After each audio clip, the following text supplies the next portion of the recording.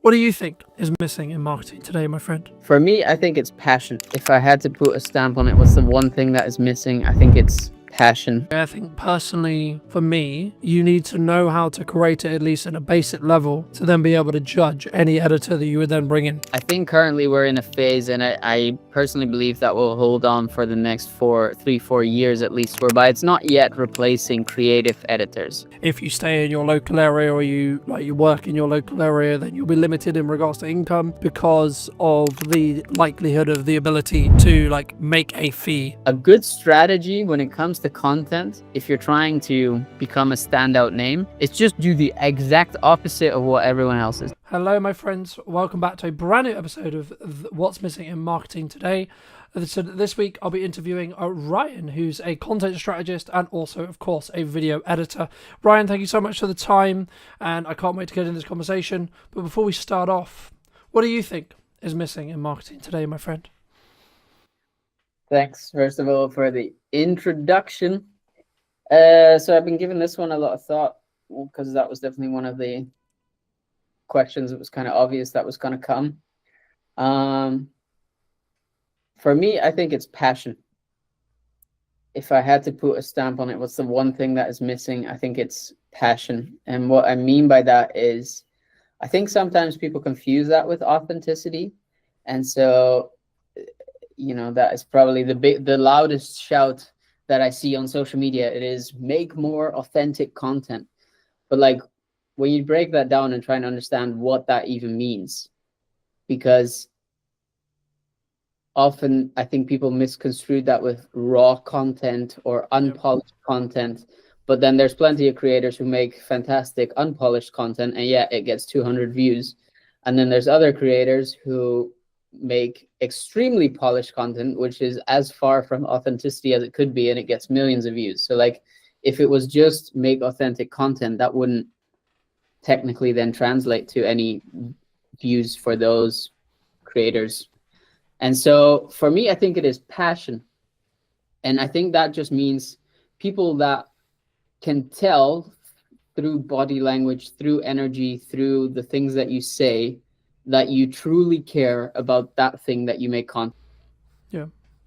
No, I agree. And I think sometimes we use, or one could use, a lot of quote buzzwords, right? I know we were discussing before we started about, being authentic. What does that actually mean, right? I'm so glad you mentioned it as passion, because for me it's about the energy, right? And the demands you put on yourself. I mean, this episode is a clear example. I feel fine. I sound like I'm dying, right?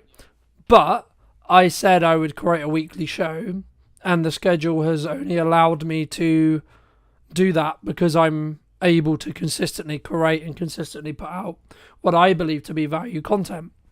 And I think for me, it's more about leading with what you believe to be your North Star rather than...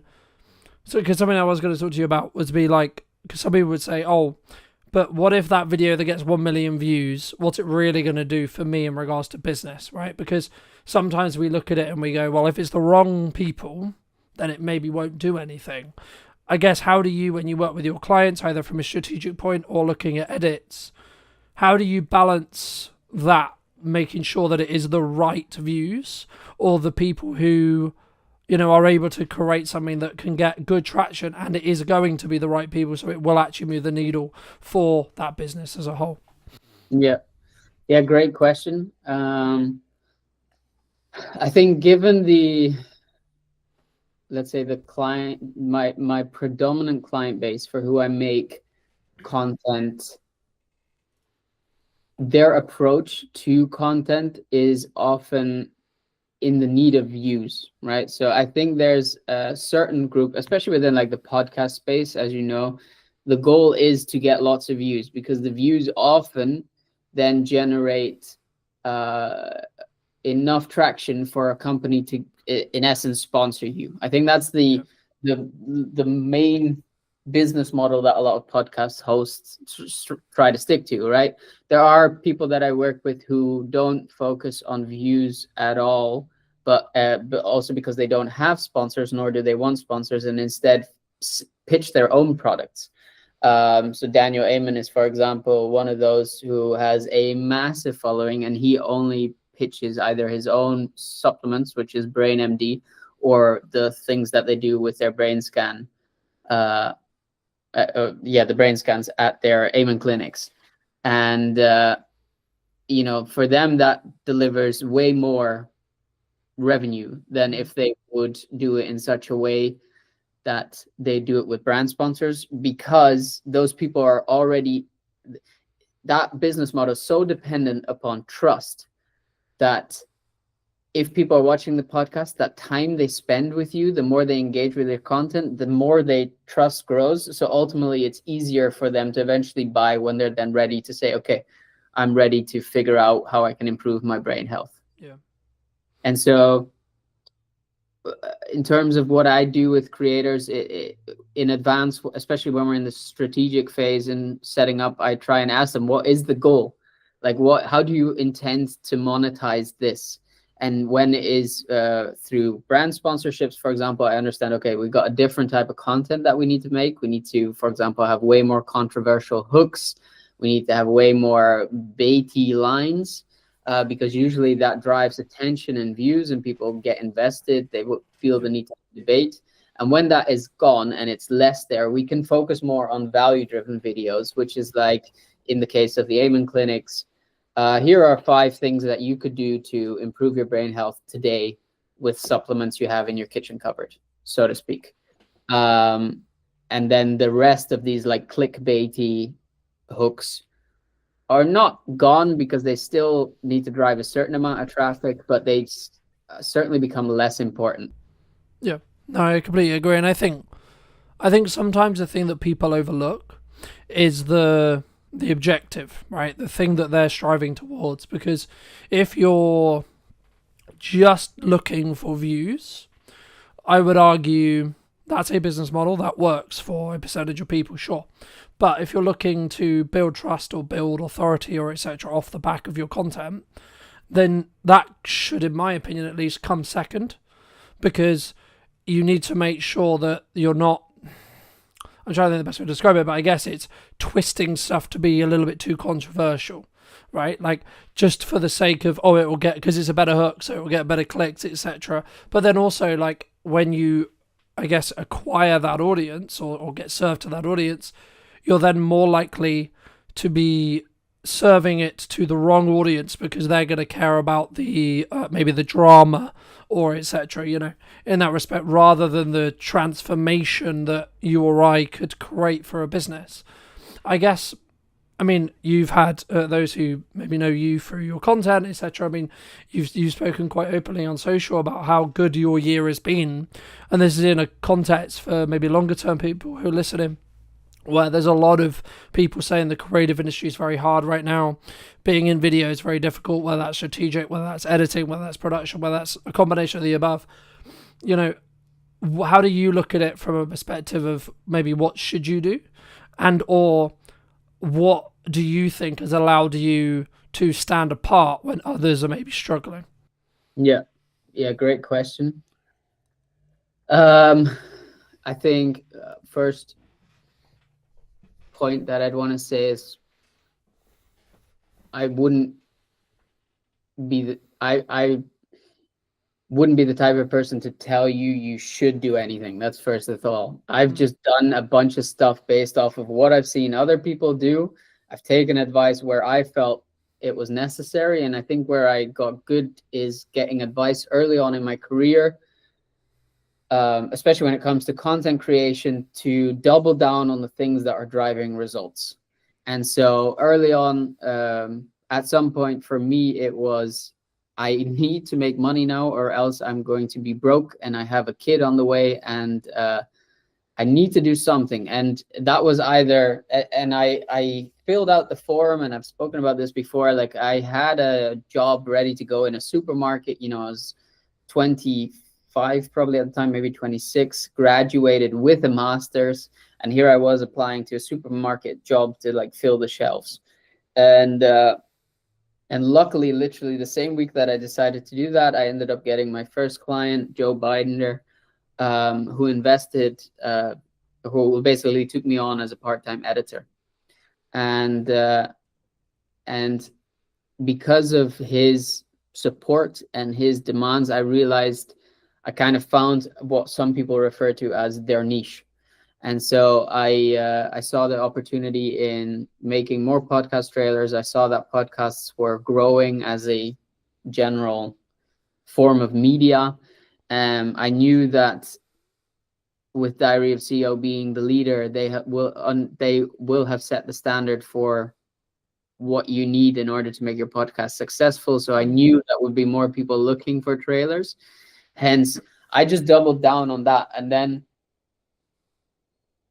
kind of growing up in a hotel in Scotland, I saw in like a luxury 4-star hotel, I saw what it takes to make high quality stuff, the commitment and the dedication to it. And without tooting my own horn too much, because it's definitely what it sounds like at the moment, but like I understood that if I just cared so greatly about this each video, and not focus too much on, is my personal brand growing, am I going on enough podcasts? Like the first 2-3 years, I posted, you can track record this, there was a period in which I was posting every day on my own channels, and then at some point I just stopped because I realized, okay, I need to make money. If I need to do that, I need to become one of the best podcast trailer editors that's out there. So in order to do that, I need to put in the reps. And I had Joe as a paying client, and next to that, in the evening hours, I was just taking podcasts that were already existing, sometimes Diary of a CEO podcast. I downloaded it and just tried to replicate what they made as a trailer. And that kind of ultimately led to this point now whereby, yes, for me, it's been a tremendous year. But if you ask me, what's the hack? Just work 3 years at the thing that that people or the industry or feedback is telling you are great at, and then just produce that, and be willing that if it doesn't pay you out right away, to take that job, right? To take some side hustle, knowing that that is the kind of longer term vision to focus on. No, I completely agree. And I think, for me personally, again, I've had like another incredible year. And I guess the moment where it changed was middle of May, when I decided that my answer to marketing was yes and. Right? So, yes, you should have a podcast. Yes, you should have trailers. Yes, you should be doing ad value content. Yes, you should be doing live streaming, so on, so on, so on. And I guess the key there is, again, it comes back to that effort point we were touching on at the start, and that passion and the core. And I guess to an extent for me, it's always been, I'm going to try and lead with my brand and show you what's possible with your marketing using my brand as an example, right? Like, but also the byproduct of me doing that, of course, is I can prove to any client asking, yes, I know what I'm doing because I do this every day for me and number of clients. So I can speak in real terms rather than theoretical. And I think sometimes people, wrongly or rightly, or whatever they end up having, they speak in a really good theory, especially in the space of like video production, where there's like this subculture around like, we're going to train you to be a really good video production professional and etc. And like, I'm not trying to smoke on those people, but like for me, it's like, if you're not in the trenches every day, what worked for you 10 years ago or what worked for you 5 years ago or however long ago it was may not necessarily work now. And I guess to phrase that into a question, is there, like, do you see the podcast trailering space, which I know is where you kind of niche into, is that something that's going to die, or do you think that's going to just be like maybe the fence or the line which a podcast, if it's taken seriously, has to have moving forward, would you say? Good question. Again, I don't think there are absolutes. I don't think every podcast needs to make a podcast trailer. I think there are certain ones, especially these ones which are like an hour and a half, 2 hours long, in which it makes sense to do that, right? Like the way I often pitch to clients is podcast. You probably wouldn't go to the movies if you haven't seen something in advance to get an idea of what you're going to watch. There are some people which do that. Respect. I can't, right? If I'm going to the movies, at the very least, I'm watching a trailer. Yeah, but the majority is lower, right? Like, there is always an exception to the rule, but the majority of people aren't unless they see some level of marketing towards that film. Yeah, exactly. So that is a little bit my philosophy behind podcasts as well. Is like, if we're going to get people to commit even an hour, but especially for the ones which are 2 hours plus of their time to watch this episode, don't you think at the very least we need to warm them up to give them a bit of a feeling in advance as if what they clicked on or what they're committing to is going to pay off? And so I think that's what a trailer does. And then there's multiple aspects of, like, trailer also makes the guests look fantastic. It positions them as an expert or at least as an interesting person, depending upon the angle of their story, which means the guest is more likely to share it. And so I don't know. Yeah, to answer your question, I don't think there's necessarily, it's not going to be a must, but it's certainly going to be kind of a minimum threshold. And the argument that a lot of the time I fall back to is, you cannot do it, but you have to be mindful that the Diary of a CEO, the James Smith, the Daniel Amen, the you name it, they're all doing it. And so you're already, by choosing not to invest into that, you're already one step behind.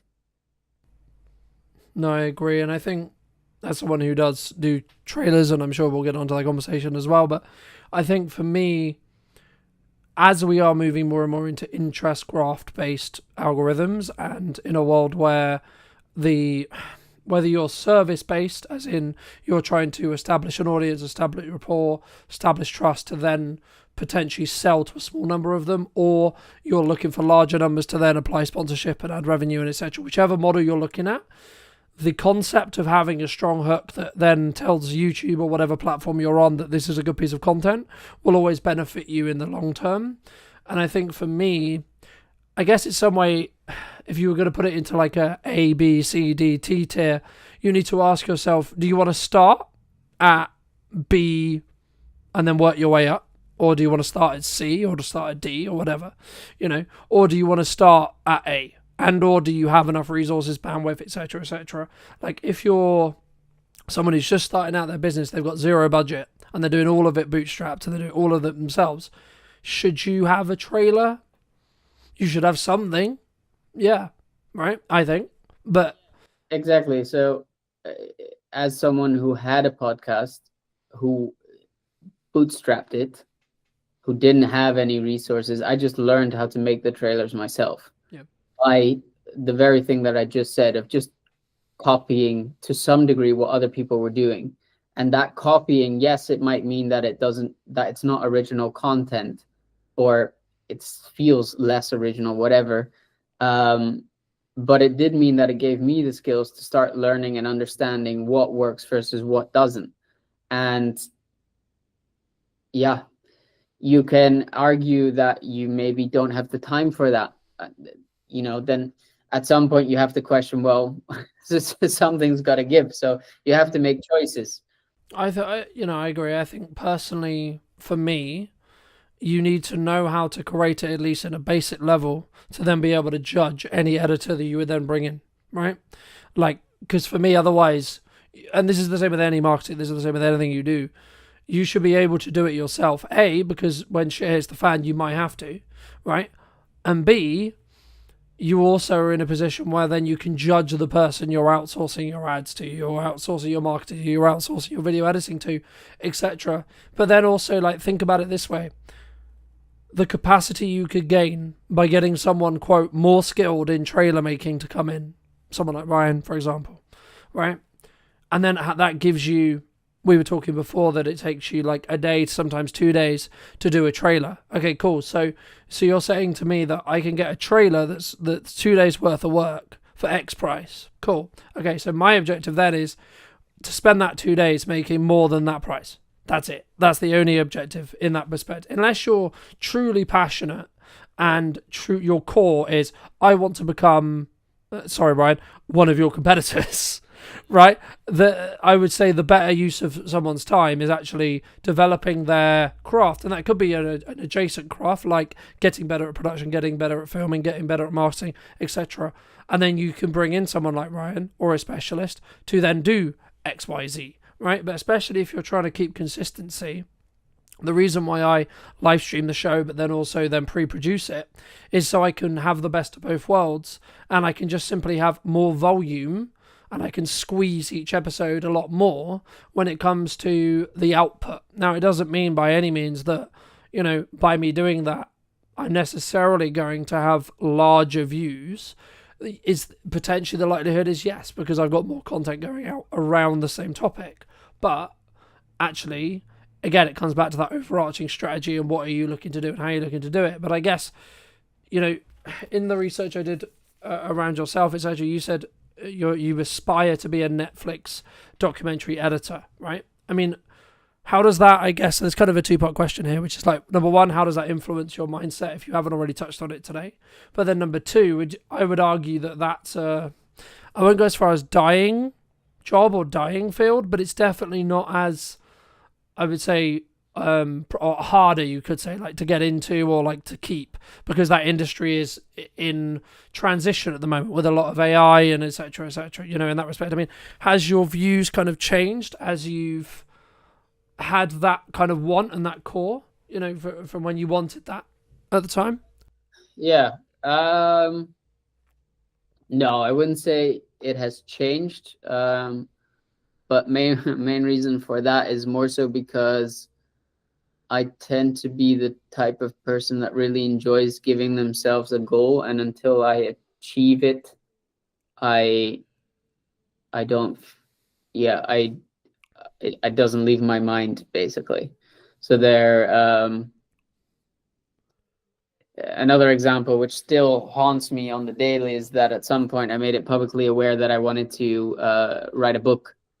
And I wrote chapter 1, but so far I haven't gotten further than that. And that was, again, comes back to like this period in which all of a sudden I needed to make money, and that just became more important.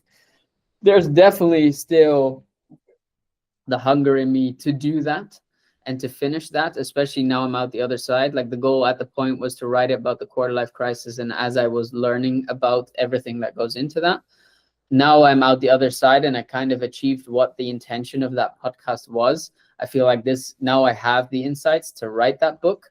So yeah, anyway, that was sidetracking. I still have the intention to do that. But to answer the question whether or not Netflix editor leaves my mind, even though it's a dying field, not really, because of this like innate drive to be like, okay, I've said I wanted to do that. It's publicly on my LinkedIn. I'm, for example, not getting called out seems hard. Called on it, like that gives me that ambition to keep pushing for that. And I don't doubt from experience that once I achieve that, I will end up finding something else to be a new challenge within that space. In terms of like the aspect of its dying industry, AI and stuff, I think currently we're in a phase, and I personally believe that will hold on for the next 4 years at least, whereby it's not yet replacing creative editors. So yes, it's making things like, for example, to stick to podcast examples, making a multicam cut. You now have a tool, you can do it within 10-15 minutes. Count in an extra half an hour to go through and check whether it's done it well. A task which used to take 3-4 hours. Yeah. Right? These kind of inefficiencies that were already within production anyway, it's currently replacing them, and that is phenomenal, right? But we're nowhere near yet to the point whereby I can just type into a chat GPT or something similar within the creative space what is in my head, and that it does it well. Like, you have to have a very, very in-depth knowledge of prompt engineering in order to get something good to come out of AI within a creative space. And maybe people who disagree with that and I don't know, talk about whatever. I personally don't think, like, nothing original comes from it. And so I'm not worried about that yet. That being said, I've also talked about it before. That is my intention to do this for, let's say, the next 5-6 years, and continue building and kind of see how far I get, and around that time look into pivoting to something which is more offline heavy.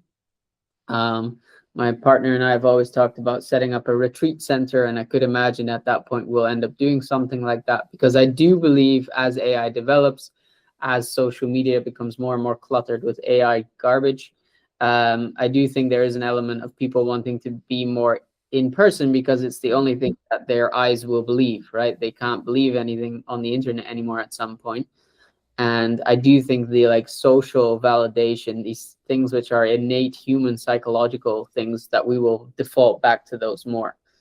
And so rather get out while on top than kind of sit it out and then be at risk of staying at that point in a dying industry. Yeah, and I use the word like loosely when I say dying, right? Like I think like many industries will pivot, will adapt, will change, and we'll see, because there's a lot of speculation around like, is AI actually going to get to the point where it can replace you or I or etc. Right?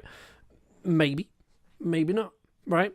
If you talk to the people who are quote making it, of course they're going to be like, yeah, of course they are, right? But in reality, are we going to get there? I don't know, but it kind of, to an extent, I guess it does lead on to my next question, which was going to be, you've been very fortunate to work with, I would argue, some high-performing clients, right, in regards to their clearly successful in the monetary definition of the term, but and or even like health and balance and freedom and etc. Right?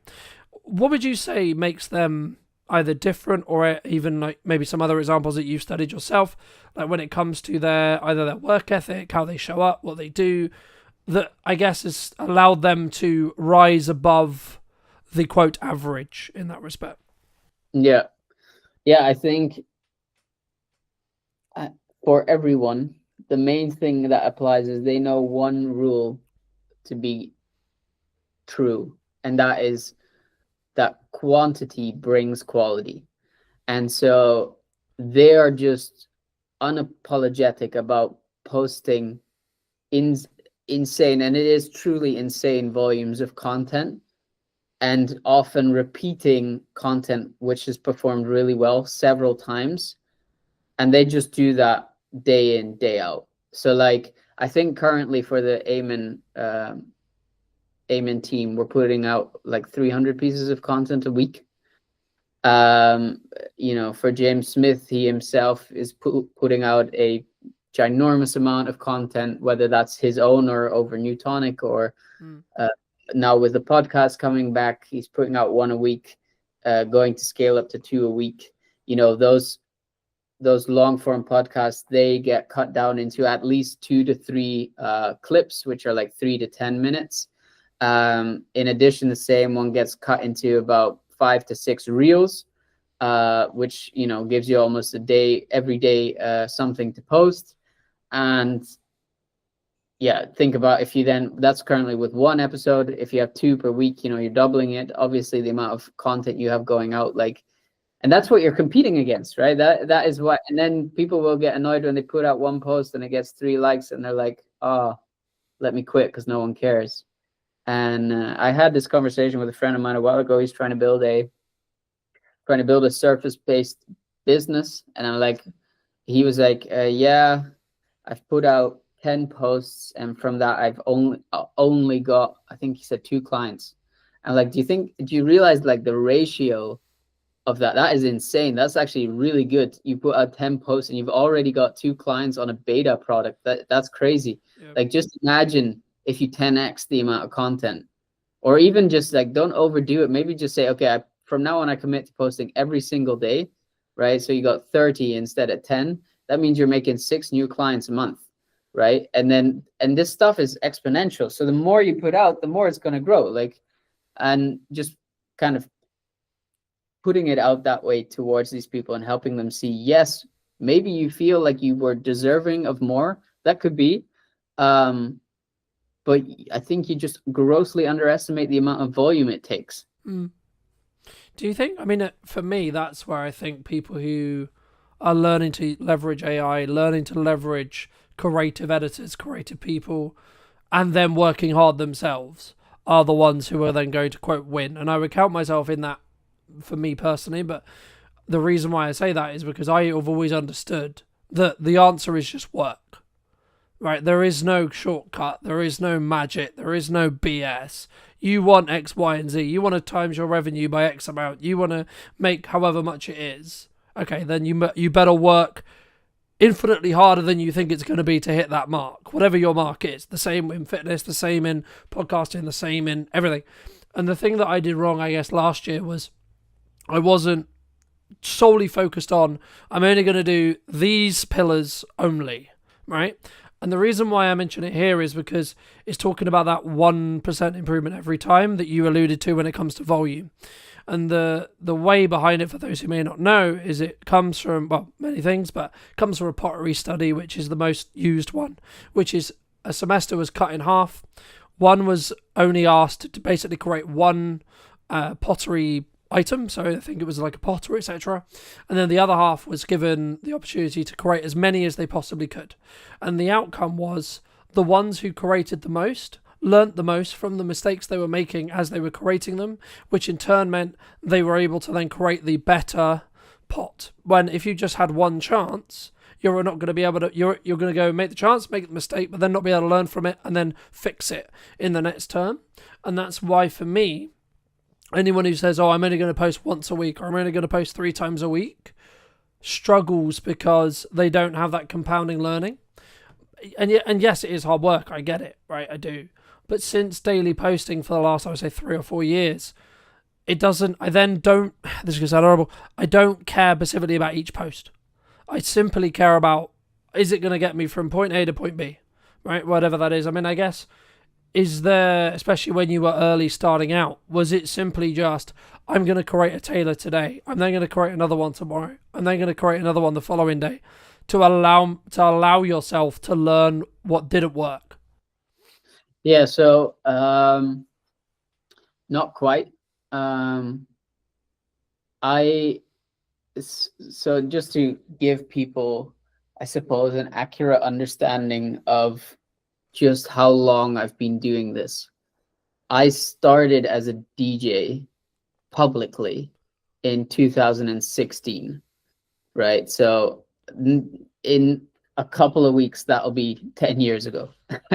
And so I wasn't posting at the same intensity that I do these days, but that was like my first taste of social media. I was positioning myself as a local DJ, reaching out to local clubs, making my own music, putting it online, taking press pics, putting that online, making like kind of behind the scenes vlogs. So then I started the side project, which was a let's say a platform for DJs and producers to ultimately give them more exposure, especially for beginning producers. And I posted, I mean, the channels are still up, so you can always check, but I think on that channel we posted 400 videos, which I did for a year and a half.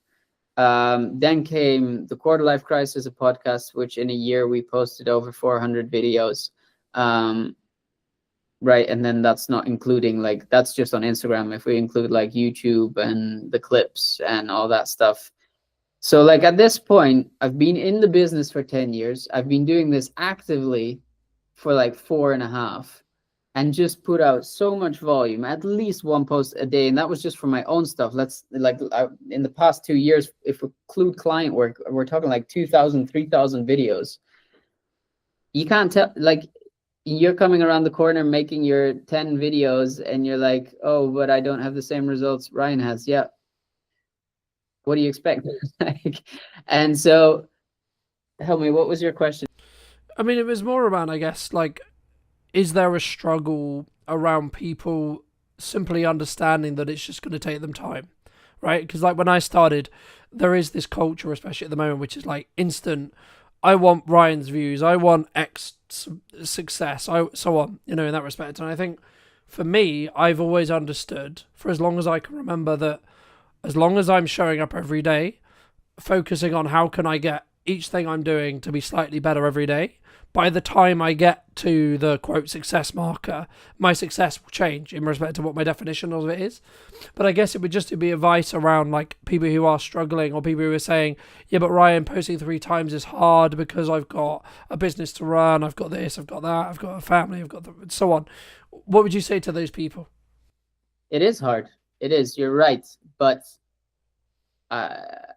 if you want the upside of it, if you want the reward, you're needing to be willing to put in the work. And that is going to like, this is what I find tricky, because for me, the main reason why I did all of that I just explained was because, for me personally, the fear of needing to go back to my 9 to 5 as someone who is allergic to authority and being told what to do and when to do it, more importantly, like, that fear was more motivating than anything I've ever felt to this point. And so, and I still fall back to that now, whereby I think, if I don't know, if the business is like having a month whereby revenue is declining or something, I'm like, I need to do something, because I'm not going back to the 9 to 5. And I think there's a large group of people who want the upside but do not have anything driving them. They're waiting for that motivation. And sure, I could lie now and say like, oh, just put in the work and you'll eventually get the results and it'll be as motivating, but that motivating is gonna leave. Like, you have to have something that is driving you, something that you're scared of. For me, it was, and no disrespect to people who have 9 to 5s, but for me personally, that felt mediocre, and I felt like I could do better, and I didn't want to, like, be in that situation anymore. I was genuinely scared of it. Like, I was depressed, and so that has been the motivating factor for so long to ultimately go and put in the volume, because it wasn't more scary than that. Yeah. And so that made me come back time and time again to just put out another post, and I get some very creative comments still from people who then hate in some way or whatever on the content that I produce or whatever, and I'm like, okay, but like, I could listen to you now, or to friends or family. Like, the family who was telling me, yeah, don't you think you need to get the normal job and stop messing around? Like, until this year, my grandma thought I was just, she doesn't understand what I do. She thought I was just messing around, and she was scared for me, which is meant very well, but, was not productive to what I was trying to achieve. And I saw other people do it, and I knew, if they could, to some degree, I can. It doesn't have to be their level of success, but if they managed, I have to be able in some way to get a similar space of success. Like, I think we have a tendency to really downplay success. So, for example, if whether marriages, this is a good example. People say this all the time. They'll say 50% of marriages end in divorce, right? And while that may be factually accurate, the flip side of that is 50% of marriages are successful. And so you could choose to put yourself in a space whereby, well, 50% of marriages end in divorce, and so mine's going to end in divorce. Or you can put yourself in the position where 50% of marriages are successful, and therefore I will be successful. Yeah. And yeah, the at risk of being some spiritual guru, I suppose, there is an element of this is mainly a mindset game. And I do know the moment I started working with a mindset coach, things also exponentially started increasing for me. So I think, well, I mean, I don't know the psychology off the top of my head, but it's somewhere along the lines of like, we will only be able to see what's possible or what's in our surrounding area, right? There's been loads of studies that show, like, if you stay in your local area or you work in your local area, then you'll be limited in regards to income because of the likelihood of the ability to, like, make a fee, right? To me to charge you something. When you look exponentially across the internet, the actual ceiling on what you can make is infinite, as long as you understand that you're adding value to a different market, and then you can target that market, etc. But I guess the thing I also wanted to mention as well, I mean, I guess in some ways, some people say to me when their content isn't performing, or maybe it's like plateauing or etc. I mean, like, are they, quote, shadow banned, or do they, because I've always been of the view that when that happens, you need to mix it up. You need to change things because you're getting complacent with either the system which you've built to create content. Fair enough, great system. But the system is only as good as the results it creates. So if you're still making money, don't change the system, right? But if your objective, maybe if you're in the camp that we alluded to earlier, which is actually we need to make more views because the sponsors are maybe unhappy with how X episode performed, what would you recommend? Or is it just simply their quote shadow banned? Oh, I rarely think shadow band is a thing. Maybe if you like swear a lot or you break a lot of the community guidelines or you're pushing a lot of like, I don't know, controversial things which don't speak in favor of the social media algorithm, right? Then I could imagine you get shadow bans. But if you don't do that and you're just an, let's say, everyday creator, I think it is indeed. I mean, algorithms do change. We see it on LinkedIn currently. Video was a period whereby you could put any piece of garbage on LinkedIn and it would get insane numbers, and now it's barely doing anything.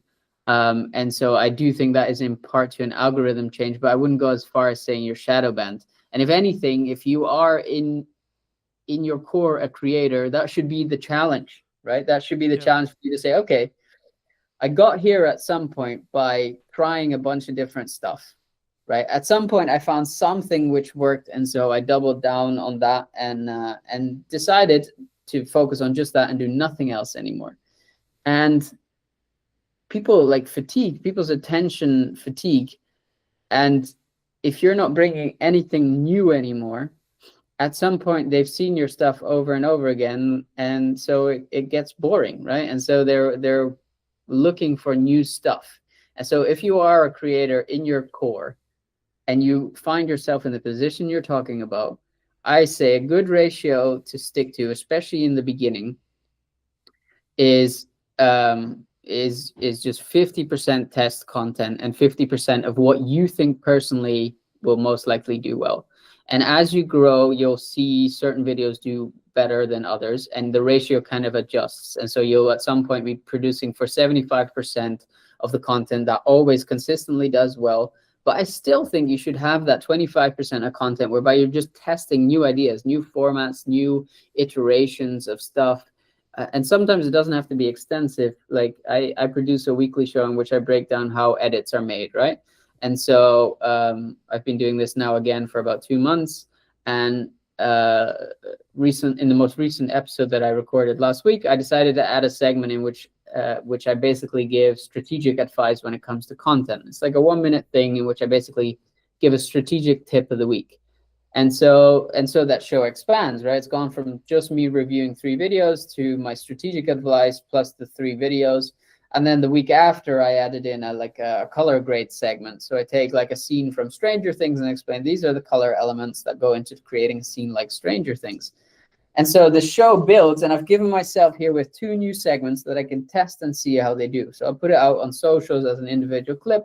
I'll also like ask in the episode what they think, which ultimately creates engagement, causes people to give feedback. And so there's this ratio that I stick to that works very well for me, at least, of continuously developing yourself and figuring out some way to stay fresh. Because otherwise, the alternative is you become boring.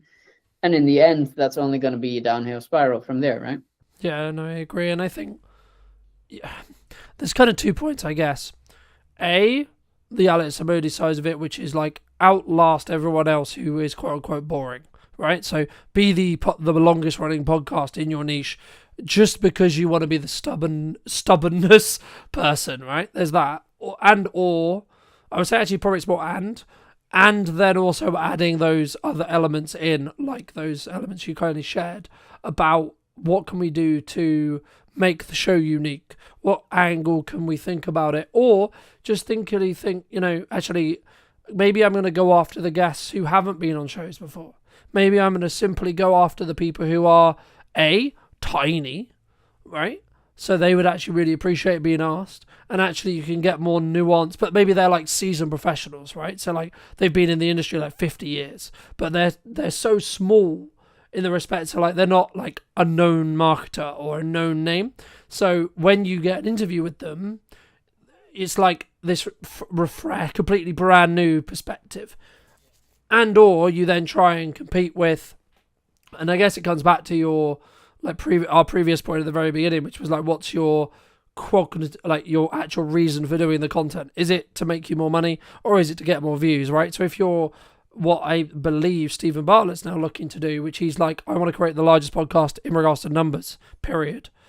He's going to have a very different guest plan, guest structure, guest strategy than, say, someone like I or maybe you have or would have, because we're looking for strategic experts that will help us position us as experts in marketing, in video, in video content creation, etc., rather than him who is looking for how much mass, I would assume, I don't know, but my assumption would be how much mass appeal is this episode going to get, because how well known is X name, and or how topical is the conversation which we're going to have, right? At the peak of AI, funnily enough, he did a load of stuff about AI, Yeah. Now he's anti-AI, which is kind of funny. But what I do think the Diary of a CEO team does smartly is, I was lucky enough, I think I started listening at like episode 20, and now they're at like, I think 400 or something like that. So when I started listening, one of the main reasons I started listening was because it was about CEOs, right? And with time, as Stephen developed and got more interested into, because you can look back at the first, he was definitely not lean or muscular or like he was, it was most definitely not fat or anything, or it was just, normal dude. And over time, you can tell with the people he interviewed and the learnings he was taking from them, fitness and health and all of that started becoming way more of an interest to him. And so what he did as a result of that is started speaking to these people who were also interested in health and fitness, etc. And I think he's done it very smartly, whereby he understands there's an element, what you're referencing at is like which people get massive views. So like Michelle Obama, right? That's just naturally going to be a hit. Recently, Kevin Hart, that's naturally going to be a hit, right? And then there's the element of all of the like technical experts that he still interviews, which are more in relation to health and fitness. But then there was also someone, I honestly don't remember who, but there was someone more recently that he interviewed, which was relatively unknown. Like at the time, the first time he got Daniel Priestley on, at that point, I think he had like 30,000 followers, which sounds like a lot, but it's really not if you put it into context of the normal average guest of Stephen at that time. And so I think if anything, he holds exactly true for what I just said to the ratio of like testing, right? Continue that. Sure, focus on the views if that is the goal of the podcast. Keep that in mind. But like also feel free to like get the random guest on there. And that being said, the flip side of what you were already hinting at is a good strategy when it comes to content. If you're trying to become a standout name, it's just do the exact opposite of what everyone else is doing. Yeah. And so everyone is creating a trailer with 3-hour-long episodes. Cool. You make a podcast that is maybe 10 minutes long with one core question that you discuss with a friend, for example, or maybe you just discuss it yourself, right? And you put that out every day instead of once a week, right? Or the same goes for hooks. Like everyone is starting with very controversial hooks. You start with a like colored screen and text on it, and you animate the text in with an image, and then you go into the like bulk of the trailer. Like I think if you just try the opposite of what you feel works, 9 times out of 10, I think you're going to find better results that way. I think, in some ways I hate to say this, but a lot of marketing is science, right? You have to be creative enough to think up the ideas, sure, but you actually have to then get the data to then learn from it, right? So you might have in the same way a scientist would have a theory or a hypothesis. You would go, I think this is the case. In the same when we work with clients or we're looking to try and get a client a certain objective, it's like, okay, well, in theory, we think you want to talk to this kind of person who's this demographic who lives roughly around this area. Cool. Okay, cool. Right. So now what we're going to do is we're going to test that theory and see what happens. I guess the crux and the thing that we use Stephen as an example, so I'll continue to use him.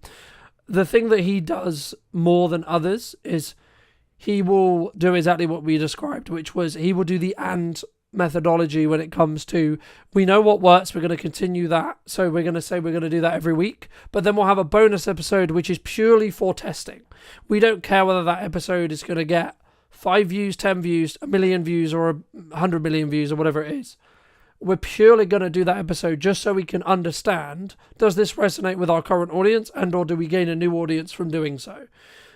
And I think if you scale this really down into the majority of people who are maybe consuming this, who are maybe smaller businesses or like, 1 or 2, maybe 2, maybe up to 10 employees, if you take that same thought process, as long as you have the bandwidth and the resources to be able to do so, of course, you'll be able to, quote, outpace some of your competitors if you move quickly, because you'll be able to say, okay, cool, let's test something, let's see if it works. Okay, cool, it works. So now we can do this on top of everything else we already know works. So every time you do that, you're adding more fuel to that fire and that engine as a whole. So it's going to, or using the snowball analogy, it's going to gain more snow going down the hill, right? And the more compounding you have, the faster it grows, so on, so on, so on, right? But for those who have been really interested in this conversation and maybe want to check out some of your stuff, check out some of the editing show, etc., where's best for people to reach out to you? Probably via LinkedIn. Just on my channel. Pretty sure if you type in Ryan Faber, you should find me. You can find me on YouTube if you search The Quarter Creator Club if you're interested in learning more about editing or content strategy these days, and we'll be putting out a lot more content on there as well. So fabulous. And if you were going to talk to either yourself or someone very similar to you 10 to 15 years ago, and you were going to give advice, what advice would you give that person? Trust your gut. And listen to people who have done what you aspire to achieve. And so my whole podcast, the whole thing that got me to where I am now, and arguably I still have a long way to go, but the main philosophy of that was I knew I wanted to be an entrepreneur. I knew there were hundreds to thousands of entrepreneurs who had made it work. I figured if I would talk to enough of them and ask them questions as to how or what they thought the frameworks were that made it, in all of those subjective experience, I should be able to find an objective line. And you don't need to start a podcast. I'm pretty sure if you send a bunch of LinkedIn DMs, if you DM me after watching this and you're like, I want advice on how to become a better editor, for example, I will respond to that. And I know for a fact, because I've done it, that there are plenty of people out there who are the same. And so if you just speak to enough of those people, at some point you'll see the patterns in what all of these people have in common, and then you know what you have to replicate. No, absolutely. I can agree more. And I think it's sometimes about not like trying to reinvent the wheel, but if you're going to take the bits that you really want to emulate and like. But thank you so much for the time, Ryan. Really appreciate it. And if you did enjoy this episode and would like to see more like it, make sure to be subscribed by clicking this button just here. And YouTube believes you enjoy this button or this video more specifically, so make sure to click that. And I'll see you very, very soon. Thanks. And if you were going to talk to yourself 10 years ago, what advice, if you were going to give advice, would you give that person? If I was going to say anything to myself 10 years ago, it would just be keep your eyes open and you'll get where you need to go. You need to be really good at marketing to be able to have the opportunity and the permission to be able to sell, is my view, in a nutshell. I think when we look at marketing and sales and output of content, the more you do it, the easier it gets, my opinion. What role do you feel trust plays either in business or in marketing specifically? Hello, my friends. Welcome to a brand new episode in What's Missing in Marketing Today. Today, we're going to be talking to Tom all about his opinions on marketing. And before we get into it, Tom, could you give the audience a little bit of context on who you are? And of course, answer our opening question. What do you feel is missing in marketing today? Absolutely. Thank you very much for having me on, Carlton. I really appreciate it. No, you're welcome. Who am I? I am Tom Jepson. I am a coach for self-employed people, mostly parents, mostly working parents, should I say. And I'm here to help them take some of the out of doing business for themselves, because it's really quite hard balancing doing a business that you want to do, parenting, caring, all the dynamics that come with it. I am a full-time parent. Also, I'm a full-time carer as well. So I am living and breathing all the stuff that I do with my clients. To answer your question, what is missing in marketing today?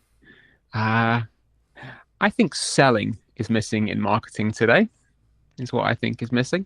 Okay. And I'm sure we can dive down into that hot topic momentarily. I mean, just to build off that, my personal view, I personally think they're separate, right? I think they are mutually exclusive. You can't have one without the other, right? But you need to be really good at marketing to be able to have the opportunity and the permission to be able to sell, is my view, right? In a nutshell. Why do you think then, let me build off the question, why do you think specifically then it is missing in marketing then? Like, what do you, like when you say that, is it not sales driven in respect to like sometimes we don't do call to actions or we don't have that quote ask, or is it, because I would argue you shouldn't be direct selly, or would you disagree? So this is a very big topic, and I know we could go for hours just on this one point. So to give some context, I have a daily newsletter. Daily. I send an email to a mailing list every damn day. And because I'm well versed at that, I am practiced in what I offer to people, there is a call to action which could be deemed as a sales pitch every day. Yeah. It's never like buy my stuff, because I'm not going to ram that down people's throat when they're actually, what I want to do is give them something of value. But I know that for some people, seeing a continual offer every day could be quite off-putting. I can tell you exactly why I do it, because if I get new subscribers and I hit them on a day without an offer, they're never going to see it. Yeah. So contextually, I know it doesn't work for some people. When we take it out of the sphere of direct communication and put it into something like LinkedIn, I'll say that LinkedIn is the only social media platform I use. I do not have energy or the want to use any others. Maybe I'm wrong, maybe I'm not. I don't know. But I don't have the energy for it. In the context of LinkedIn, my filter bubble tells me that there's a lot of chat around personal brand and personal marketing and relationship building. Yep. And I get it. I'm here for it. I just want to talk to people. But when I want to say, hey, folks, here is a thing that I have built. Here is a service which I offer, and I want you to buy it. In this moment, I'm not making it so difficult for you to receive this that you have to get to know me for weeks and weeks before, so then you can benefit it. I'm offering you something now which you can buy with money so I can feed my children. When that sort of message comes out, it either disappears because the algorithm says, no, you mustn't sell to people. People just don't act on it because for whatever reason, they don't find it engaging content. Or any other reason that you could possibly want for that thing disappearing. But I think there's just this almost acceptance that it's not, I'm going to use the word acceptable. I know it's a big word to use. I'm going to say that it's accepted that it's not acceptable to sell in that way. And honestly, when you mix that into the marketing that we do with our content posts and our emails and our podcasts and all of that jazz, if we don't feel that we are able to do that one thing and have it be effective, how are we ever going to be able to run a business? I think, there's a lot I could pull out of there, but I think the unique perspective for me is there's a lot of conversation, especially at the moment, around people are concerned about the up and coming budget at the time of streaming, etc. Right? Like people are concerned about like what's going to happen at Christmas and like where things are and etc. And I'm in a very fortunate position where like this month is manic, this month is crazy, but I'm still building the time to have this live stream, have this broadcast, have this conversation with you, because I think it's important to obviously add value and continue that process of constant development, constant growth, but also I'm always aware that I need to bank content whenever I can. And the key, I guess, to build off your previous point about sales is, I guess, to most people who may be listening to this, you need to ask yourself, from my view at least, where you are in business. And if you are in a position where you need to make money and you need to generate cash flow, then absolutely you should be pushing more sales. And there's nothing, I don't believe, wrong with that, because that might be the reason why you're in business next year, right? Now, in a world where you don't need that and you could be perceived, or one could perceive you as quote unquote being greedy just to make revenue for the sake of revenue, not implying that's what you're doing, but some could imply that, right? I think then you can look at it and go, okay, well, when do you want this quote cash out from what you're doing now, right? Is it in a week, a month, a year? Right? Because if it's towards the year mark, then I would argue that in our content, we should be trying to add value. Not saying you shouldn't have a call to action, because a call to action could actually be, hey, you really enjoying this? You'll probably enjoy the content I put on my YouTube channel or the newsletter I put out, etc. Right? So I think sometimes when we look at quote sales, we're sometimes looking very transactional. Right? We're looking at, I've got this power hour to sell, I've got this coaching thing to sell, I've got this course to sell, I've got this ticket thing to sell, whatever it is. And we just push to that instead of thinking actually, because I would say you should have a call to action in every piece of content you do, but it should be in relevance and understanding with where the business is and what the business needs from you, and how much I guess in some ways how much good karma you have with your established audience, whether that's on socials, YouTube, email list, etc., depending on your method of articulation. How do you mix that when you do call to actions, building off your previous point? Is it hey, come and buy my thing always, or is it actually, hey, I've done this other thing? Like, let's for example, you may say, hey, I just did this amazing conversation with Carlton, here's a link to it if you would find that interesting. That's an interesting question, and I do mix up the calls to action because I'm fully aware, I've been doing this business thing for a long time. I've been a freelancer for twice as long. I've been employed for twice as long as that, back in days of employment. I've been around the block. I know how this machine works. But to the same end, I don't have a damn clue how it works, because mixing up the calls to action, consistent blocks of, it's not like one day is, buy my coaching. The next day is, oh, look, there's a thing. It's going to be consistent blocks of action to take. So yeah, I do mix it up. But to the same degree, it always comes back to the same thing of, this is the core thing that I offer. This is how I want to engage with you and how I would like you to engage with me, regardless of whatever medium, method or action we get there. If I'm posting on LinkedIn, chances are the call to action will either be connect with me here or sign up to the newsletter. Mm-hmm. Those two, because I know that if I get somebody into the newsletter ecosystem, they have actively opted in, and I can then actively let them know who I am, what I'm for, and what I can offer them, and how it will help. Yeah, and I think, I guess, go on. I was just going to say, I think for me, it's about understanding when you're serving, and understanding how to serve. The point is, not to cut you off, but I think there's a point at which we say, should we not always be serving?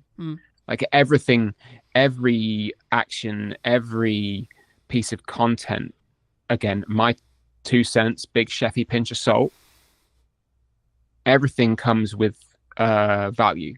Everything comes with a desire of, actually, if I was sat down with somebody in a coffee shop, what would I want to tell them, and how would I like them to benefit from this conversation? It's not the generic, here's 10 lessons that I learned as an entrepreneur of 20 years old. You know, here's what I'm doing in Bali with my remote nomading, you know, and that's my high horse, which I'm sure we'll get onto later. But to like pull the thread of service, yeah, I believe that if you are in a business, no, retract, if you are in business, there is always going to be an element of service to your customers, regardless of whether it's paid, whether it's free, whether it's interactional, whether it's transactional.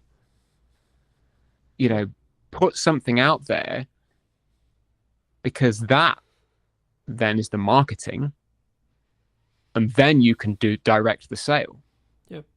You know, I'm not an expert in sales. People know this way better than I do. Because they make jobs out of it. I haven't.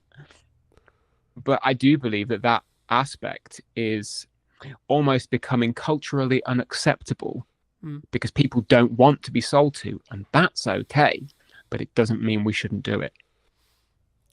I think the reason why I paused was because I was just thinking, do people not want to get sold to, or do we need to position it in such a way where it doesn't feel like we're selling it to them, right?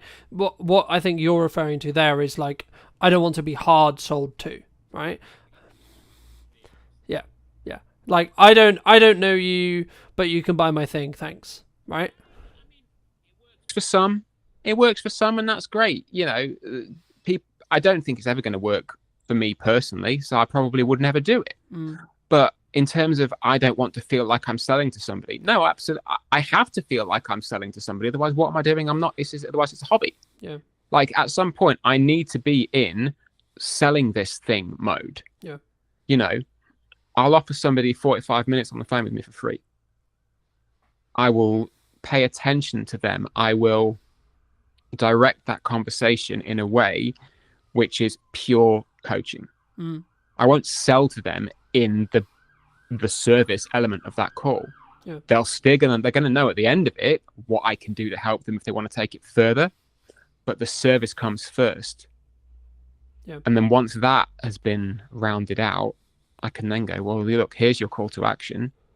This little piece is me saying, here's what you can buy if you want to. Yeah. And I think it's that mindset of, okay, you're allowed to sell what you do because you're damn good at it. And people need to know that. Otherwise, how the hell are they going to buy it from you? When did you choose daily? Because I think so many people, they struggle with, I'm going to spam people, right? Like, I post when I'm not in like crazy work mode with lots going on, etc. Like, I would post like 4 or 5 times a day, etc. across socials. Like, I'll be very visible, but I'm aware of how interest graph works rather than social graph. So I'm interested to see how kind of like you thought about daily like email marketing.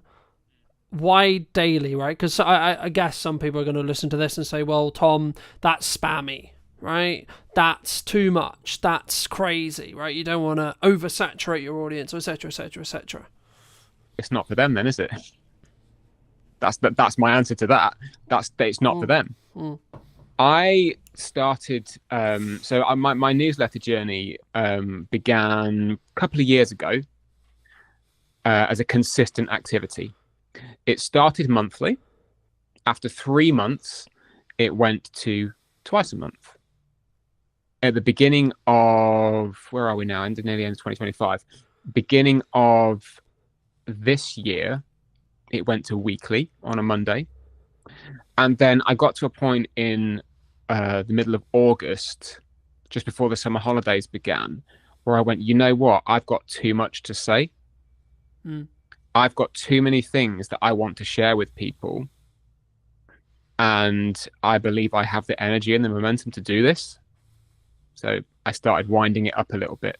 And as of the 1st of October, every day, it's 250 odd words of a story, something that's inspired me, something that I found funny or interesting, a life thing.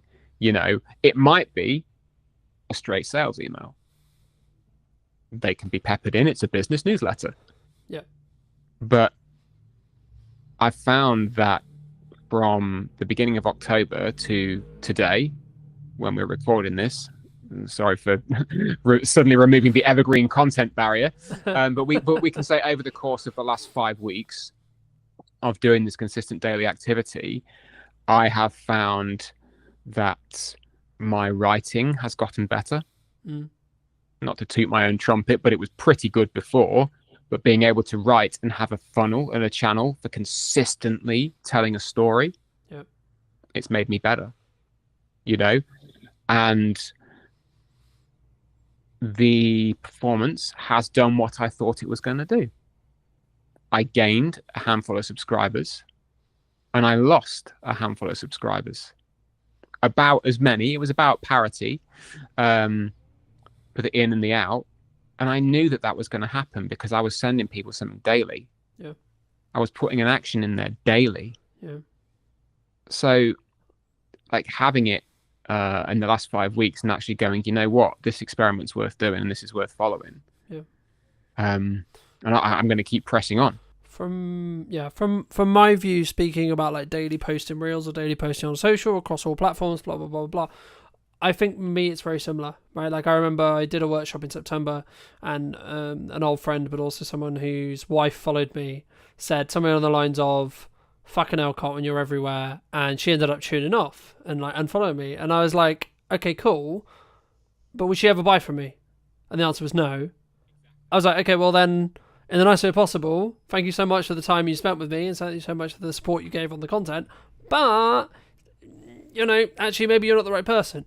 And I think that's the key. And I think sometimes, like, I could quote a million people, but the crux of like any marketing is just a shit ton of work in a window of time to get a result, right? The work as a whole is probably going to be the same whether you do it across 6 months. Like if you want the result, you can do it across 6 months and get the results in 6 months, or you can do it across 2 weeks and get the results in 2 weeks. But you have to have the same amount of like output than you would have in that 6 months, in that 2 weeks. And that is going to annoy some people. That is going to quote, "Oh, fuck's sake, Tom, you're there again," right? "Oh, fuck's sake," etc. But like also just to pick apart a little bit what you said, the key I think for the person listening who's maybe considering something like this, whether this is daily posting on YouTube, daily posting shorts, daily posting Instagrams, writing an email, whatever it may be, writing a blog, etc. For me, it's, can you make that 1% improvement? Right? Because what you're talking about there, the reason why you're getting better is because, and you may not feel it, right, at the time. It's only in hindsight when you look back. But if you go, like, if I look at where the podcast was and arguably like, why is what's missing in marketing today, quote, successful or quote, doing well? Actually, it's because I've 1%ed it every episode since June. Right? By the time this pre-recorded version of this episode I expect comes out, it will probably be 5 to 7, maybe 20 times better than as it sits today. Right? Why is that? Because every episode I'm functioning and I'm saying, and it comes with practice, right? Like anything, right? You can't expect to be in great shape if you don't work out every day, right? In my opinion, right?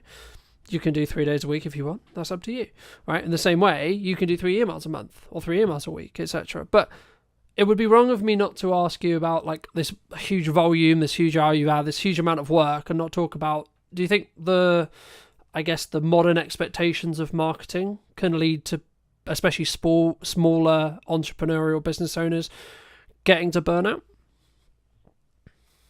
There's the word burnout. Is that? I mean, just to give burnout its place for a moment. Yeah, I think that specific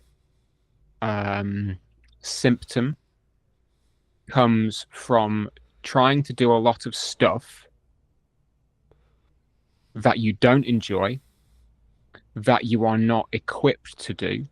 You might be capable of doing it, but in that moment you're not equipped to do it. And that you maybe don't acknowledge that something else needs to be set down. So to give burnout the thing, yeah, I think when we look at marketing and sales and output of content, the more you do it, the easier it gets. My opinion. if you come to it and say, oh, this is really hard work, I don't know what to post, I don't think I want to be sold to. For a start, you're coming at it from a place of fear for whatever reason, because you don't want to do it because it might feel a bit scary to put yourself out there. You don't want to do it because it might feel a bit scary about actually selling yourself. It might feel a bit scary to put your 2 cents on a live stream with somebody who you're really pleased to talk to. How dare you have an opinion, Tom? How fucking dare you have an opinion about something that might upset somebody? I specifically today, I had that conversation with someone on LinkedIn because they posted the very same thing. It's like, we just can't have a conversation anymore because you might offend someone. Like, it is up to us to communicate with our best intention. Whatever that best intention is, we've got to put it out there. How somebody receives it is not on you. And I think when we start to take on the burden of the recipient in terms of, and I feel like I should be careful about what I'm saying here because this could be very heavily misconstrued as me being a complete asshole. I care deeply about what I send to people and that they will receive some value from it. If they read it and go, no, that guy's a dick, that's not on me. I can't control that. But surely it's the intention, though, right? The intention that I want someone to read it and go, that guy's a dick. No. So like when you create content in the same way I create content, I always go from a perspective of an intention of, I'm going to add as much value to whoever is. 100%. I'm grateful enough to have the time of the time, right? That's it. But I think the point is, when it comes to the kind of the small business owner, the working parent, the full-time carer trying to run something that they need to run or want to run to maintain their own sense of self, when things like taking on the burden of somebody else's receipt of your content and worrying too much about how are they going to receive this, regardless of intent, at that point, you start to run out of energy. Because you then don't have the energy to give to the content, to the message, to the service, because you're spending it worrying how someone is going to receive it, and then you start to burn out.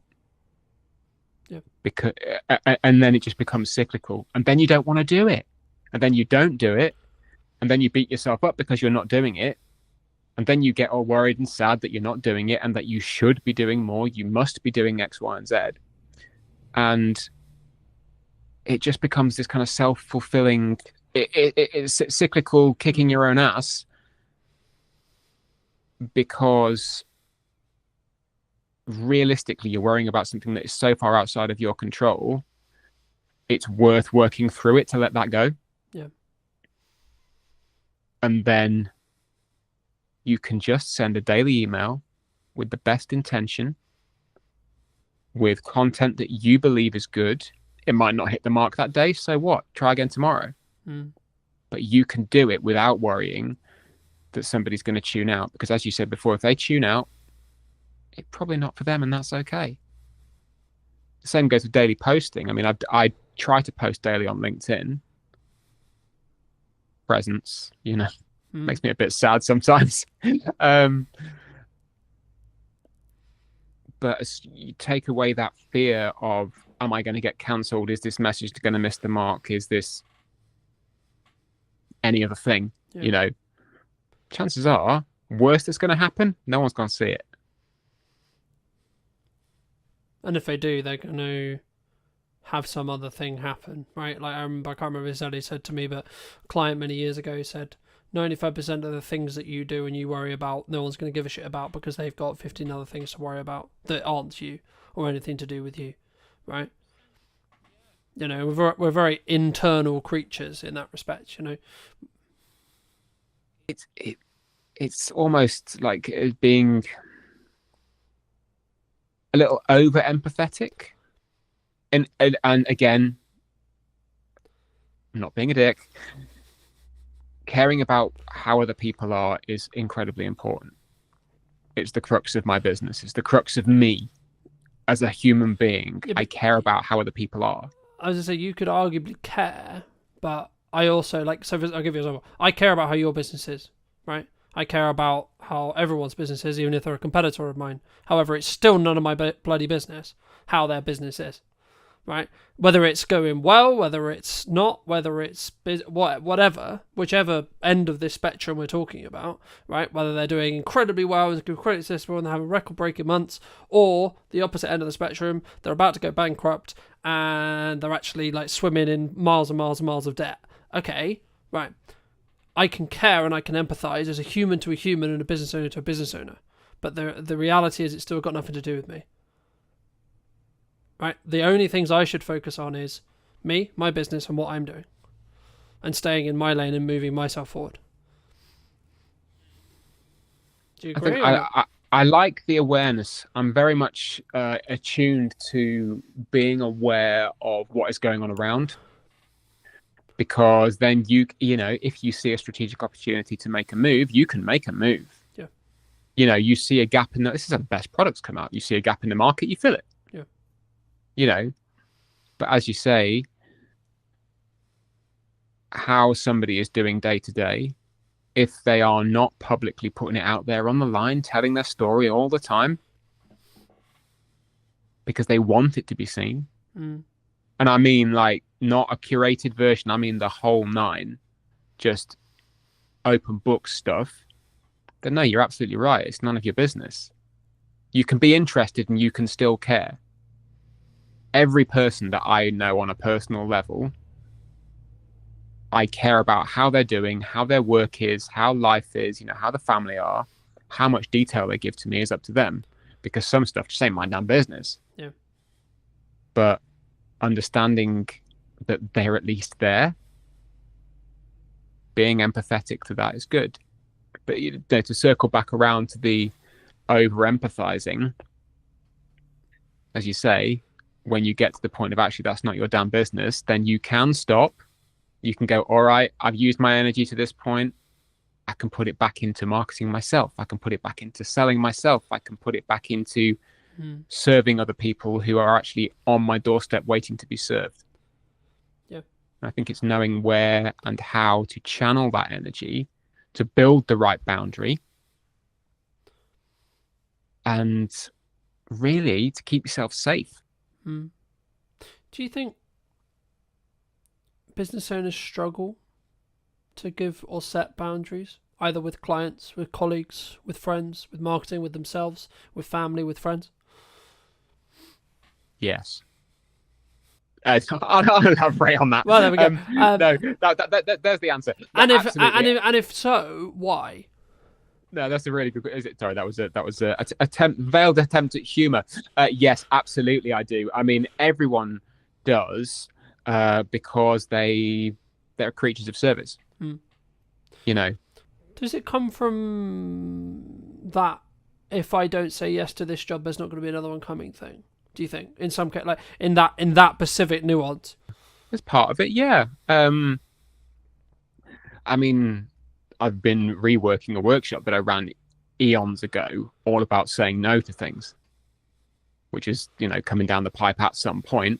Hopefully, by the time the published version of this comes out, people will actually see it and it'll be live. But I think that because prioritization is hard. Separating yourself from your work is hard. Separating you from the public version of you can be kind of hard. Separating different facets of work and life is hard. Just establishing boundaries and maintaining them is hard. Like being able to go, you know what? I'm stopping work at 3. And I'm not going to answer my emails till tomorrow morning because it's family time now. You still get the little itch, you know? Sat down, scrolling on TV, like while the TV's on, you get an email pings and you go, oh, I'm just going to answer that now. You could just not because nothing's going to happen. But it's maintaining that boundary because you get that little itch of if I don't do it now, somebody else might get there first, or I might forget. I might be busy. You know, it's difficult to maintain it. And again, a lot of the time, in my opinion, it comes back around to being afraid of something. forgetfulness, busyness. And sometimes you just kind of need to go, okay, well, if something happens, it happens. That's kind of a future me problem. Right now, I've decided that this is my boundary, and that's more important.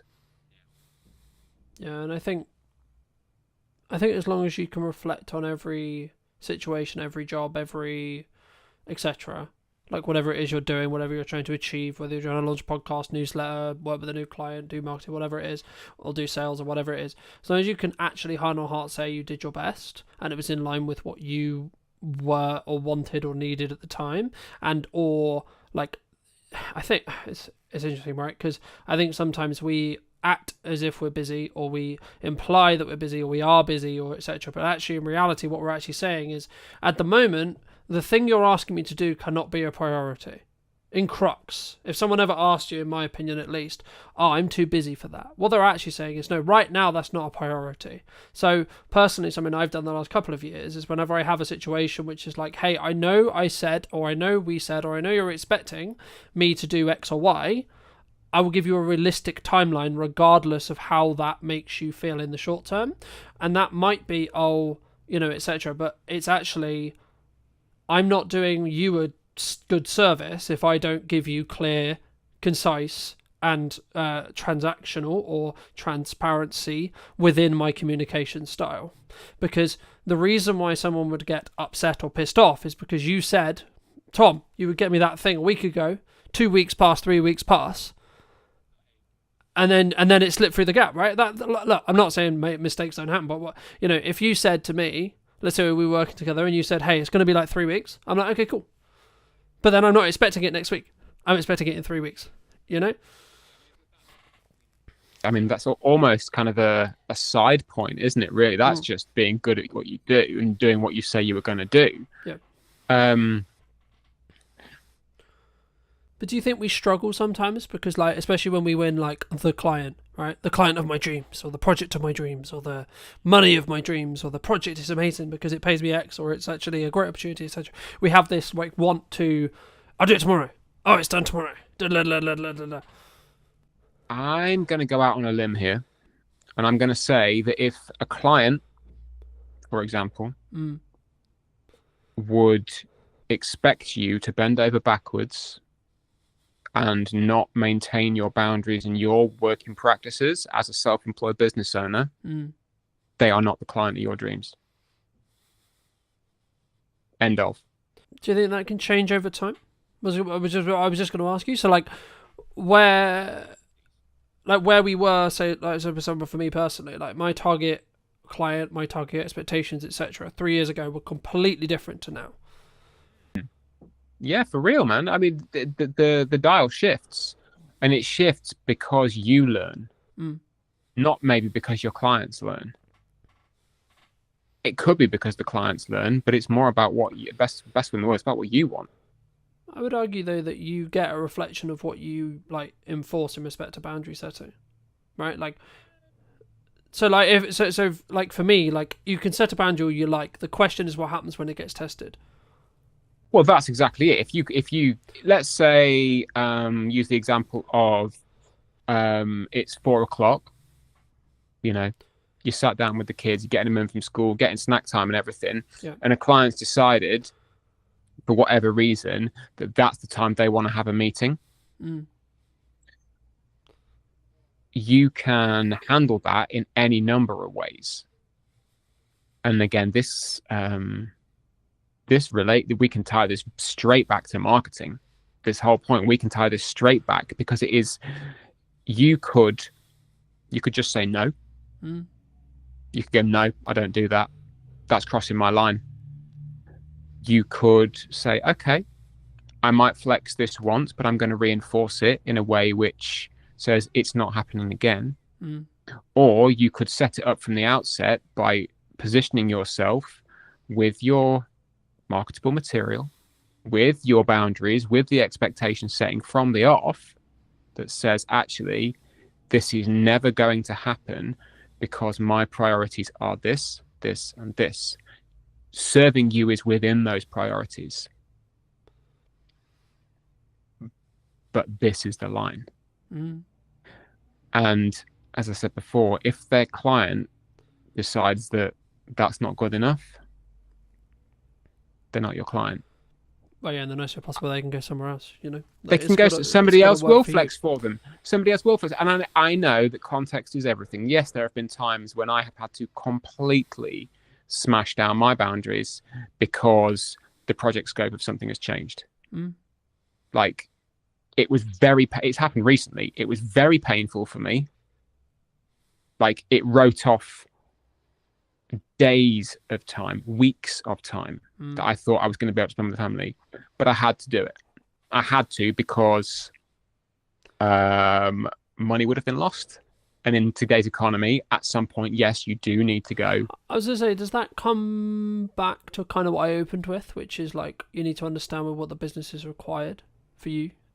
Like sometimes you need to eat the shit, so to speak. Sometimes, but at the best will in the world, I'm 42 years old. I've been doing this for eons. I ain't eating shit for anybody. I'm not doing it. Yeah. But in this occasion, I went, you know what? The scope of this has changed. You've acknowledged that it's changed and that the work you're asking me to do is borderline unreasonable. But I'm going to do it because A, I'm not a diva. I'm not going to throw my toys out the pram and say, oh, screw you guys. That's bad business.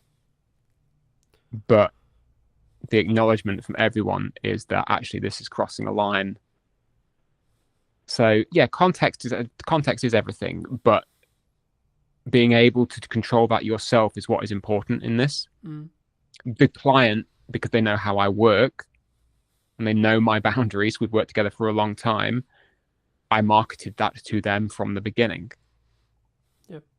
I don't need to sell them on that. They already know. So having that within your control, I think, is also very important as to how you can put yourself out there and say, I'm the one who's saying when this line moves. Yeah.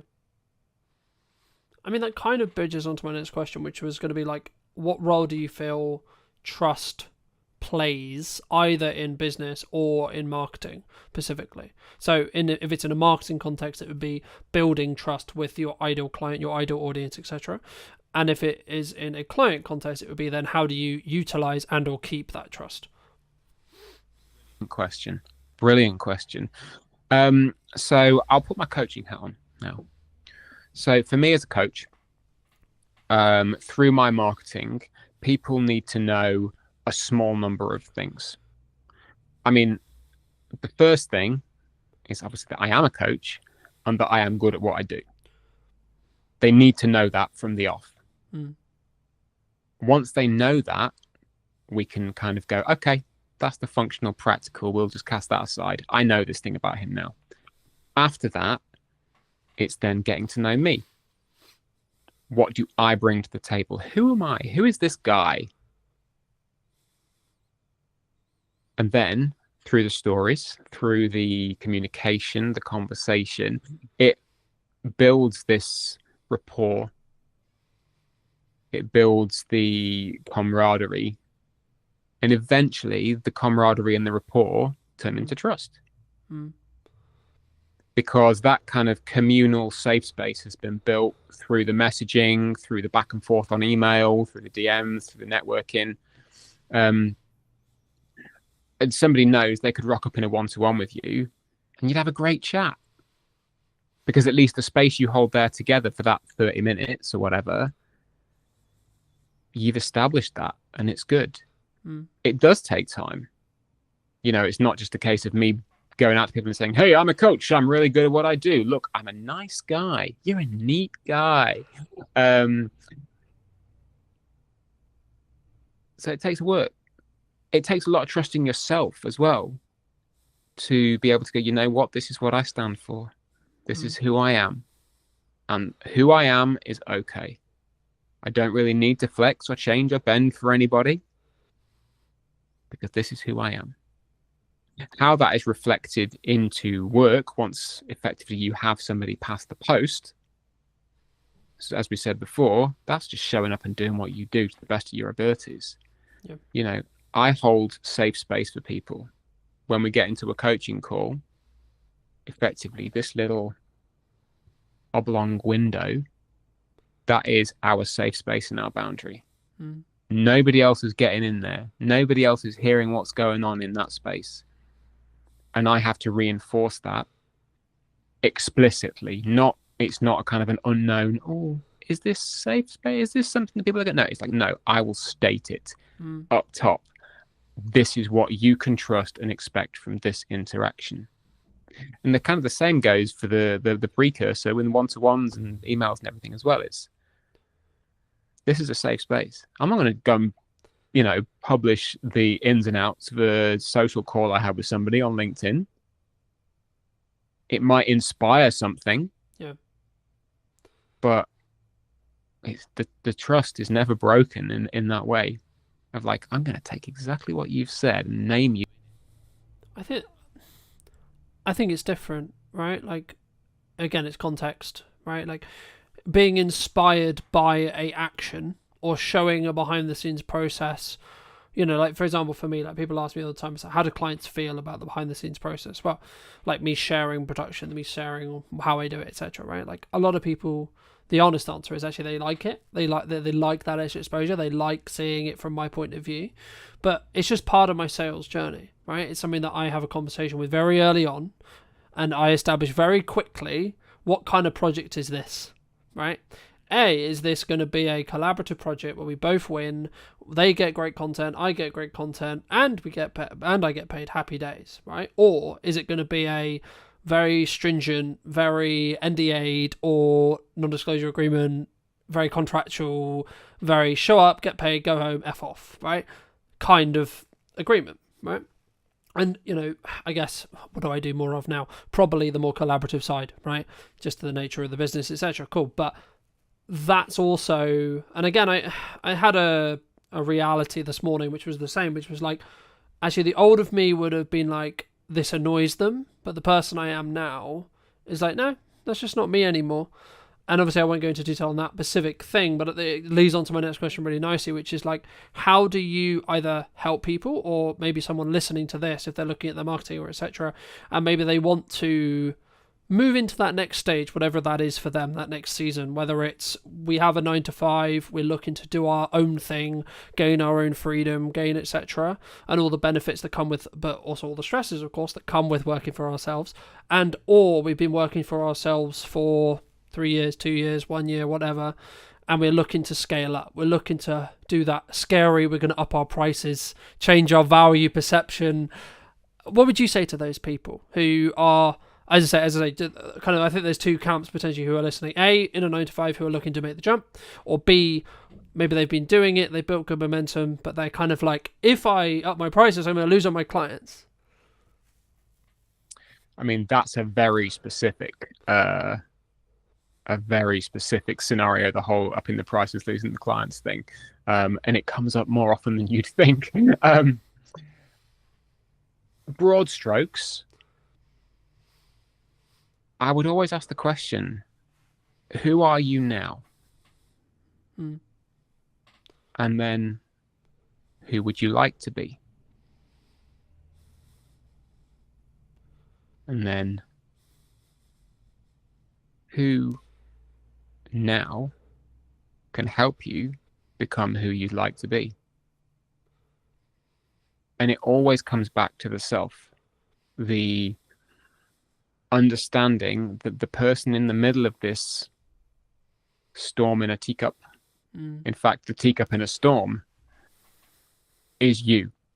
You're the one who is steering it. You're the one who makes the decision at the end of the day.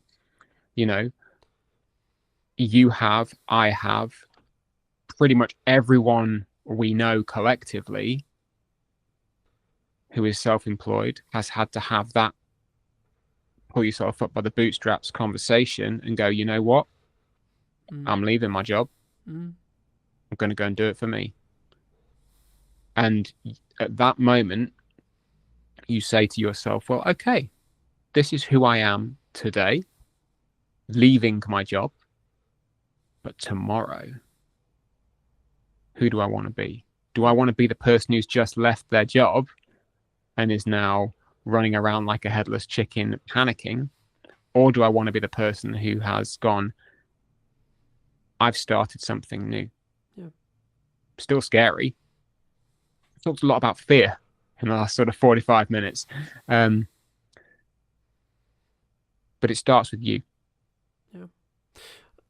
And I think just to build on that from a marketing context, I had a realization yesterday when I was talking to a client at the time of broadcast, and they were like, it's how they react. So we were talking about their brand in specific, and for obvious reasons I won't go into detail, but we were talking about how I perceive their brand. And what really stood by to me was then how they reacted to my feedback on what I was saying about their brand, if that makes sense, right? Because it was like, hold on, this person sees me as a pinnacle marketing voice, and that's why they value what I'm saying, right? It doesn't actually matter, in a nutshell, what I said, right? It was actually, and it was something along the lines of, hey, we really appreciate that because you're a strong marketing voice, etc. And yet, like, clearly, and this is the thing I was going to bridge in when you communicate, when you market. If you want the clients that are going to send you around the country, you want the larger scope, you want the larger projects, you have to ask yourself from backwards, and this is exactly what I did, that's why I'm bringing it up. You have to ask yourself, what content would they consume? How can I get their attention for long enough to build trust with them? But also, how can I show them that I'm worth the call? I'm worth the investment. I'm worth the, because etc.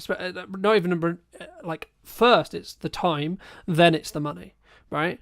And I think for me, that's the key, and that's where I think, speaking personally in my own marketing from previously, that's where I potentially was wrong, or where I was doing things unoptimally or wrong. And that kind of bridges onto that thing of, if you're going to post daily, it won't be for everyone thing as well, right? Like, especially if you're looking at socials, you have to have a level of volume to be able to rise above the noise, to be able to show up enough so that people realize, okay, yeah, you are serious. And regardless, I guess in some ways, as maybe like a footnote on that, a sign of success sometimes is actually other people talking to you in a more negative connotation at times, right? And what I mean by that isn't a direct client. It could be a quote rival podcast, a old friend, a old person. And what I always ask myself is, what is their intention when they're coming with that information, or etc., and or do they have all the context, right? But I guess the question that comes from that is, kind of, we've answered it in regard to hate comments, but I guess it's, I've had it personally in my own personal network at times where people have said, like, especially when I'm trying to build like a side plan marketing wise, or a side like revenue stream potentially that hasn't started making money yet, it's like, yeah, but you should be doing your client work, yeah, but you should be doing the thing that previously worked, especially if that comes from your mother, your sister, your brother, your friends, your close people, the people who are close to you. I mean, how do you, or would you say to somebody, if you're going to, talk to them about that, how would you recommend they, I guess, challenge that, deal with that, articulate that, reflect on that, etc.? Good question. When people come to you with commentary, we all get it. As I said before, I've had emails from people saying, love your content, stop selling every day. Which my answer is, thank you for your feedback, but no. but no. Not in so many words, although some days you would just like to go, well, fuck you, buddy. We don't do that. It's not particularly. Yeah, but also just to quickly interject, you have every right to say, well, look, if you don't enjoy what I'm doing here, you can watch something else, right? And or read something else, or consume something, etc. Again, context is everything. Thankfully, a lot of the time I can look at, I don't know, I never like to defer to data, but I can look at the numbers and go, well, has that person been subscribed to me for a long time? And if they have and they don't like the selling, and they still hang around, I know they can kind of ignore it and it's fine. But to come back to the question of commentary from outsiders, first, I would always, I caveat this with, you're a human being. Okay? You're a human. Humans react to things in very, very funny ways, whether or not you are a trained coach who knows how to be impartial, or you are a rocket scientist or an astronaut who is actually trained to be out in space when things are on fire. People react to things in very, very funny ways. So if somebody comes to you and says, "Oh, are you really enjoying what you do? Surely you'd just like to get a regular job." There might be no intention behind that whatsoever. It might be an innocent question. Or it could be them going, "Actually, I see that you've not made any money for 3 months and it looks like you're struggling a bit. Is there another option for you out there?" Or, just to quickly interject, or it might be, shit, you're doing better than I thought you were going to do. Please go and get a job because it makes me feel better about not pursuing something. I mean, personally, I've never experienced that. If it was ever to happen, brill, because obviously somebody is seeing a margin of success and they're then envious, what have you, But again, as we said before, how you receive what you're putting out into the world kind of ain't on you. Yeah. Or how someone else received it, should I say. But being able to open the conversation is important. Yeah. If the conversation is worth having. Sometimes it's just not worth having.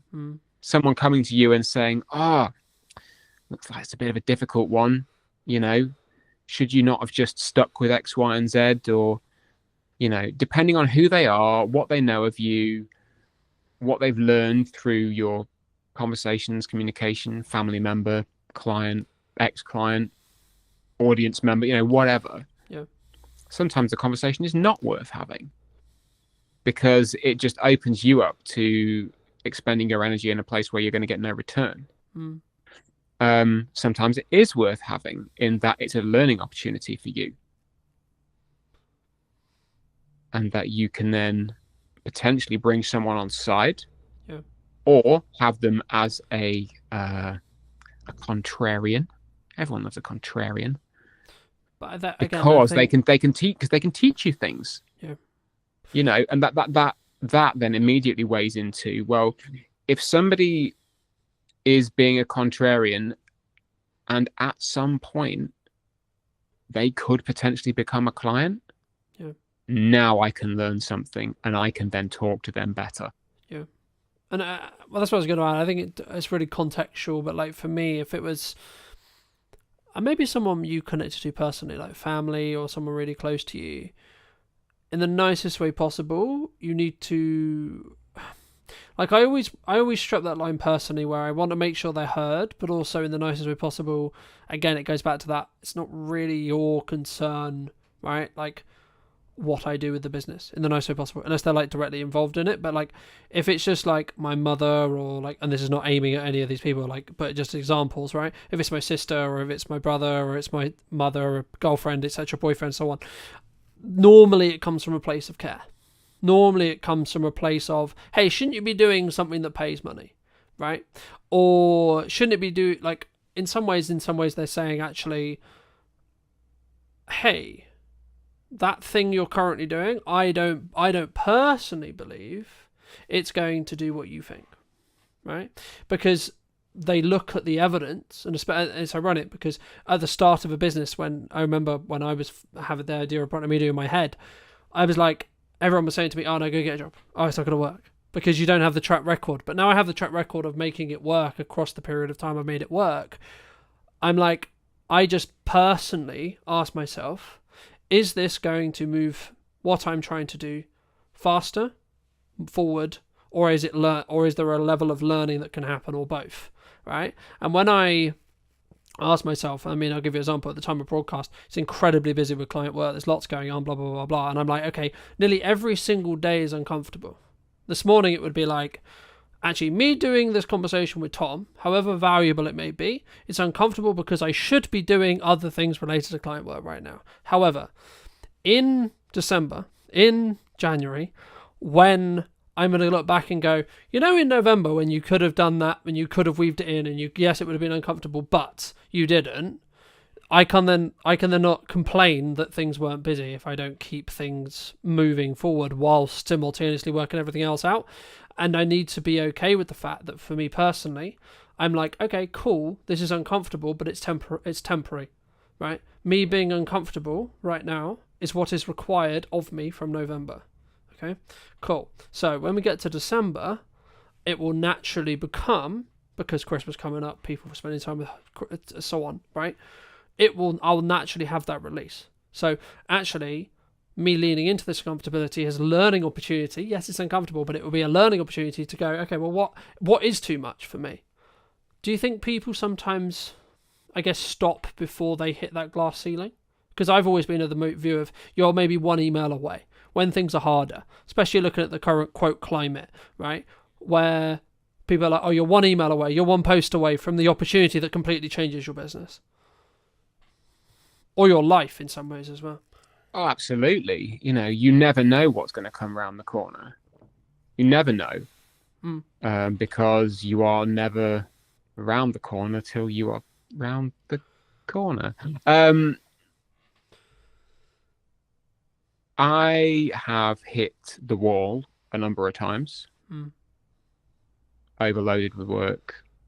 Overloaded with life. You know, bogged down by terrible employment, you know, whatever. And again, this cycles back around to understanding who you are today and who you would like to be tomorrow. It comes around to a boundary. You could say, okay, well, heart of hearts, this is what I want, this is my boundary, and this is what I'm going to stick to, having not lived it. And that's okay. You'll never know if it is or not because you've not lived it. You know, again, context is everything. I can safely say that I never want to be without a pair of shoes and having to live outdoors. I've never done that, but I'm pretty sure I can say that I never want that to happen, you know? Yeah. But things like saying, actually, I never want to be in a position where I am, quote unquote, too busy. I never want to be in a position where clients demand of me more than my time is, you know, more than my capacity. Because at that point, I've then lost a boundary. I've then, I've given away a little bit of me, you know? I've devolved something or dissolved something which I've worked so hard to put together because I've lived it before and I know that I don't want to be in that place again. So it takes a lot of consideration to uphold those things, you know, whether it's sending daily emails, whether it's posting daily on LinkedIn, however you do it and the message you put into that. It all comes from who am I today and who do I want to be tomorrow? Because you know that you can do it in a way which allows you to hold on to that stuff. I think maybe if we start to take our eye off that a little bit, it happens with humans. I do it, you know, now and again. I'm not perfect. Yeah. Far from it, you know. If you've got long form content, and this is why you and I, or all three of us, love long form content, is that you have so much more opportunity with it. If you've put it through, I don't know, Riverside or whatever, and you've got yourself 50 clips, why would you not put all those 50 clips out? For people who maybe don't know you, what starting advice would you give them if they're looking to build their, I'll use your terminology, ecosystem, right? Or they're looking to start out on video? What should we do? First people advice. What are you trying to achieve? All right. What do you want to do? Because we're never going to tell you to do something you don't want to do. What we are going to say is, though, regardless of those things, you do have to lay your foundations down. And this is something that a lot of businesses don't do. If you were going to give advice to either yourself 10 years ago or the other person 10 years ago, what would you say? Be memorable. Be as memorable as you can be. And if you think you're boring, you possibly are, I'm not being rude, but that will be memorable in its own way. You can still find your audience. Hello, my friends. Welcome back to a brand new episode of What's Missing in Marketing Today. Today is going to be a bit of a roller coaster, I think deliberately. Today I'm with Alan and Emily from Yellow Tuxedo. Welcome to the show, guys. How's it going? I just can't believe you've got us back for a podcast all these years later after knowing the first time. It was great. I loved the first one, so I thought we'd want to do it in person this time. It's just, you know what? It's just exciting. We like talking about what we do. We like chatting with other people. So this really is a kind of a no. And we let you out of the house. We had said that. We were just chatting to the others here. We're like, we don't get out of the house much. So when we do get out, it's like we have to remember to stop talking at times because we just sit opposite round our dining table working. So yeah, it's like we've escaped. I love it. I can't wait. But before we get into it too much, what do you both think? It might not necessarily be the same thing, but what do you think's missing in marketing today?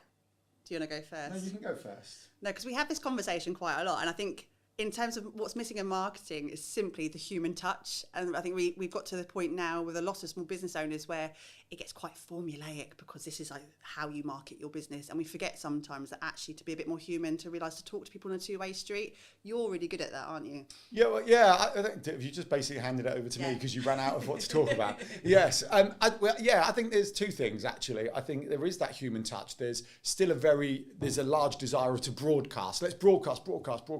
When actually the conversation needs to happen. We still, audience growth is what we're talking about. And I think audience involves an interaction. I mean, this is all buzzwords, but the principles sound, right? So we want as businesses to grow an audience of people who want to follow us, fans of our brand and everything else. So human kind of touch is an important part of that. And you see that, I'm not going to diss any social media platforms, particularly LinkedIn, but LinkedIn's very broadcasty. I've done this. And you sometimes go through the comments and they might have 5 comments and they've replied to 1. And it's like, take the time to reply. We're all busy. Take the time to reply.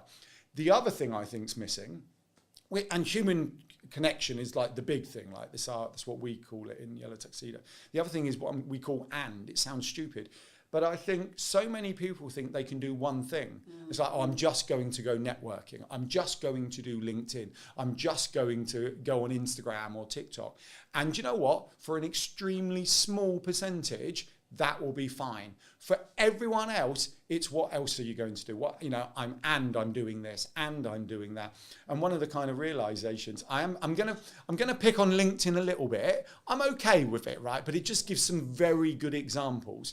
But you see the LinkedIn kind of coaches, they go, oh, LinkedIn's this, I'll teach you to that. It's brilliant. I did this one post that got me 5 leads and all of this, but they're also on TikTok, on YouTube, on Threads, and that's fine, right? And when I say and, it's not just about and other social platforms, it's and collaborations, and macro, and email, right? You have to do more than one thing. And now, I won't mention names, but we were chatting to an owner of a networking group where I'm really gutted, I can't remember the numbers, right? But they said quite a large amount of people had left recently. And of that amount who had left, a large percentage had left because their business had closed, right? Sad times for them. But in talking to them, the vast majority had only gone networking. There was no, I nearly said online ecosystem, but I got punched under the leg because it was like straight in with our jargon. But there was nothing else for the people they were connecting with to explore. And in this very modern world where we jump from platform to platform, we consume email, even WhatsApp, right? We've got a WhatsApp group off of the Funpreneurs Big Day Out this year, in June, but people are still chatting from that day. And we all work in different ways. So we have to accept that people work in different ways. Yeah, I think that's really important because when I pivoted in May, as you may have seen the post, and I was doing certain things, like when we first met, really, really well. I was doing lots of things, but I was doing them really badly, right? And then through lots of things, I pulled back on loads of stuff. I was like, right, what do I actually want to spend a lot of my time doing? What do I think is actually best suited to the business? And what can I personally do to give the best, right? To give my best. Anyway, fast forward to 2025 May, I basically then decided it's going to be yes and strategy. So as long as I can continue the consistency and everything that I'm sure we're going to get into and do it well, it will be yes and. Yes and a live stream. Yes and a podcast. Yes and content. Yes and reviews. Yes and an unboxing, etc.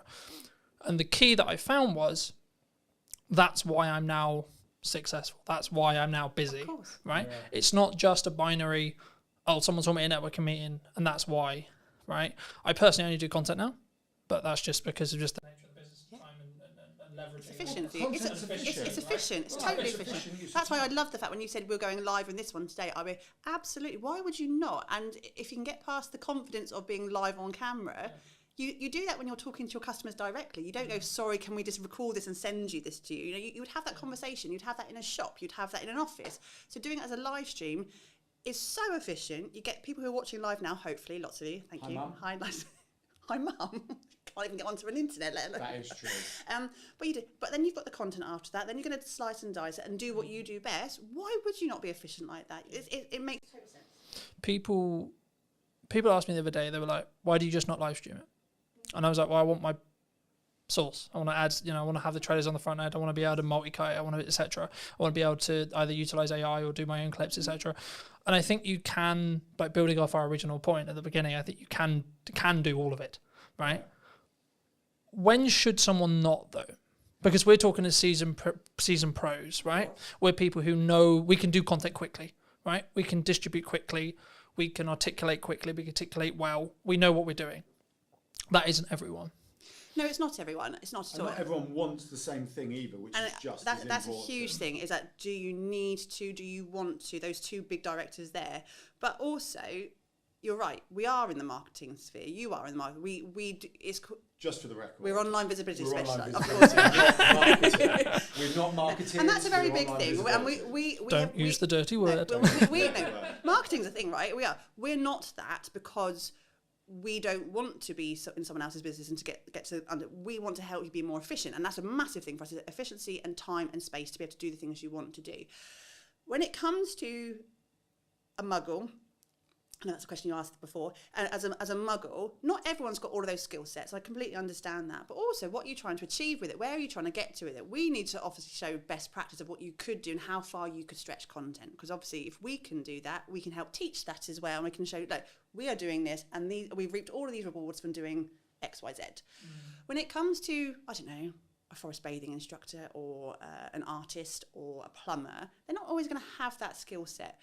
But it doesn't always matter. I think we always show best, and I put a post on LinkedIn just yesterday, and all the marketers in the world are going, Emily, shut up. But in terms of email marketing, so I have a client I work with on a regular basis. It's a great story, isn't it? No, I was thinking about the marketers all DMing you, but they didn't actually. This is best practice for email marketing. Yeah. But he's been sending out a news that we worked on a strategy back in the spring, and we worked on a strategy, and he's been creating it, and he's doing it for himself because we're very much about doing it for yourself if you can.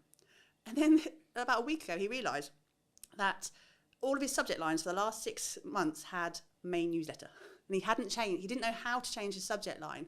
And then he was beating himself up about the fact that, I haven't thought about the strategy behind my subject lines, and I haven't thought about how to get them in the hook and what the hook should be and how long it should be and all the things that we kind of over-process in our heads. His open rate was 38%. Brilliant, fantastic. I'd love 38%. And his click-through rate was 4.6. Like, nothing had changed. Those percentages were fine. But we kind of put ourselves on this, you should be doing this, and it should be up here, and this should be the better, and you can't do this for yourself. But ultimately, yes, he could outsource that and get an email marketing company to kind of really shine and polish it. Would they always get the same return? I don't know. We don't always know that sort of grey area between the black and white. We don't know it.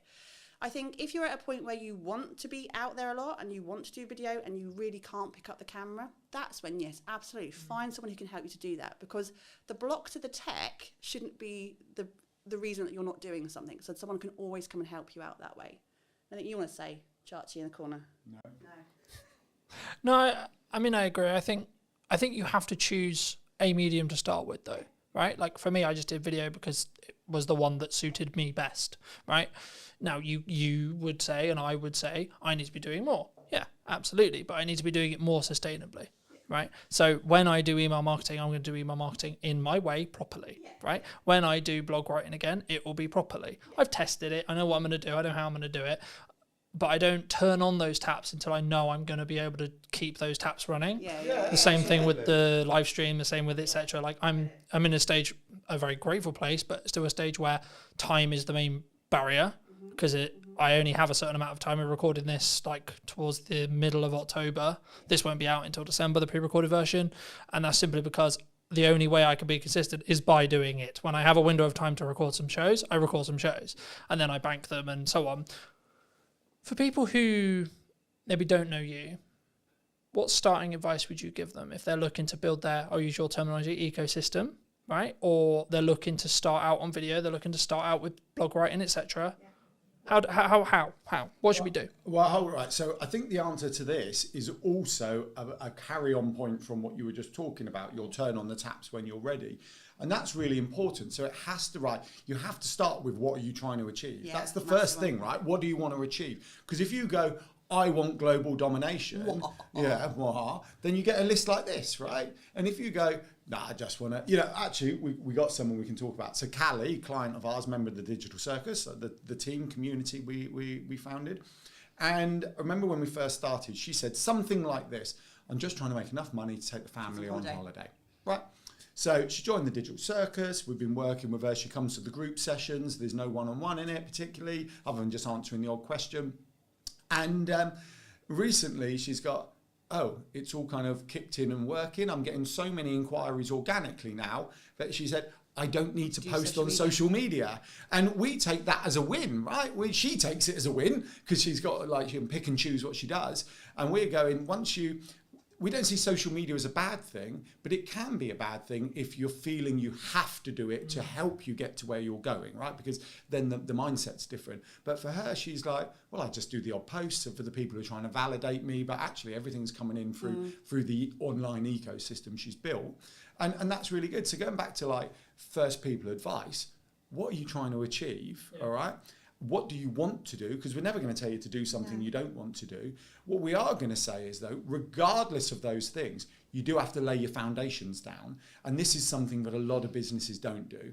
And the foundations are as simple as making sure your website's working for you. Because if we hear again, I paid someone $1,000 to build my website, but it doesn't do anything, we go, why is it doing nothing? You do. You don't. You say, why is it doing nothing? Why? It should be bringing you in kind of visitors into your audience, into your ecosystem. And then it's going to build it out from that. How are you going to nurture your audience? You've got to choose something. So it could be like social media. I recommend email. So an off-platform audience is always better than an algorithmic platform. And email is so powerful because they want to be there. They give you permission to email them and there's no algorithm, right? Or even what you could do a WhatsApp group if you only want a small client base, so keep in touch with them. And then you build it out from there. So that's what you do. You align it to your goals, start with the website and build out. And the simplest thing of your website is imagining it like your shop, right? Like Tesco's and everything else. The way we explain... Or other supermarkets are available. Other supermarkets are available. We can talk about Aldi in a minute. We like that as well. They've got a good example to bring up. But think about your ecosystems, and what you're doing is building your Tesco's. And then this inner circle is like your kind of club card customers, right? And then the outer circle of this ecosystem is all of the Tesco's advertising, branding, touch points and everything else, which we would call virtual doors into your ecosystem. You're just building it out like that. But the second you put something online that's not connected up, not optimized, not leading back into your ecosystem, it's just a wasted opportunity. It's just a standalone post doing nothing, or a standalone directory entry or whatever, just not really connecting up. So make sure it's connected up. Start slow, align it to you. And know where you're trying to get to and how people are going to find you. The biggest thing. We talk a lot about keyword strategy with that kind of more SEO hat on, and I think so many people haven't even done that work to start off with. Like, what do you want to be known for, and how is someone going to find you? And I think when we talk about Google quite a lot of the time, it's just one huge bookshelf, right? It's one big library. It's a really clever robot, but it's not a mind reader. And I think if you don't know what you want to be known for, how is Google ever going to know what you're known for as well? It's such a good analogy. If you think of Google as a library, okay, so you've built your website, you've written a book, not literally, metaphorically written a book, right, your website. Well, lots of people are writing books. I know, that's why. And it's like, what a lot of people do is, I've got my website, open the door to the library, Google, and throw it in and walk out. Yeah. Right? How the heck do you find that? Whereas what you need to do is almost anchor it down within the library, tell Google what space it needs to go on, so then people can find it. And then what happens is this unbelievable thing, Google will show it to people who are looking for it. Wow, like that, it's like, it's there, it's all there. Is that all going to change though? With AI? Well, we have this conversation a lot, and AI is changing the world. We know it's changing the world, but at this point right now, it still has to be human-led. There's an element of human-led there, and to a point where AI completely takes over the world when the robots are, and we're going to be, proper, War of the Worlds, which could be tomorrow, you never know. But we still have to have what is right now, and right now is the fact that we need to be really crystal clear. It's still machine learning, where it's looking at human content, feeding that machine, and we still need to be front and centre with that up until they tell us otherwise. So we can't predict the future. Because the problem is, right, like, unless you're CEO of AI company, right, you could use OpenAI, you could use one of the others, Google, etc. You may know the future, but you haven't built it yet. You don't know it 100% is going to happen. So we might just be in a world like everyone's going, well, what happens when when I can plug as much video as I've got into me, and then I've got an AI version of me that looks as identical, has the same nuance, everything. But that might never come, ever. It might, sure, and you should be planning in some ways with your head and go. Crystal ball out, everybody. Isn't this like 3D TVs? They said 3Ds were coming, they came, and then they disappeared. And then they disappeared, yeah. Yeah, because it didn't actually. I think. Sorry. No, I say in terms of what AI especially on from the Google platform is right now, is that if you're looking for a short, sharp answer, absolutely front and center will be the AI generated answer, and it will give you that. It'll still give you the links to play. If someone's looking for an in-depth conversation, or they still need to have that human at the other end of that website to interact with, they're looking for a videographer, they're looking for a plumber, they're still going to have to get to that website at some point, and they're still going to want to interact with you, and they're still going to want to ask you questions and look at your FAQs and all of the things that we should be doing anyway. That's not going to change even if AI takes over the world, because they still need to talk to a human at the end of that transaction. It's different intention, isn't it? Asking AI to write you a blog is very different to going, I'm looking for a plumber, I'm looking for an online visibility specialist, I'm looking for... people are looking for online visibility specialists. The other thing, I think there's a huge opportunity for... We touch on lots of things in our model, but we can talk a bit about SEO and email marketing, content marketing, but SEO in this one. So if you don't optimize it, how does it get found? In our library analogy, it can't, or it can, but it will take a lot longer. The other thing is, I saw a fascinating post about AI shopping, which, to be honest, I hadn't quite explored until I read this post, and it was like the opportunity for the small businesses from AI shopping, because the AI is using different search terms. So when you go local glasses to me or something like that, rather than it going glasses, it's going best glasses for 2025 in Hampshire and things like that. So it's using broader search terms, which is the world of the small business, because the big businesses own all the short tail keywords. Our small businesses, we want the long tail, because we get a narrower audience who will be more engaged because we're answering their search query. Whereas, supermarket, going back to supermarkets, will be owned by a supermarket, right? So a small supermarket won't own that, but a supermarket specialising in local produce in Hampshire, best in 2025, all of a sudden, AI is liking that. So there's a huge opportunity by ensuring you're there for when AI is looking for these answers. Yeah, that AI shopping was new to me. I found it quite interesting.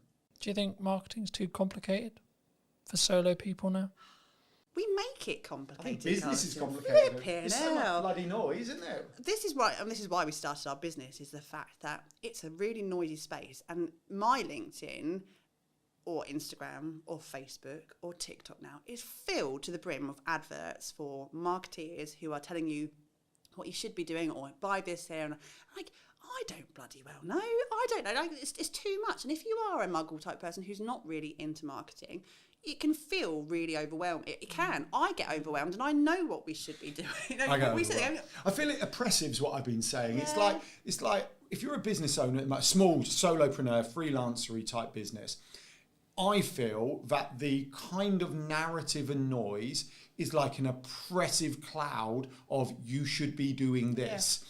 And you've got, people like, I'm trying to think of big business, Alex Hormozy, Gary Vee, the big influencers going, you need to do this. You've got coaches on LinkedIn going, you need to do this. You've got marketeers telling you to do this. Yep. We're telling you to do something.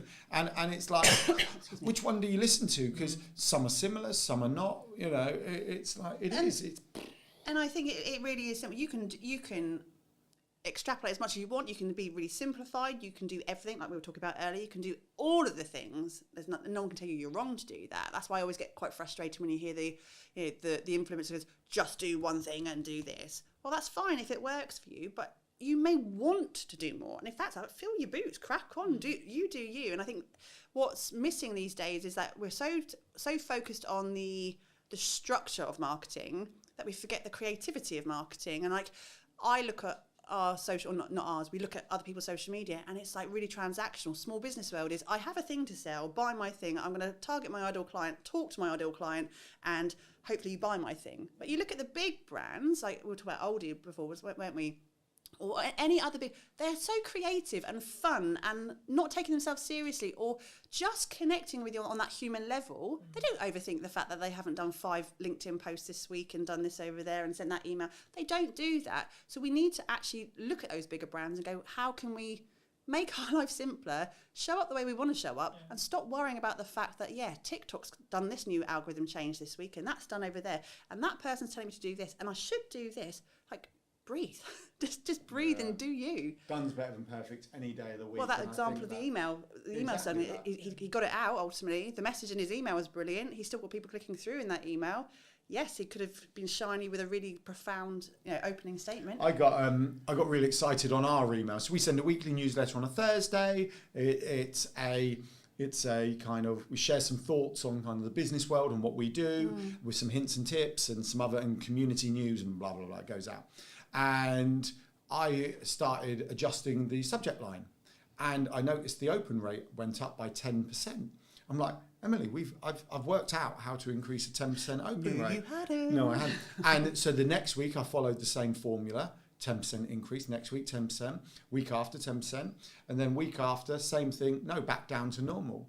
So I was like, well, hold on, what's going on here? Look, the 6 weeks that it had gone up with the 6 week summer holidays. So we'd increased the 10%, So the point is, the subject line did nothing, but the summer holidays, people were sitting there reading our email who were usually rushing around. And it's like, that's fantastic. But there's me thinking I was really clever, securing the best kind of subject lines ever, taking ours up from about 38 to 48, when the reality was, it was just the summer holidays, which is good. I think people, they don't, because sometimes people use it as an excuse, right? I'm slow because it's Christmas. I'm slow because it's the summer. I'm slow because da-da-da-da-da. But then I have a conversation with someone, and I'll just use MySpace as an example. So I have a conversation with a videographer. They'll be like, I haven't had any jobs in, things are really slow. Da-da-da-da. I was like, okay, but when did you last show your work? When did you last write a blog? When did you last make a YouTube video? When did you make a passion project? So on, so on, so on, so on. And I guess there's a level of a self-accountability that you need to have yourself. So like for me, regardless how busy I am, Brunton Media will be the top paying client in respect to my output, because I know, unfortunately, right or wrong, some clients will still work with me. Other clients will choose to go different ways, go different paths, whatever. So I need to make sure there's a bloodline constantly, refilling that pipeline. And even though now, as the time we record this, I'm basically not looking for any more work to a 25 at all. Not really at all. But grateful place to be. But I still should be having the marketing turned on so that when we hit 26, I'm busy still. Right? It's not going to be magic. It's not going to just appear. And I guess that leads into a question of like, is it just doing those things and building those reps that you like, I'm going to commit to doing video because I love video, I love etc. Or I'm just going to do email, etc. And do we sometimes get dragged away from shiny things? Like, oh, shorts are really strong right now and I need a podcast and everyone's got a podcast and then people are doing live streaming and da-da-da-da-da. And that's the conversation we have so often with our clients, especially clients within Digital Circus as well, is that there is no magic bullet, right? There is no, but what you do need to do... There isn't a magic bullet, realistic. I know we've said and we've said human connection. It's doing the bloody work. It's just working hard, right? And like you can we're all adults. Well, majority of us are adults. A lot of... Hello. Adulting is the biggest con in the world ever. Well, we can tell. We have a structure and it works for us, right? And we're not going to say it doesn't work because but we spend a lot of time doing those things. It does take time, and yes, there are 2 of us. I get that, but it still takes time. We still run a family around it. We still try and do other things. We have to make twice the wage. We have to make twice the wage in our business. There is no plan B, so we have to do the work. And I can repeat it over and over to someone, going, yeah, but you haven't done that, and you keep saying I will get round to it. Just have some self-discipline and do it. And if you do the thing and it doesn't work for you, at least you can come back and say, I've tried, and then I'm going to maybe work on the next shiny thing if you really need to. But until the point where you just sit down, commit and go, this is going to take time. I have to find the time in my week. I only have these amount of hours in my day, but I'm going to have to sit down and do it at some point. Just do the thing. Do the thing. And then stop getting blindsided by, TikTok or Clubhouse. Is Clubhouse even still alive? No, it's not, is it? But we all run to it. But it's okay when it fills a space, because we know people who did quite well out of Clubhouse. Of course, but it's fine. But it's not long. Thing is, I think it's a bandwidth thing, though. Right? Like I had this conversation with Chris a couple of weeks ago. We were talking about like you should be doing the authenticity, the add value piece, etc., stuff like this. But if you can trend jack on top of all of that, then absolutely you bloody should. Right? Because it will add into your overarching the number of views I can obtain, which means conversion, blah blah blah blah. But if it's to sacrifice the value add, just can it off, don't do it. Right? Is my view, and it's purely a bandwidth question, and that's why I think you've got to have some level of tough love either from someone else or yourself, which is I think what you were talking about like you've just got to get it done, right? I don't think, and maybe you've had this in friends and yourself as well, but like for me, unless you're close to me, I don't think people quite realize how hard I work, right? Everyone's like, come on, you're invisible all the time, you're everywhere, da, da, da. Yeah, but that's because I work literally every single fucking hour of the day, right? And it's not that I'm just like, cause there's then the smart versus the working hard argument, right? But the thing is with AI, if you're working smart hard for the same amount of hours I am, and it's just compounding on top of it, right? So I think it's not just a binary of, oh, I use AI and then I can go and chill for the 5 hours, right? Because it saved me 5 hours. What you should actually be doing is it saved me 5 hours, so I can do 5 hours more work of the work only I can do, right? And then you actually 5 times more or etc. Yeah, or the thing you love, like within it. So, networking's a great example. And it's like, actually, even driving here. So we live half an hour away and we're chatting to you for an hour, let's just say. And so that's 2 hours, but that 2 hours doesn't factor in walking, parking, popping, so it's 2.5, it's possibly 3 hours. Yeah. It's actually, if I'm brutally honest, an inefficient use of our day, right? Yeah. Because we squeeze everything in the school run. But actually, we want to do it. We want to do this. And those systems, those automations and the AI, whatever you're doing, allow the things you want to do to happen. So, yeah, whether you're replacing it with something else or adding more in, or you're going, actually, I just want to talk to people. So I was chatting to an AI guy, James, I met from Ireland the other day. And we were talking about an AI CRM that looks at your entire online Stop presence. giving the idea away, because someone's going to go and build it. Yeah, and but we're I'm quite gonna miss happy that someone one. else build. We're not about to build it, right? But it was kind of, I don't actually want this, because it does something I don't want. I'd rather do so. But to the extent where it looks at your entire online presence, so it will factor in likes on posts, comments, email open rates, previous stuff, bookings, DMs and everything. And if someone went past a trigger using AI audio, it could send them a voice DM, because that's our thing, voice notes. And it go, hey there, it's Alan here, blah, blah, blah. Would you love a virtual cuppa? I haven't spoken to you in ages, or would love to get to know you. Here's a link. And as much as I would feel that's not quite cool, what that would actually allow me to do is just focus on the chatting to people rather than working out who to chat to. And I really like that idea. I don't know how happy I would be with it sending a voice AI note, but we've played with it. At least to trigger who you need to go and send a message to. Absolutely. So if someone wants to build that, just give us a shout when you've done it, because we've got other things to do, like go on adventures, take people to Ponce Park for the day. Absolutely. We have to talk about some fun stuff at some point.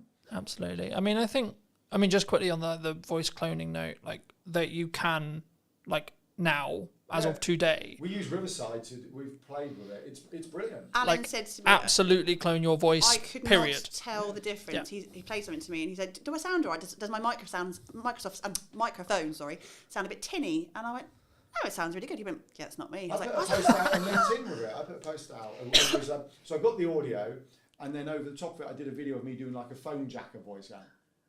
Like this, and put it out, and people go, "No, it sounds just like you." That's what I thought it did as well. Scary. So I think, moving back to what we started the conversation on, like we might get to there with video, right? We might, right? But the thing is, then I go back to my previous conversation about working smart. Okay, well then technically, if we've all got that ability, I could technically script this entire podcast if I wanted to, or get AI to, and then we could have a 45-minute podcast we weren't even there to do.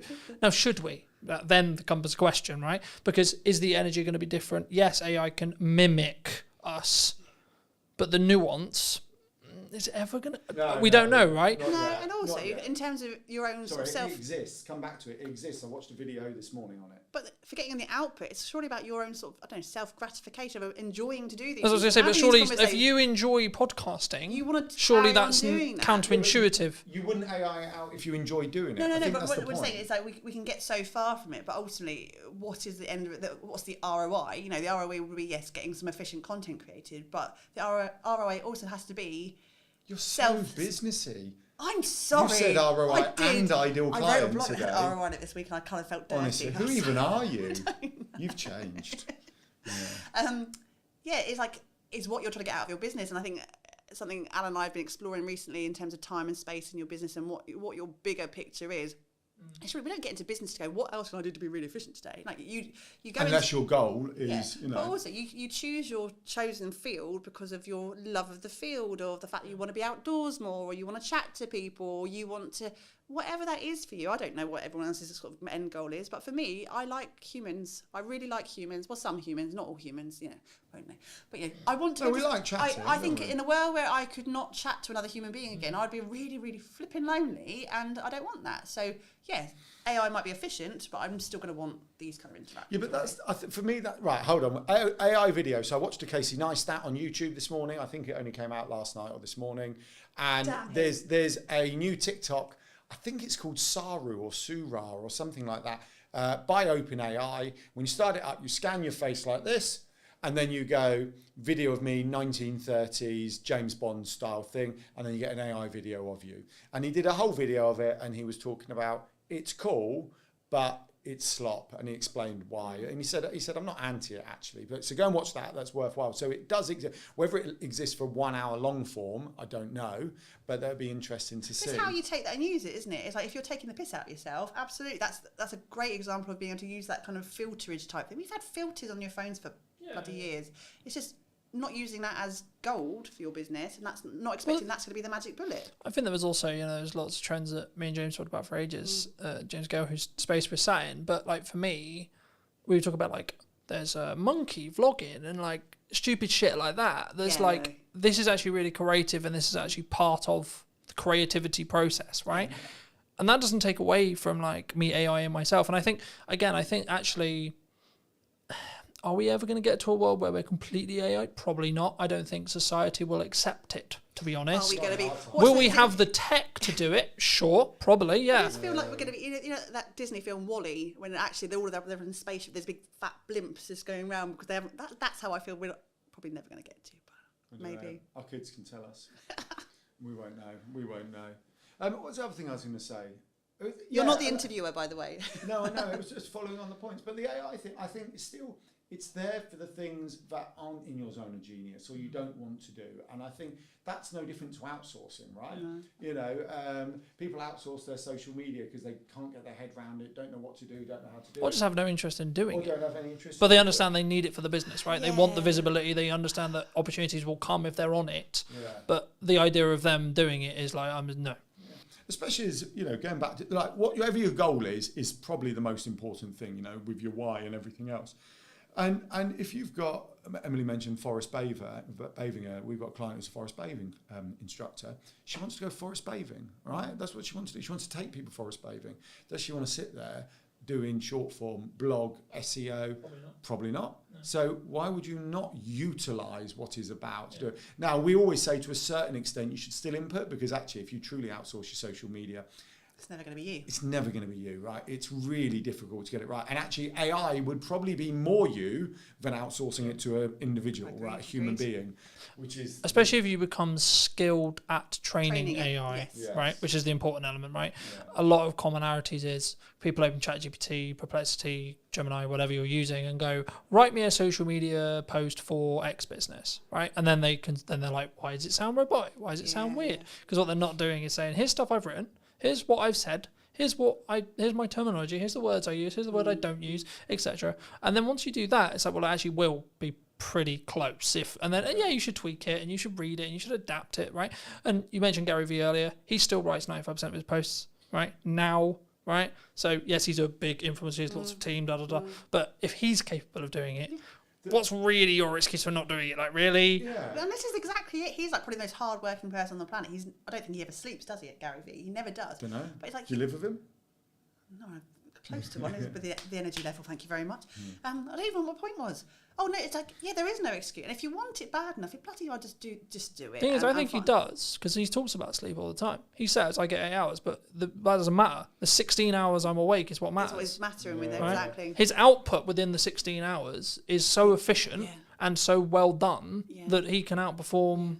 And he's also been doing it a billion years, right? There is that other point, right? If we're going to talk about social media for a second, and you know, okay, so I'm one of the believers that volume is key. Actually, I'm okay with vanity metrics. I think they're an indicator. So if you've got a like and you've got 1,000 likes, I think it's fair to say that there's a potential that your 1,000 like account may bring you in more kind of inquiries. Could, right? Probably will, could. Depends on how engaged that one person is. I know, because someone will prove me wrong. You are right.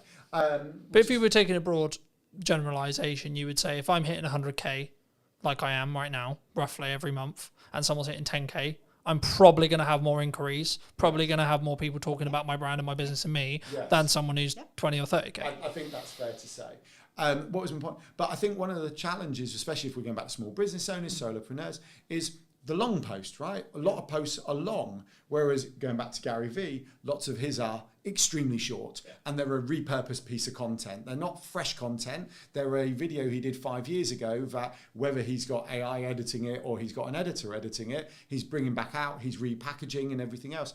And we shared some online visibility Christmas tips in a newsletter just to help people get their heads around it. And it sounds unbelievably crazy, but coming up with some optimized content, so content that will appear when people are looking for an answer, that could be around something Christmassy, will work for you on your socials, on your newsletter, and in the kind of search engine results every single year. Every single year. So it's once again, we're back to efficiency. And it is efficiency. And I just think we, in a small business bubble that we all kind of sit within, there's this kind of almost we protect our mental health. Where we go, it's okay. You're going there. You're brave. No, it is because we protect it from being. I went to vanity metrics. You're going to mental health. Protecting your time. You know, you don't want to overload the system. Don't do too much more. You don't need to put 50,000. Quality over quantity, or all those things that we hear. Is that an excuse though? It's not an excuse. No. I don't believe it is. The anti-hustle noise drives me up the wall. And I just think if you've got, and it comes up to being efficient, so if you've got long form content, this is why you and I, all three of us, love long form content, is that you have so much more opportunity with it. If you've put it through, I don't know, Riverside or whatever, and you've got yourself 50 clips, why would you not put all those 50 clips out? You know, so hold on, let's break that down, right? You do one video, okay? So you film an hour-long conversation, you put it on YouTube, gets 10 views, okay? Fine. You live stream it to 4 platforms, okay? All 4 of them get 10 views. You've now got 40 views, right? If you then take the recording, do a bit of tidying up and put it on YouTube in December, like you said, you've now got 50 views, right? You take that recording, you chuck it through, whether you want to do it manually or an open AI thing, you're sat here going, what the heck do I put on social media for the next month? And let's say you come up with 10 shorts, but all have 10 views again, and 10 views on each of the 3-4 platforms you repurpose it onto, which you can automate. All of a sudden, your 110 view has got 1,000 views. And if they're the same 10 people multiple times, then you're hitting multiple touch points with those people, so they're more likely to convert into warm audience. And I don't think people should demonise doing more if you want to, because if you have capacity and you want to, fair play to you. There was a lot of noise, wasn't there, for a while? For a long time, it was just like do less and be more efficient. And but I'm not hitting my goals. But if you're only putting 3 posts on Instagram a week and you're wondering why you're not getting sales, mate, come on. Again, what else can you do to amplify? And I think, you know, when we were advertising the Funpreneurs Big Day Out back in June. Thank God, I've been working out how to crowbar it in. But I'm there telling like your close family and friends, could you please, if you see a post, share it. But the stuff you do as a small business owner. My mum's like, Ems, when are you going to share it? Like, I can't find it. Like, even my mum can't see that post because they don't see it, and we know what algorithms are like. We know it pushes you further away from people, so you have to do more because that person may not see that one post out of your 3 that week. But if you are consistently putting stuff out, that is still quality because the original content is quality. But it's also like, what is value? That's down to the market to choose. That's quantitative in regards to like the person watching it, not you, right? Me, giving as much business advice for an hour, you guys giving the business advice for an hour, if you're not a business owner, it's not very valuable. Yeah, but they have that thumb. They can scroll. It's just like, don't watch it, especially on an interest card base. You just won't be served it. It's you won't even see it, right? So you don't even know it exists.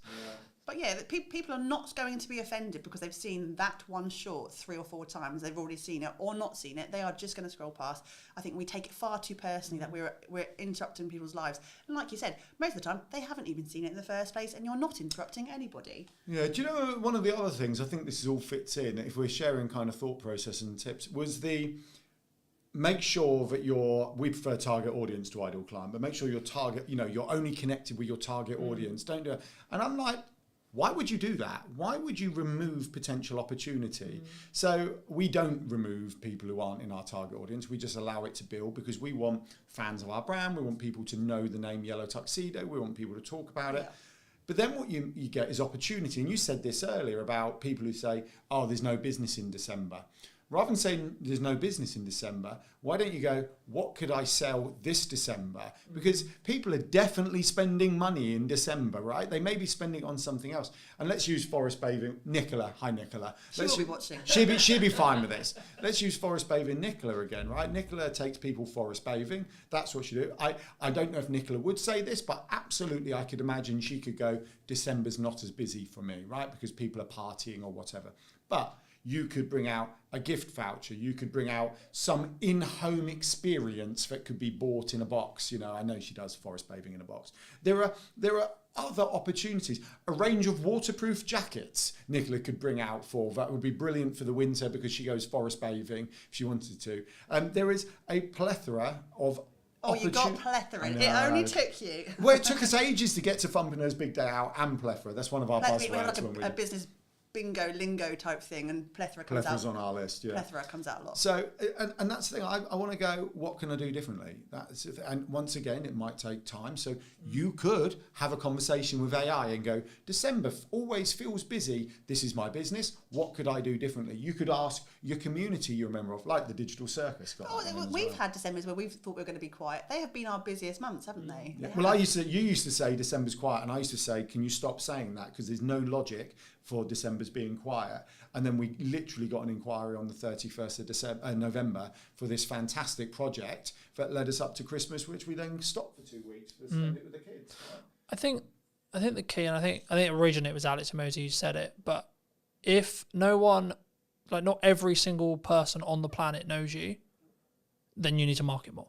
Yeah, I do agree. Like, simple as that. And I keep having multiple points whenever I do a podcast, whenever I do an event, etc., where like, I think someone said it in the event I did in September. I forget who exactly it was, but it doesn't matter. The point still stands, which is like, well, actually, you're marketing too much. Someone said, I'm marketing too much. I said, okay. But then someone literally within the same room said, in the second after that, they said, yeah, but not every single person in the world knows Colton, therefore no, then he hasn't. Because the thing is, yes, I may not want work as of today's live stream, necessarily, okay? If the right project comes in and I can make it work, cool, yes, sure. But as I said earlier, I will want work in January, February, March, April, so on. And the thing that people don't understand or don't think about sometimes when they do marketing is you need to front load it by 3 months for it to then work. Because it takes time for people to firstly see the content, then go, actually, hold on, do I even want to, what does this person sell? What the fuck? Like, who? What, do I even like this person? And then once they're there... It takes a long time to go from... it's also some people are, really slow burn. We had a speaking gig 2 years ago now, when we were in Bournemouth, a speaking gig 2 years ago from someone who had been... She'd known us from our previous business, which was in the events industry. That was back in 2012. She'd been following us. She's one of those lurker type people who had never interacted with us, had never liked or commented but we weren't connected on any platforms. But she'd gone, I see everything you're doing. I really want you on my stage. Will you be there? And like, that was a 10-year burn, man. Like it was a really long, but you can't, work out when those opportunities are going to be. But you could have stopped 2 years. You could have stopped 2 years ago, and it wouldn't have. You won't have, quote, hit the glass ceiling with it. Totally right. Going back to the Alex Hormozy talking about, does everyone in the world know? Look, we have to go, right. We are huge advocates on aligning it to your goal and business on your terms, right? So some people are not going to want everyone in the world to know who they are. But there was this other one I quite liked, another quote from an influencer who basically said, if you are not full up, market harder. if you are full up, increase your prices.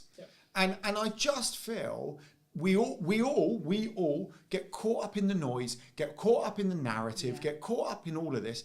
And I think there are some someone once asked us, we were talking about our online visibility model, and they went, how much time a week would you spend in this, doing this? And we went, as much spare time as we have, because that we are putting into our business. Because if we're not doing that, then we should only not be doing that because we're full up, or we're at the capacity we are choosing to be at. And when we're at the capacity we're choosing to be at, then we're going on holiday. We're going to the park with the kids. We're going on adventures because this is our, that's what we want to do.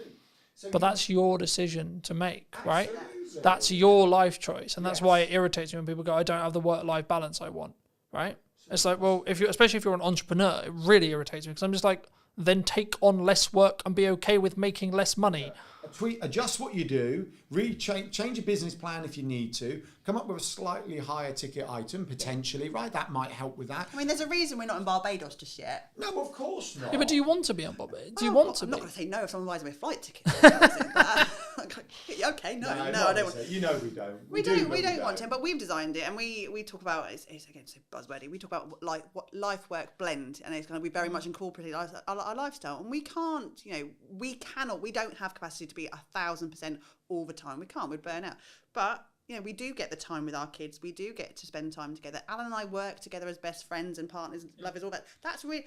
Oh, I know. We've chosen that. However, if we want to be more, we have the tools, we have the knowledge, we could really scale it up if we wanted to, but we choose at this point to hold back a little bit. But when we want to be, we will be in Barbados. Yeah. Well, what we have done, we've integrated, so we're evolving Yellow Tuxedo a little bit as well. So not only do we show people how to do online visibility, which really is about them having efficiency, simplicity, time and space. So when they are marketing hard, it's actually working harder for them. It helps it become more efficient. So rather than throwing higher leverage, Yeah.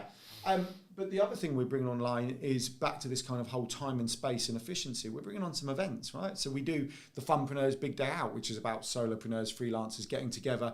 It's kind of a day focused on fun to get out of your business. But what you actually get when you focus on fun is stronger relationships, stronger connection, creative thought processes. You get so much more when you're not focusing on those things and you're focusing on over here. And I sort of was chatting to someone recently about who they'd come to the Funpreneurs Big Day Out this year. We'd never really met them before. They were completely cold. They just came along, brilliant, winning. And I said, oh, how was it? She said, oh yeah, I sent some business over to such and such recently. And I said, oh, that's cool. She said, well, if I'm not honest, she said, once you've screamed next to each other on a roller coaster, your kind of trust level goes up monumentally with them. So it was easy for me to do. And that's complete, contrast to delivering an elevator pitch around a table. And we're looking, Emily's got a retreat coming online in March. Not online, it's not coming online. It's already not online, there. it's in person. 2/3 full up. So be quick if you want to go to March on Look Emily's at you retreat. crowbarring. No. I'm crowbarring it all in, Emily. We're putting a trip to Morocco together. We're taking people up Pen y Fan because actually our love is adventures. We've always seen business as an adventure. So then it's like, well, actually, let's bring the more literal adventures in for the people who want them. And I think that's coming full circle. Full circle. You are. Did you?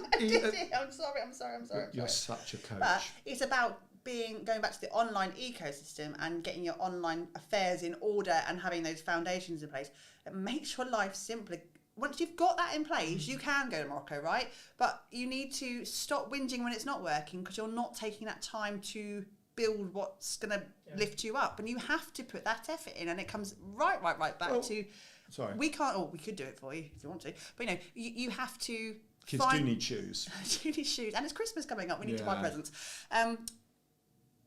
No one's going to do it for you. You have to put up your big pants, like Gail Tong would say, put up your big pants and just do the thing. Even if it was really awkward, even if you don't like the camera, if you're doing content, even if you don't like pressing buttons because you're worried you're going to break the tech, go and either find someone to support you doing those things or just get over yourself and do it. Well, really. Ricky's Ricky Locke, long-term friend of Yellow Tuxedo, member of the Digital Circus. He's a great one. I was catching up with him this week. We're just kind of hanging out, chatting. And he's evolving his business. He's been doing it 5-6 years. He was a wedding and events magician, still is, but he's evolving into confidence speaking around the world. He's done a TED Talk recently. And he basically said, it's difficult to deliver this because it was basically telling us what we taught him was brilliant. But he basically said, the years hanging out and kind of proactively building his ecosystem have allowed for him to evolve his business now in the direction he wants. Because what he's seeing is, you know, on a random blog post for eOptimize 3 years ago, he's getting 3 inquiries a month just off that one blog post as an example, on top of everything else, because he's done he's done and some collaborative stuff and some social media over the years and completely built ecosystem. It all has its place. As people need those multiple touch points, they get to watch a video, listen to a podcast, read an email, do X, Y, Z. So his conversion rate's gone up, his inquiry rates have gone up. He's over here doing his TED talk, becoming a confidence coach, working with, I can't remember the other team, he's CEO of the Confidence Club. How could I forget that? And all this other stuff. It's the direction he wants to evolve to. But his magician stuff, his wedding stuff, is just ticking over nicely for him. But I think the equity you gain by being visible and being on marketing, you know what will work in the market because you've got feedback from yesterday. Right, so I can tell you what the best performing reel of this week is because I look at it, because I put them out and I see the views. But also, in a time, I think Gary Vaynerchuk said this mostly, like in a time when things become harder, right, economically, either like where you are or just your own business because of XYZ, are you willing to put the extra work in to make sure that that is not the case, right? It would be wrong of me to not look at the market right now and say I understand that people are finding it difficult. Right, I get that, sure, okay, but then my question is, how do we fix that problem? Not, people are struggling. Like, I was having a conversation with my partner yesterday, and I was like, people like, because I think on the news it said like people are worried about their job security, and this sounds horrible to say, but I was like, are they? And it's not that I don't understand. Problem, you watch the news, just don't watch the news. Well, there you go. I guess the crux though is I was like, I'm so engrossed in my world and I'm so engrossed with, quote, how well I'm doing and what I've got going on that it kind of took me, I was like, shit, fuck, really? You know, because I was like, I like empathetically, I'm like, shit, that's really bad. And like, I wouldn't want anyone to feel that way. But like, for me, I'm that. Then also, if that is you in that position and you are listening to this and that is you in that position, what are you doing as a backup plan? Are you online? Etc. Like, don't talk about, like, if you're at a company and they've made very clear to you, don't talk about the company. Here's an idea, don't talk about the company. Might be a good idea. But you have a load of other stuff that you can talk about. And that was going to be my next question, which is like, how do we weave that line of talking about personal, talking about the person, right? Colton, Emily, Alan, etc. And then the business. And it's still being, quote, authentic. Buzzword. Bleh. I don't like authentic. I don't, because I just kind of think if you're not being authentic, surely you are surely you're just being you, right? So if you're having to say that you're being authentic, you're not being authentic. I'm being my authentic. Okay, right. So I'm going to be devil's advocate here. So let's be honest. Some people don't find everything simple and easy, right? Clearly, we are happy being ourselves, sitting around the table, chatting, right? Fine. Others may not find that. But what happens with all these things is, like the anti-hustle culture, like the be authentic thing, they all have their place for the right people. Yeah. But I was speaking to someone the other day and she was like, what's she into? I've forgotten. She was really interesting, actually. So she's a nutritionist. Alan does more one-to-ones than I do. I know, I just love chatting. So she's a nutritionist. And she went, well, I was going to be like a perimenopausal I can't remember whether she said coach, but for the sake of this, I'll just say coach, right? Help me with it. But she said there was so much noise about perimenopause at the time, but I've got to be very careful here, right? But she said, I didn't. Very brave mentioning that. No, I know. I'm so nervous. But she said, I didn't want to do it. And I find that in this world, that there's peaks and troughs of noise. And for the vast majority of us, the answer is, just crack on, be yourself, be a bit more efficient, make some more noise, right? Be a bit more visible. Well, lean in and then do it longer, I would say. If truly, like, so I want to talk about marketing, I want to talk about video, I want to talk about doing, okay, I'm doing it for 10 years. That's my sprint. My sprint is 10 years. Let's see if you can keep up, right? There's lots of other people who are doing it, sure. But have you been doing it as long as I have? Probably not. No. Yeah. Well, it's like The Rock always says, be the hardest worker in the room, doesn't it? Yeah. But then once again, that does have to align with your goals. Yeah, exactly.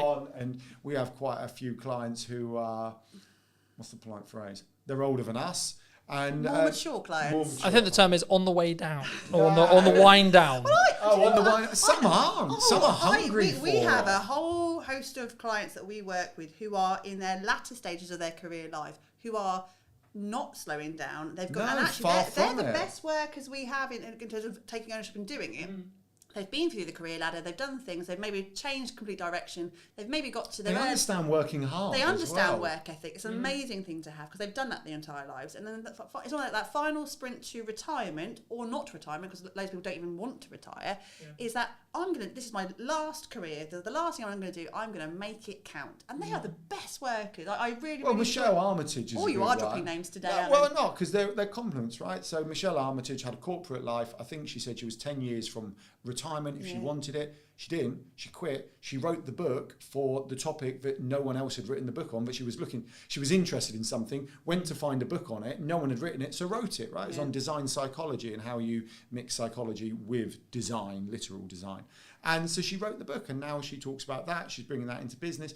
But I love that. She could have just done that last 10 years, but went, no, I want more out of my life than this. And I respect that. So. We going back to your question about sort of bringing that person into the business, I think a lot of us spend too much time comparing ourselves to what other people in our industries are doing and what we should be doing, and then that whole transactional thing comes back out to it. Like, I don't know if anyone's seen any of our social media reads, and if you're watching live, some of you who are watching us would probably know this. Hello? The conversation about the bears. The bears, right? And this is a great example. I don't know if Carlton, you've seen our video on bears. I'll be honest, I haven't. Okay, so I'm now going to go and watch the conversation so about we bears. won in the summer one of those giant Costco teddy bears. You know, they're like the massive ones, bigger than Alan.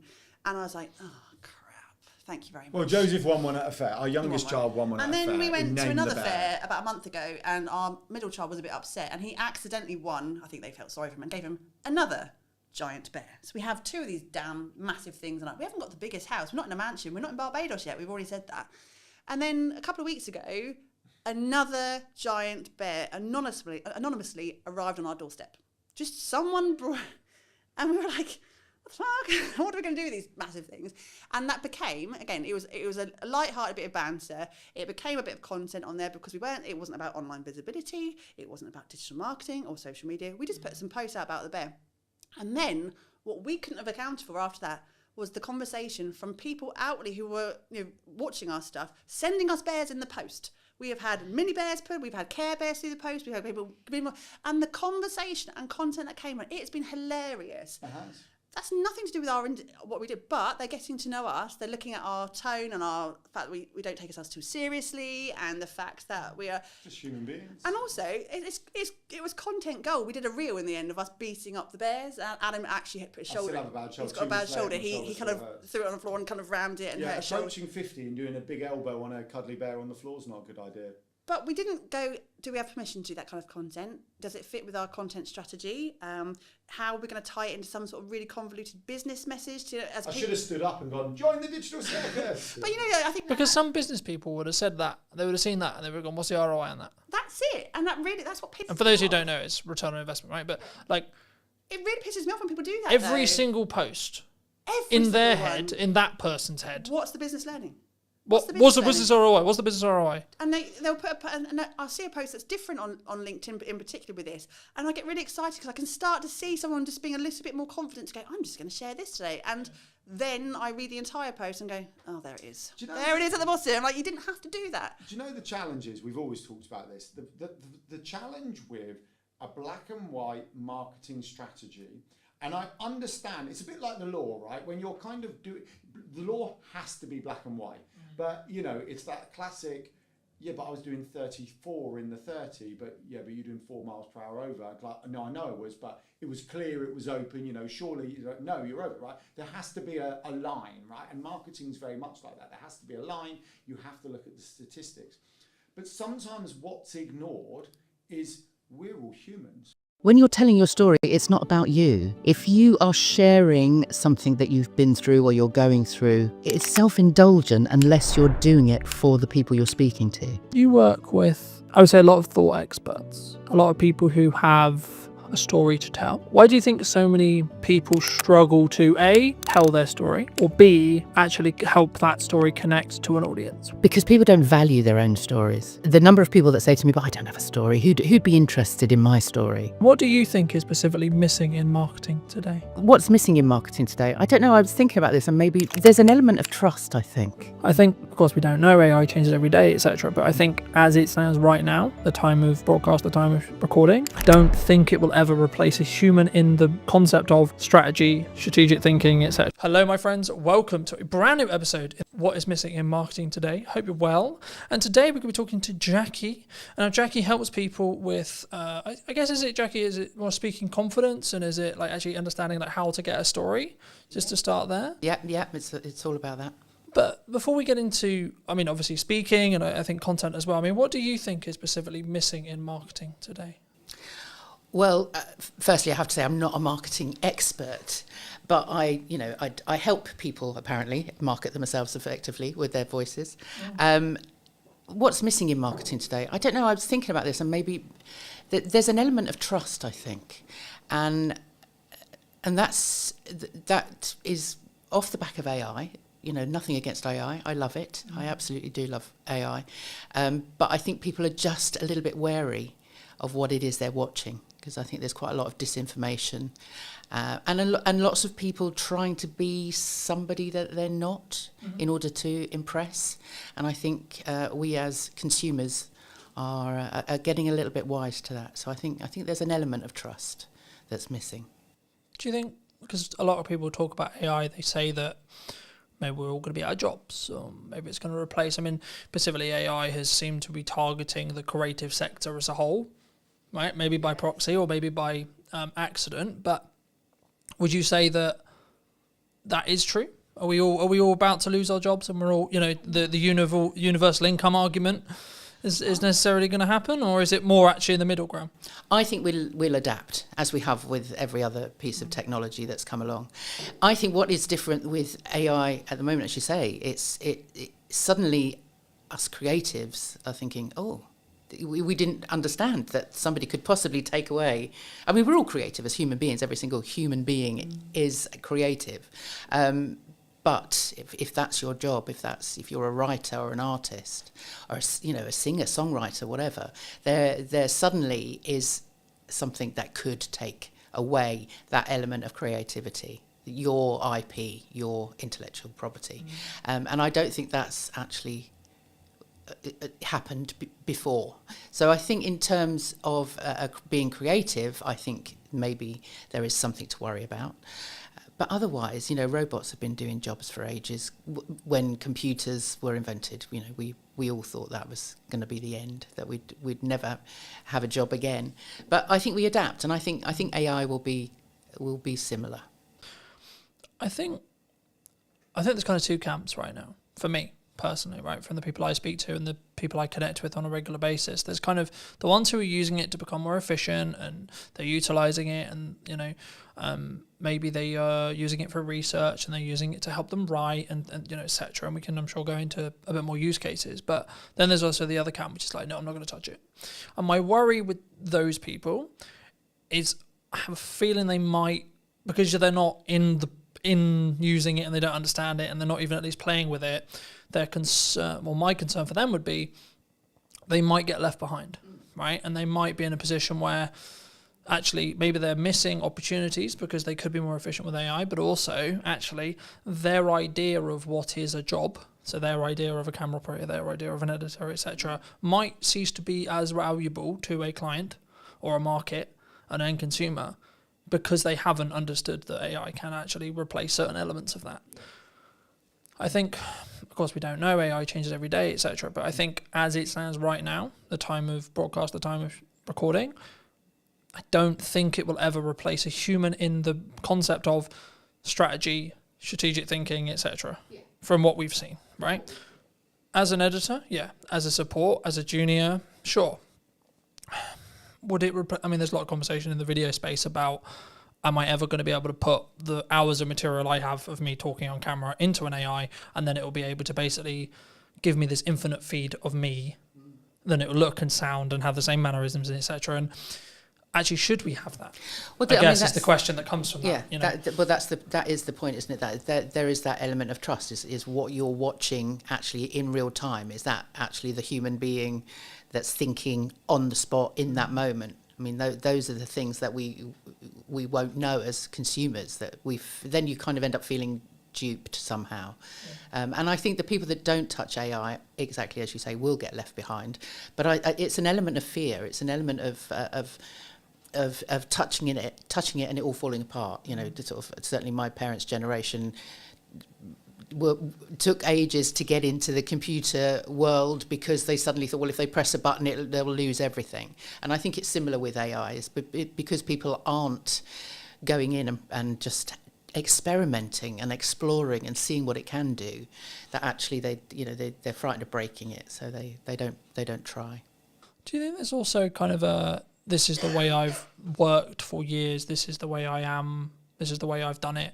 You know, I've been hired as a camera op for years, I've been hired as an editor for years, so no, that couldn't, you know, I mean, is it a level of pride, I think, or level of like, oh no, this couldn't be replacing me, you know? Well, yeah, I'm sure there is a level of that as well, but I think people are frightened of change. You know, and especially if there are people out there that have been in the same doing the same job day in, day out for years, and it's kept them safe and it's kept them in their comfort zone and, you know, family fed and all of that. If suddenly something is threatening that, then that's when people kind of there's a fear around it, and then they would rather fight it than actually understand it. You work with, I would say, a lot of thought experts, a lot of people who have maybe experience or a story to tell, perhaps. I mean, why do you think so many people struggle to A, tell their story, or B, actually help that story connect to an audience, would you say? Because people don't value their own stories. The number of people that say to me, but I don't have a story, who'd be interested in my story? But the part of my job that I absolutely love is going, okay, well, let's see. Let's start unpicking what it is that makes you you. And once you start getting underneath what they think they should be, that you suddenly then find these amazing stories. And then one of the very first questions I always ask when I'm working with clients, no matter who they are, what experience they've had, you know, the age, gender, whatever, you know, culture, whatever, it's, you know, what were you playing when you were 9 years old? What were you doing when you were a child? What lit you up then? And usually I find that whatever that is that they were playing in the playground, you know, whatever they, you know, for me it was grabbing everybody, right, we're going to put on a play, let's, you know, and I'd write it and direct it and star in it, obviously. And then we'd play it, perform it to the class at the end of the week. So that was what I was doing, and that I can see that progression in me from that moment. And I think everybody has an element of that, no matter what they're doing, even if it is a sort of a day in, day out kind of job that they've done forever. There's a reason that they get up in the morning. And usually, especially with thought leaders, thought experts, subject experts, they are expert in that area because there's something in there that lights them up. There's something in there that they're passionate about. And you can follow that story. But they don't value it until they speak it out loud to someone like me, that I can then go, now that's interesting, and I can see that I can then join the dots, and you know and then I start drawing out the stories, and so then when they get in front of an audience and start sharing their story, they can relate it back directly to what it is that they're doing, and why it's important to the people that they're speaking to. Do you think? Because a lot of the conversation I have, especially with like accountants, lawyers, etc., right, quite dry businesses perhaps, they go, well, yeah, but my day-to-day and my story is really boring. Yeah, but what I do is actually really boring and really dry and really just, I look at spreadsheets, I look at law, I look at etc. Is their story boring, or is there elements maybe they're not seeing? Do they feel that other people find their jobs boring, so therefore they're, you know, but I would say nobody works in a business like that for 20 years. Nobody spends all those years getting qualified to do something that they're bored with. And so I think that's a cover. I think they say to other people, "No, I have a boring job. You know, don't talk about listen me to me. because Yeah, it's don't listen- boring, It's boring. you know, I just look at spreadsheets." But inside, there's going, "I look at spreadsheets. So, you know, I'm so excited.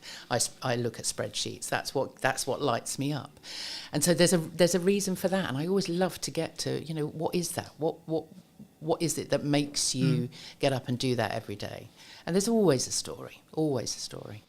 Do you think we sometimes, does it come from that I don't want people to look at me like, I've never really personally struggled with this, but I know many people do, which is the like self-promotion, especially as a business owner or an entrepreneur. You know, we try and put ourselves out there a lot and say, well, that's what we should be doing in my view. But, you know, it's the reason why I get the opportunities that I get. It's the reason why, quote, I'm as successful as I am, etc. But like, is there a hurdle there? Do people just like, oh no, it's a very British thing, right? It's very, oh no, I couldn't possibly put myself out there. Yeah. Do you think that's why? Yeah, That's why we have a deflection of like, oh no, I just have a boring job and I look at spreadsheets. You know, is that because maybe it's deflection to say, well, that's why I'm not doing it? Yeah, a lot of people don't like blowing their own trumpet, do they? I certainly don't. But there's something in people's. People, you know, you can be an introvert, and there are obviously, you know, we're introverts and extroverts, and people that are somewhere in between.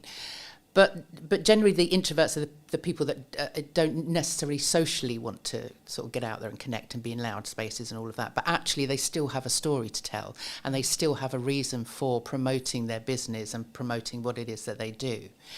So I think it's not so much about them sort of getting out of their comfort zone, but just taking baby steps. What is it that they can do that will just take them a little bit further forward, and find a story or something that they can tell, even if they just start with a camera and just talking to a camera, just in little, you know, and talking to family and friends and just starting to explain what it is that they do to other people.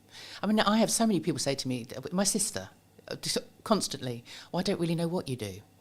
It's like, well, let me explain. And everybody has that opportunity to explain what they do to somebody else. Just get used to doing it, you know, and you will discover it's not until you start speaking your story out loud that you get feedback from other people. And that's really useful. When I started Power to Speak 4 years ago, I made the conscious decision to get feedback on what were my superpowers, what other people thought were the great things, that, you know, what was I really good at, but also what am I really bad at, where could I improve? And I thought, well, I'm going to bite the bullet. And so I asked, I think, 4 or 5 friends, 4 or 5 former clients, and 4 or 5 networking buddies, say people that I knew through networks. And so I had about 15 different versions come back to me. What do I do really well? What do I, you know, where can I improve? And I was amazed and I don't think it is quite a brave and vulnerable thing to do, because you don't know what you're going to get back. But I wanted them to be as honest as possible. And actually, the good certainly outweighed the bad. And the bad I could improve on. I knew where that was that I could then improve. So I always recommend people do that, because sharing your story is a vulnerable thing to do. And that's why people don't want to do it, because they're frightened of being laughed at or being told they're stupid or they're not good enough, or whatever that imposter voice is saying to them. But actually, once you start speaking out loud and actually asking for feedback, you'd be surprised. And a lot of the words, there was a theme of sort of different words that were being used by different people that I could then hold on to for social media and for my blogs, and it just built my confidence around sort of stepping into different, whether it was a networking event or, you know, meeting people or approaching potential clients. You know, I had then the confidence because I'd had that feedback. It reminds me, and I forget where this story originated, so if it's a bit fluffy, I apologise, but I remember someone said to me, I think it was in a networking room or it was a business friend or etc., it doesn't matter, and they said, well, ask around people who your network is and ask, when you think of me or when you think of my brand or my business, what do you think of, right? So we'll do the exercise here really quickly. I mean, when you think of me and my brand and what I'm doing, what do you think of? I always think of that hat. You always It's gone. The hat's gone. But no, that I suppose that and the waistcoats. So, I mean, you had that kind of the personality that came through the way you dressed, which you still a very dapper dresser. I'm not saying that, but actually, when I think of your brand, that makes me think of a brand that's creative and curious, which I think is good. And I think the reason why I asked you is I didn't necessarily want to put words in your mouth, but I think that's a key example of like how I've positioned a lot of what I do and how I do it to imply what I am, right? And what I feel like, and hopefully it will then, if you did choose to work with us, you did choose to trust us to do some marketing or trust us to do some filmmaking or etc., then you would understand that it would be to a level, to a standard, etc. In the same way, if we flip the table, if I come to you, I'm going to think, okay, well, Jackie's going to go deeper into my story than maybe I would have done, because she isn't going to have the hookups that maybe someone would have, right? Speaking personally, or anyone listening, they might have, but I can't talk about that because maybe that's a bit too raw, or that's a bit too much, or maybe I'm oversharing. I mean, how do you ride that line? Because I think sometimes we should share certain things that have happened. My view on it quickly is like, if you've healed from it, happy days, use it as a story. If you're healing from it, no. No, absolutely. No, and that's absolutely right. Those stories may well come out in a session with me, but I will always say to people, you don't have. That's not something that I'm going to say to you. Well, you need to tell people that. That absolutely not. No, if you're not ready to tell everything, then when you're telling your story, it's not about you. If you are sharing something that you've been through or you're going through, it's self-indulgent unless you're doing it for the people you're speaking to. If you're just wanting sympathy or wanting people to know what a terrible life you've had or whatever, things then are really hard. It's all about you then. And actually, really business, things really hard. And but what you need to that's fine and relevant if it's relevant to your audience, because if it's not relevant to your audience, they'll switch off. But you could tell the same story to someone. This is how I overcame being, I've discussed it in podcasts before. I've discussed it saying, well, 24 was really challenging and really difficult. Okay, but here's actually what I was doing wrong with marketing. Here's actually what I was doing wrong with networking. Here's exactly what I was doing wrong. And this is how I've done it better this year. And this is why, funnily enough, this year is a lot better than 24, right? So I think it's within that context, right? But it was wrong of me not to, I guess, hint at your story a bit, right? You began in fashion. You then moved into acting. And then you help people, I guess, shape their voice, understand their voice. Would that be fair to say? Yeah. Did you always want to? Have you, I guess, the question that comes from that is, in your current career path, is it where you expected it to be when you were maybe acting or in fashion specifically? Is that like, you go, okay, well, this is the path I'm going to go on and this is where I'm going to end up? And if so, how did you sort of get to where you are now? Yeah, does anybody actually end up where they think they're going to end up? When as I said, when I was 9 years old in the playground, I was writing, directing, acting, literally producing. I was doing all of that. And then when I got through my teenage years and went through grammar school and O-levels, as they were back then, and I went to my careers teacher and she said to me, what do you want to do? And I said, well, I want to be an actor. And she sort of head tilted to one side and went, I don't think so. She said, do you go to the theatre? And I was like, well, no, not very often. I lived in North London. I wasn't anywhere sort of near that sort of places, those sort of places. And I wasn't doing a lot of drama. I was doing sort of bits and pieces at school. And she said, no, you don't want to be an actor. She said, if you wanted to be an actor, you'd live, die and breathe the theatre. What else can you do? And I'd said, oh, well, I'm not bad at art. So I ended up, and I loved fashion, I always loved dressing up. So I ended up going to fashion college because for better or for worse, the woman had just literally crushed all of my dreams in that one meeting. It was like, well, obviously I can't do it. That's me done. I can't do that. So I became a fashion designer, which was fun at college.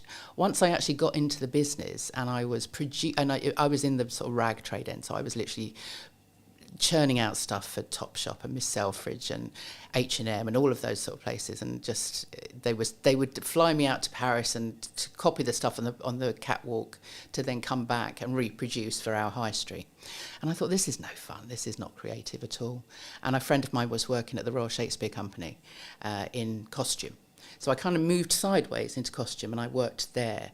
But obviously, I was at the Royal Shakespeare Company. So I sort of was literally looking through the curtain, watching the actors on the stage going, oh my God, that's where I need to be. So I went to drama school when I was 28, actually. Well, actually, no, I was closer to 30. So I went off to drama school then, came out and did the Fringe. I did Edinburgh Fringe and all of those things, London Fringe. Did a couple of bits and pieces, went off to auditions, did some acting, but actually to subsidise that, I got into teaching.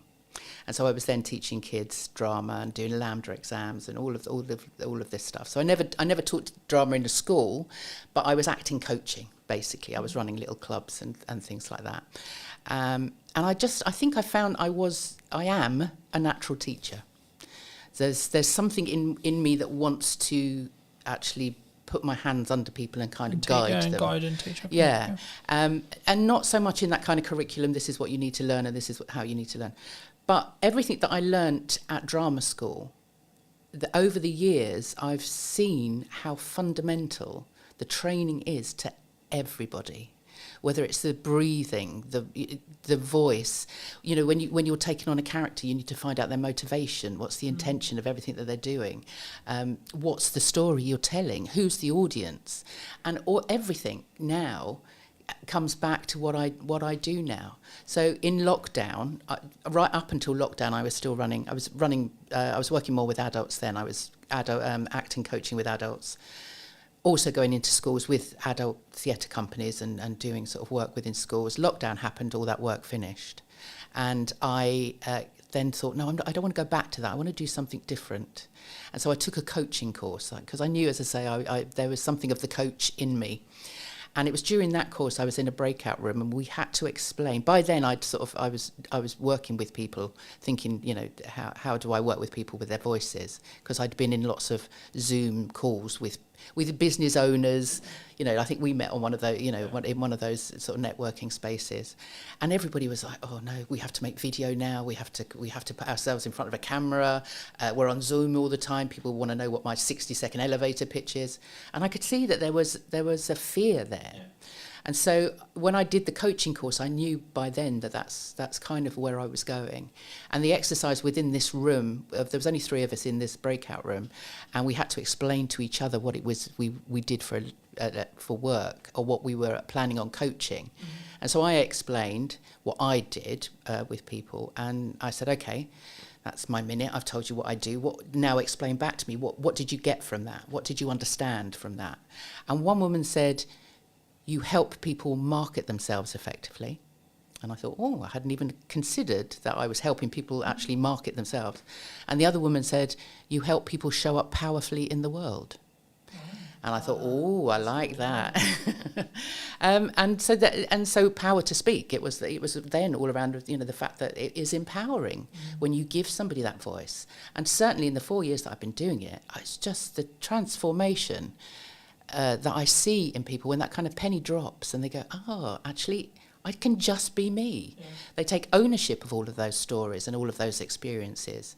And when they show up with that courage, then the confidence and the excitement of actually sharing that comes from there. It jumped to mind while you were speaking, so I think I'll mention it, but I remember watching a YouTube video a while ago that said, like, during COVID, when there was a lot of money flowing around, working in the arts seemed to be like just the thing, right? There was a lot of filmmakers, there were a lot of marketers, a lot of speaking engagements, etc. But like, I think the thing that sometimes people misunderstand or misthink about sometimes is actually being in the arts, whatever your definition of that is a privilege, right? Working for yourself is a privilege. And I think for me, having the work-life balance is a privilege, right? Like, and I can go a bit deeper into like privilege, right? We live in this a part of the world where I don't have to worry about a bomb landing on my house. I have clean drinking water, etc., etc. I can go down that road as well, of course. But I think for me, it's really important to establish when you are in a privileged position to be able to upgrade your kit, to be able to invest in the business, to be able to first come at it from a point of view of saying, I am in a privileged position and I am grateful for the privileged position I'm in. I guess the question that comes from that, though, is in marketing, in when people speak, and when they come across, maybe they don't mean to do it, but do they sometimes come over, not maybe at the start or maybe in their own way, but maybe they don't come over with that level of understanding, that level of privilege first, or maybe they should someone lead with that level of understanding that level of privilege first, or being grateful for the opportunities that they have? Oh, that is deep. Because I think sometimes I use the word entitled. I paused because I didn't know what word to use, but I think the best way to describe it is some people can be very entitled. I'm entitled to people watching this. I'm not entitled to anyone watching anything I do. I hope they do, and I hope they take value from it. But that's actually down to the quality and the value that I add, which is subjective upon the audience, not me. My job is to do the best I possibly can in the grateful opportunities I have to hopefully add value to someone else.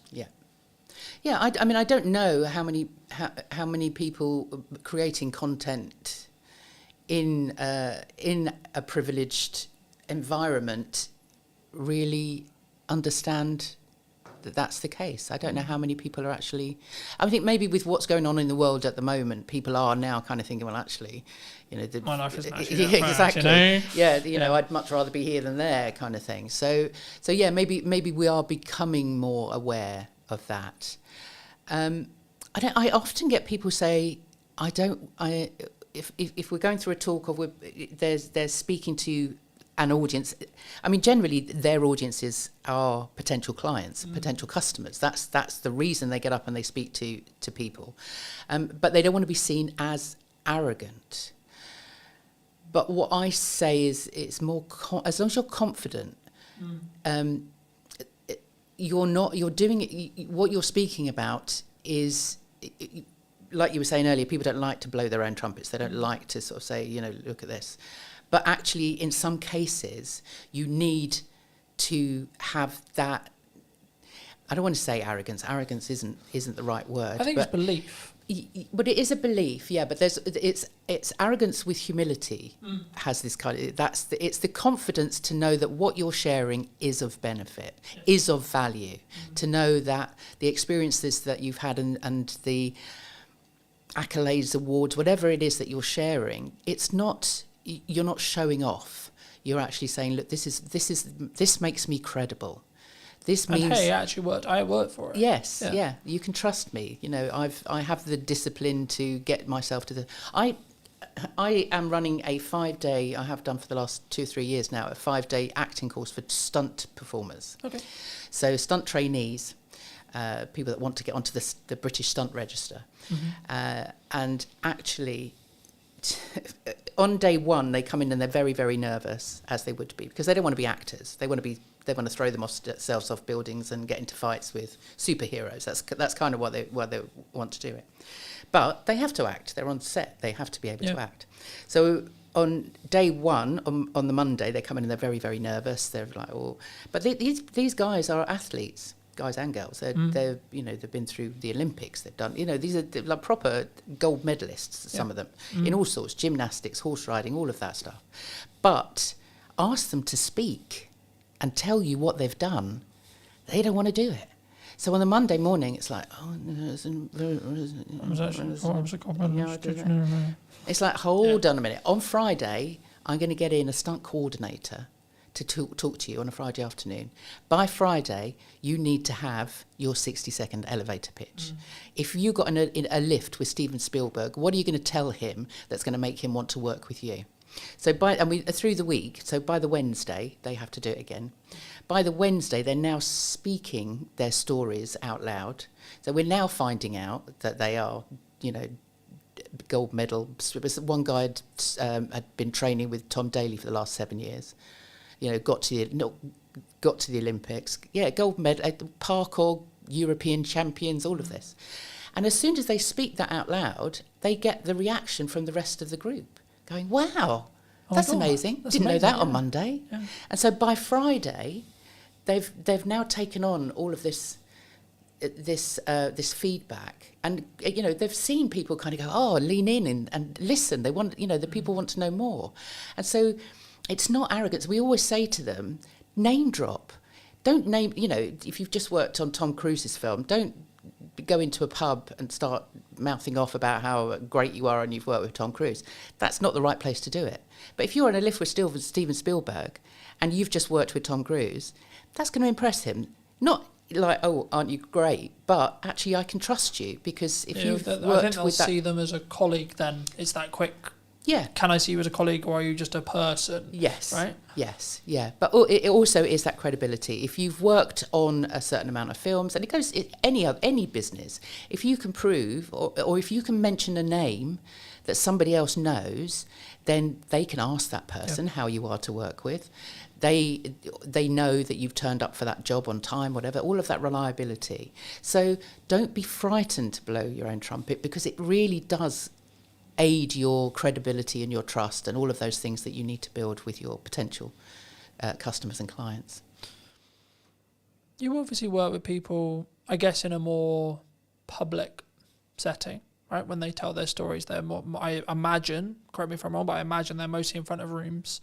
They're maybe having it filmed, or they're doing a virtual equivalent, right? So they're speaking to a group of people. Is there crossover between like speaking in front of a room and delivery and creating content? It's all content, isn't it? I mean, it whatever you write. I mean, this is the other thing with the process that I go through with my clients, is that it might be that they'll come to me because they've got a 15-minute talk that they're giving in a room somewhere, or on a conference stage or whatever, and it might be about personal branding. It might be about software design. Whatever it might be. But we'll still go through that process. I'll still ask them what they do when they were 9 years old, and every story that comes out is relevant. And even if it sort of gets thrown over the shoulder and like, we won't use that yet, they've owned it. Once it's they've said it out loud to me and I've written it down on a piece of paper. It's there in black and white. You've owned this story now. This is yours. And so by the end of the process, they might only have 15 minutes for that particular presentation, but they've done all of that work. That means that they can then create content from it. Yeah. So then they've got a blog, they've got a story to tell, they can get on video and make some videos, they can do a Zoom webinar or whatever. They now have all of that content. So there is a crossover. I think there's a way of using both. Because the reason why I asked that question is because when I started doing public speaking, whether that was through a Zoom or as part of a conference or as part of like my own events, I was like, yeah, I'm gonna ace this, right? Been on video 10 years, piss, right? Like been on podcasting forever, etc., etc. Then I had this moment, I was like, shit, hold on, this is different, right? This is not the same. This is like real people, and they have real reactions, and they like, if a joke doesn't land, I will have the feedback instantly. And I think that's why I think sometimes there's this, like, I think they're more adjacent skills, but I think for me, I think you should develop both, right? Because I think there's obviously byproducts of what happens across, but when does it go wrong? Do people focus too much on perfectionism, would you say? Because I'm speaking as a content person who helps people with content a lot. Everyone's like, I'm not going to do that. I'm only going to overthink it. Can't do that. I don't have the podcast, don't have this because it's not perfect, right? I don't have the perfect live stream. I don't have the perfect camera setup. I don't have the perfect microphone. So Should I still do it? Yeah. Oh, yeah. I mean, done is better than perfect, isn't it? And there's no such thing as perfect at all. But having said that, I am the world's worst. I should be making more video. And I do make video, but they're still all on my phone. So I'll do it and then look at it and go, oh, no, that didn't come out right, or my hair doesn't look right, or, it's a bad day, bad hair day, or whatever. And so a lot of those things still sit on my camera. So, it's a very vulnerable thing, but I think you do need to just do it. As I said earlier, just a little bit at a time, just get feedback. I used to hate seeing myself on screen. Most of the acting stuff I did was on stage, so I never saw myself on, it wasn't until Zoom, it wasn't until lockdown when we were all confronted with our own image on on a screen. Oh my God, is that how I look like? Oh my God. Exactly, is that what I sound like? All of those things. But over that year on and off of lockdown, I saw myself a lot on the screen, and you get used to yourself, and actually now, I don't look too bad. I can get away with that. But going back to what you were saying about how you started out in that sort of space of suddenly standing in front of an audience, having done video for so long, I'd been on stage as a character for so long that when I then had to stand in front of people as me, then that was like, when I used to introduce the kids shows or the adult shows or whatever, we'd put on a performance at the end of the term or whatever, I'd have to stand up and introduce everybody, and I'd got that. My heart would be going, I'd be the sweaty palms, it's like, I don't know what to say, I'd have to read it all. But over the years, and especially now, when I started Power to Speak, I thought, now I'm going to have to walk the walk. I'm going to have to talk the talk. So I have now pushed myself to do as many podcasts as I can and get onto stage if I can, put together talks for myself, just so that I can say to people, look, I've been there, I've done it. Yeah.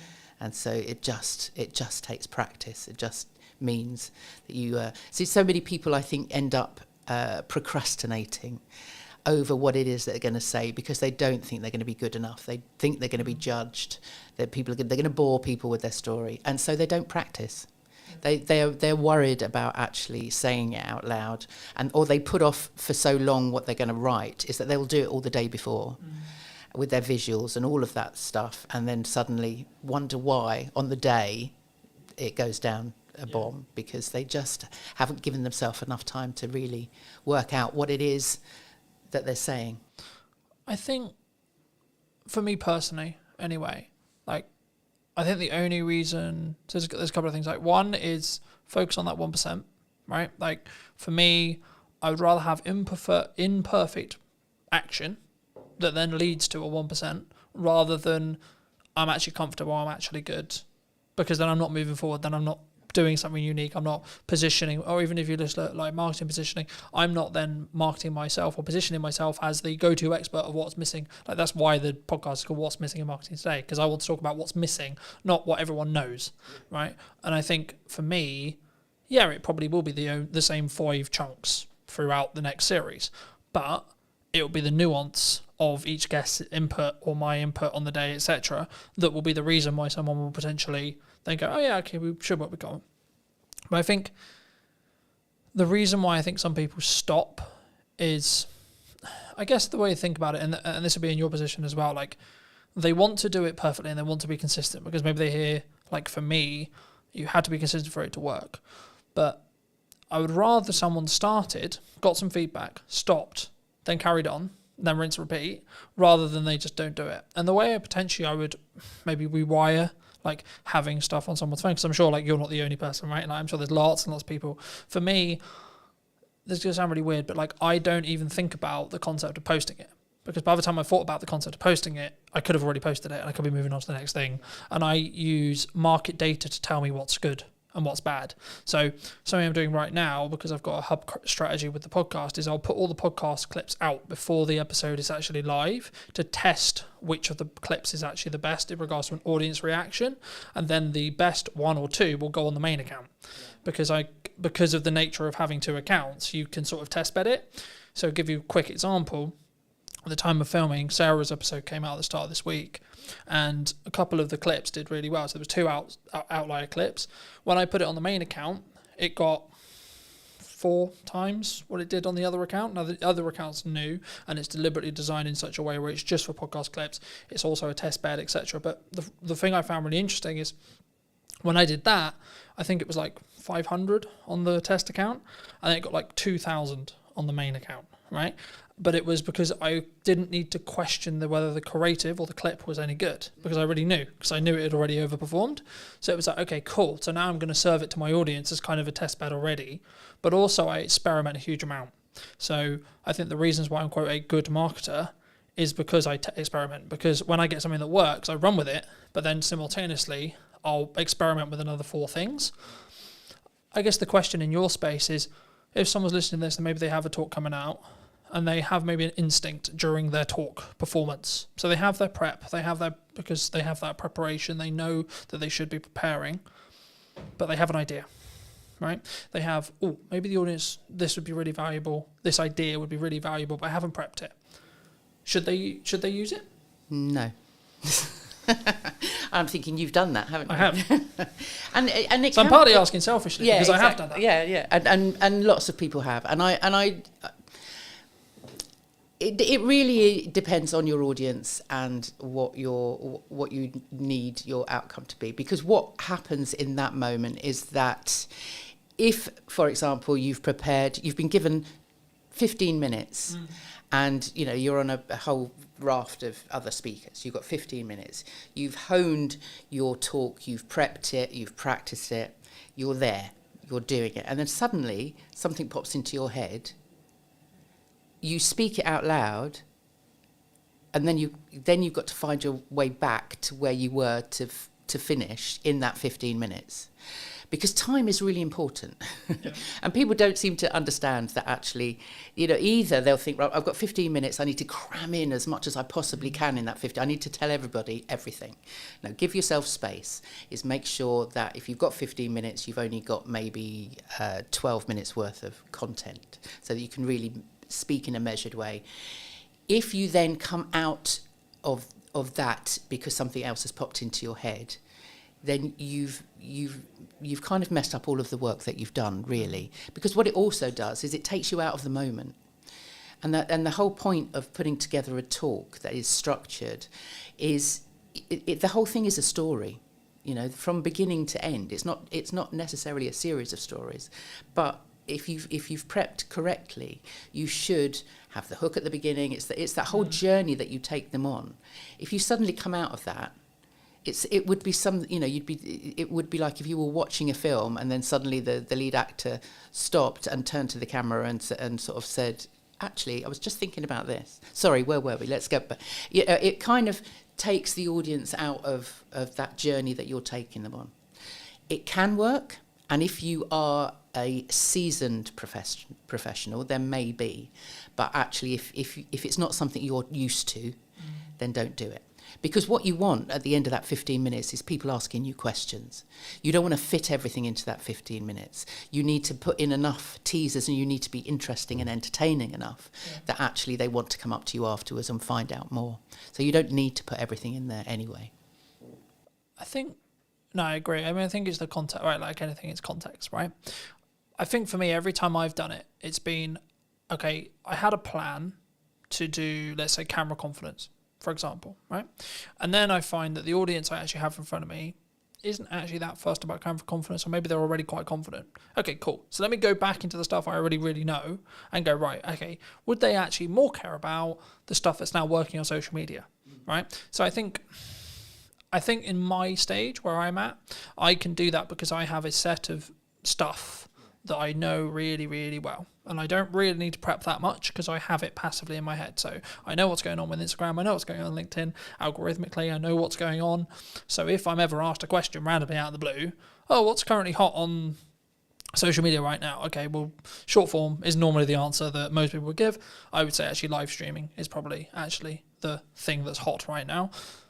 And the reason is it's counter AI, right? So bridging back to the start of our conversation about AI, it's actually anti-AI, because for AI to be live, it's nearly impossible as of today, right? I'm not saying it's not going to be, it might become da-da-da. But from my understanding of the technology, from what I've played with, it's nearly impossible for a live stream with people on it to be AI'd, from what I know. And that's one of the reasons why I think it's the unique thing to do, because also it takes a lot of confidence, it takes a lot of planning, it takes a lot of prep, but also it could be the reason why you're found, because it's a different algorithm than the video, than the shorts, than the reels, etc. But do people come to you confidently when they look to speak? Or if they don't, how would you recommend they become confident? Is it just simply that prep? You just do it over and over and over again? You don't, I mean, just coming back quickly onto your point about you in that space. Like me, if you are running a sort of an interactive workshop presentation type of thing, then read the room. Always read the room. The number of times I've been into a class with with everything, a workshop with everything noted out. This is like 5 minutes for this, 5 minutes for that. To throw it out the window every time, because you are interactive and you're feeding back. You're getting that feedback. So then and we have that knowledge. We can answer those questions. If you're in a Q&A, then obviously you're talking off the top of your head. You're improvising. Absolutely. And that's fine in those situations, absolutely.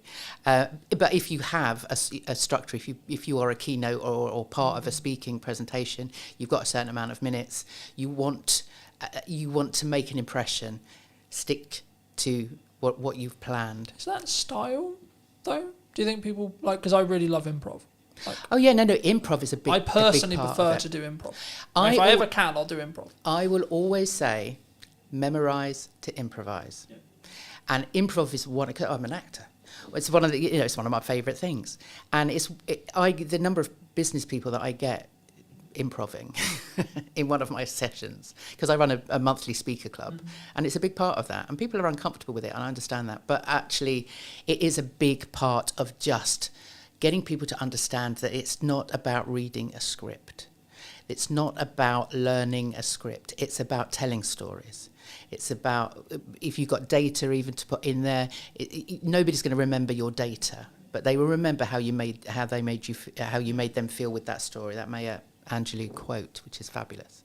So improv is great, and if you have been doing speaking as long as you obviously have, then maybe yes, but that's because all of that is memorized. Yeah. It's second nature to you. And so people don't come to me confident. No, they don't ever come to me confident. That's the whole point. And I think even the most confident, outwardly confident people, when they get into a room and we start sort of digging down, it's like they everybody has those voices in their head that tell them they're not good enough and nobody's going to listen to them. So it is all about, I like to say that I get people comfortable and confident with what they're about to say.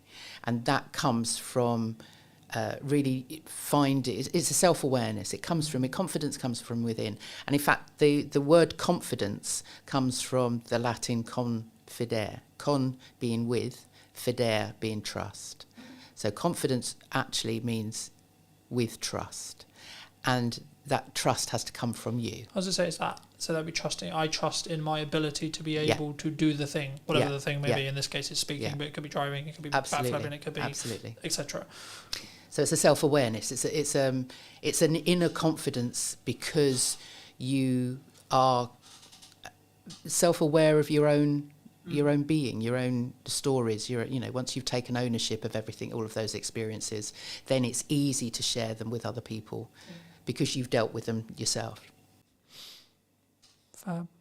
For those who've enjoyed this conversation, who maybe want to see what you're doing and see some of your content, see some of your older content perhaps, where's best for people to reach out to you?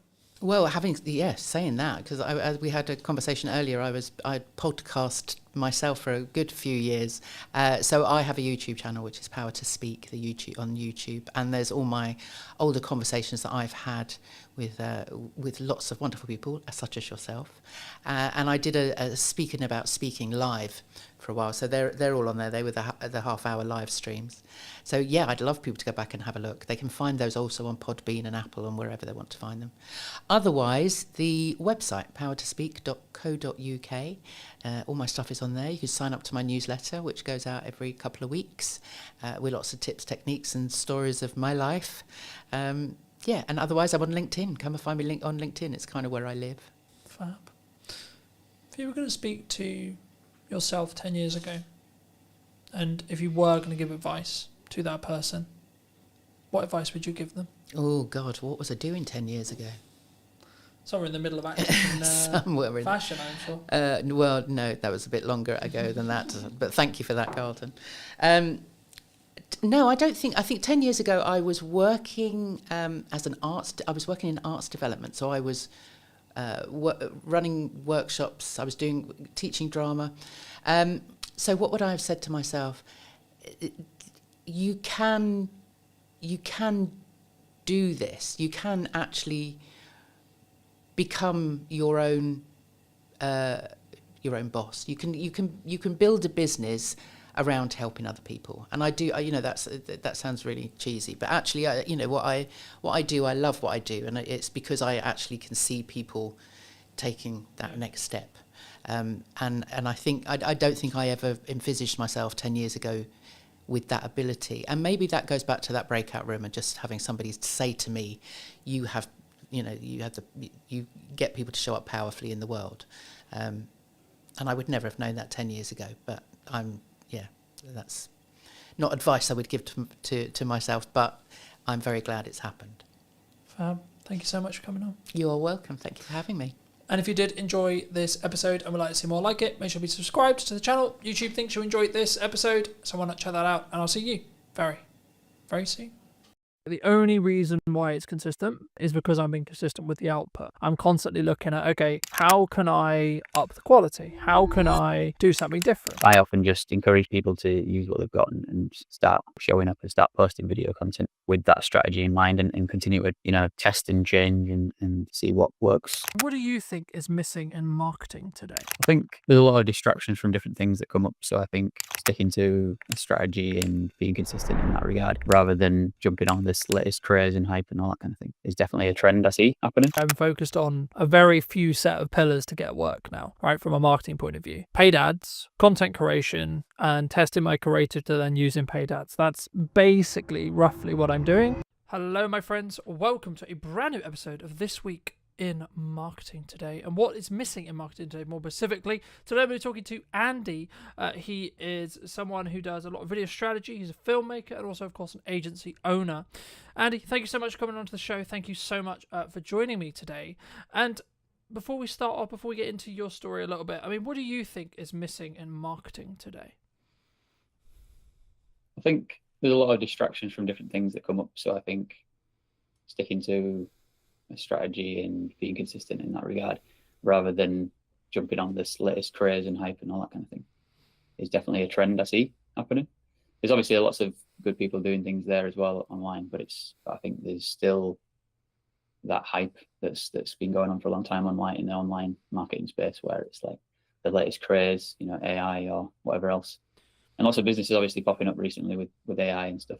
And it's, some of it's free, obviously, some AI, but you see more and more people now like trying to monetize it and stuff and create their own AI,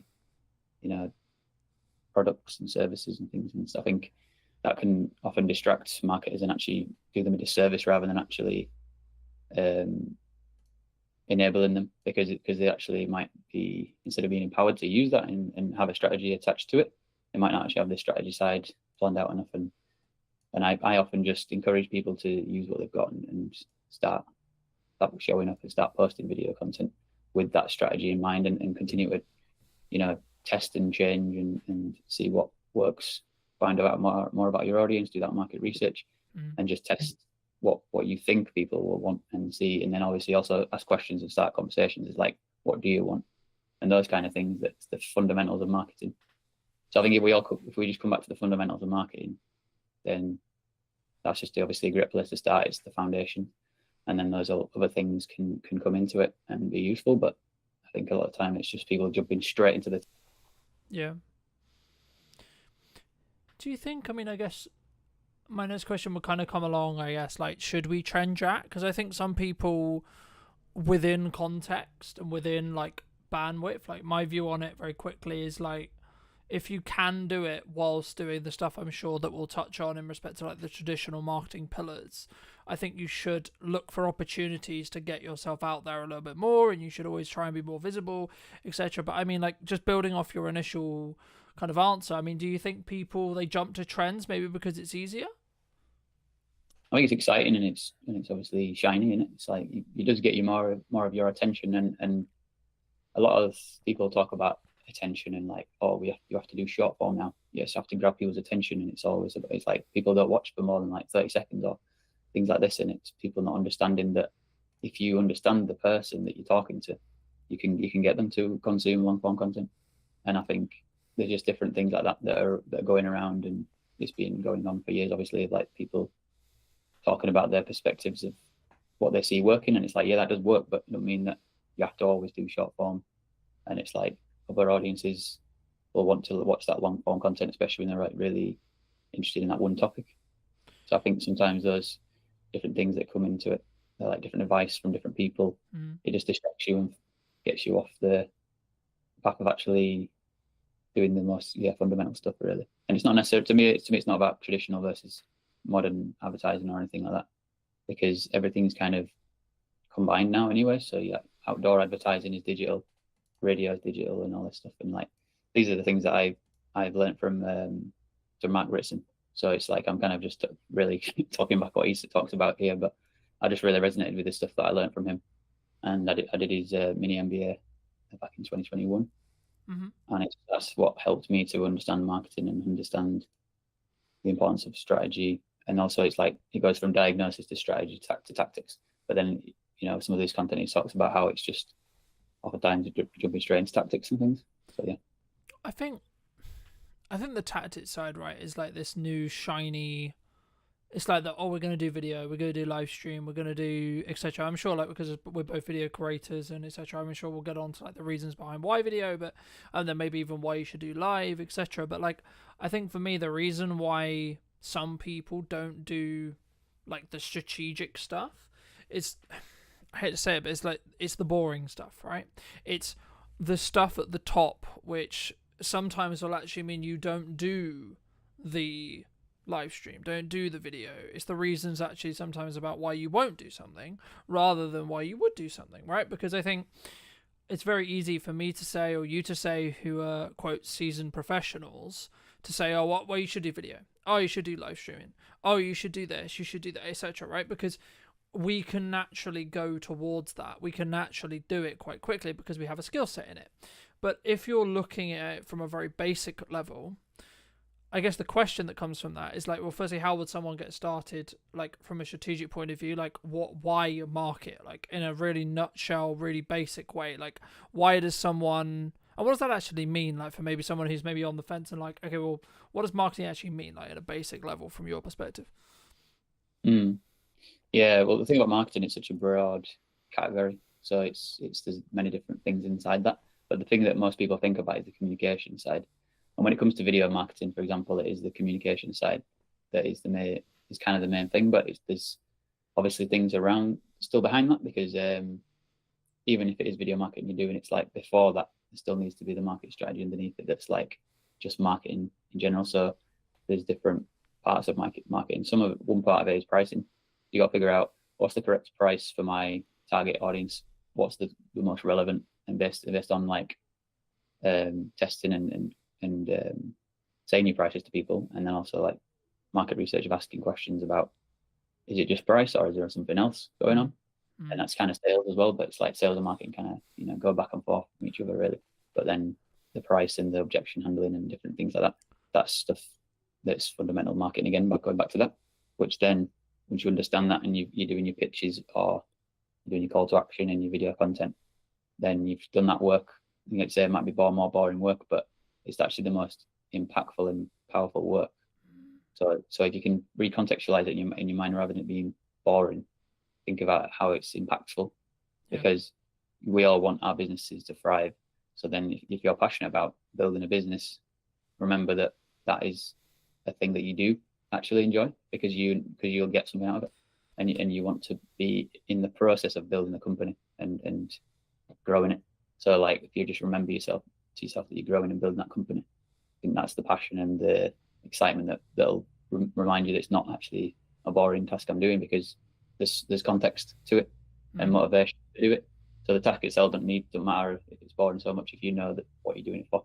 I think that especially helps for people like me, myself, neurodivergent and stuff. So when we've got a meaning behind things, it helps us to motivate us to do tasks. And because I've got ADHD, task initiation is another struggle for me oftentimes. Yeah, I think for me personally, I've found it, like in the past anyway, like very, I guess in some ways frustrating when there isn't, and the reason why I bring it up is because I think there is a strong correlation, and this might be a commonality, where there's not necessarily I do this live stream, I do this video, I do this marketing effort, whatever it may be, right? I do this pamphlet, I do this print ad, etc. And then I instantly get a return, right? So the phone rings instantaneously saying, oh, hey, Andy, I love that video you did, etc. I mean, for me, like, if you're doing something now, in 3 months to 6 months, you might see a return, right? And the key there, and the reason why I say might, is because it depends on, as we've already alluded to, the strategy, how you're doing it, what you're doing it, etc. But what would you say are like I guess just focusing a little bit on video then, why should, I guess there's this kind of a two-pronged question here, like number one, like why should, in your view, someone do video as a whole, right? Why, as a medium to create content, put themselves out there? But then number two, what would be the reasons behind A, why they shouldn't do it, or B, what are the hurdles they might run into when it comes to their fears, their worries, their concerns in respect to actually like doing this thing that we call a video, right? Because I think so many people don't do it because they're worried about it or because they're concerned about it. I mean, from your perspective, just to reiterate the question, why should someone do video? And then secondly, like, what kind of are the fears and the worries that they might run into?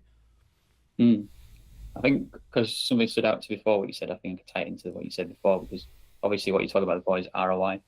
So any marketing thing we're doing, obviously ROI is often a motivator to do marketing, but then that's usually a short-term thing, return on investment. But then it's like something like a sales activation, or where you do a discount, or you just got like a campaign that's like short-term and you're trying to like get people to buy that particular product. And then there's also long term, which is the brand building. So there's those two sort of objectives, like categories of like, we've got objectives in building that brand and long term value, and then we've got the short term of like just getting this product sold. If we've got loads of a particular product to sell, for example, it's like a physical thing that we want to get that sold, then we can, obviously one strategy is to do discount, but that's kind of like the last option you should really consider, because you want to think about what's relevant to the audience. Like we were saying before with pricing, if you set the pricing originally, then you'll know that it's the right price and you can just keep it at that price and keep just pushing it. And then this brand building side is more emotional and more what it feels like of the brand and what you stand for, values and all that stuff. And that needs to be a message that's communicated over time, and a story that people understand who you are and what it feels like to experience that brand, on either in the marketing or in the product itself. So I think those things are important, whatever marketing you're doing. But then if you're using video, there's some of the benefits are that if you're a person like talking on camera like we're doing, it's like it can humanize the content rather than just text on a screen. Personality can obviously come through text as well, but it's like, I feel like it feels obviously more real. It's like a simulation almost of like real life. So I think that's one of the benefits of video content, and aligning that with the marketing stuff, with either focusing on sales activation or brand building. Yeah. Usually a combination of the two is the best approach. And then just to tie.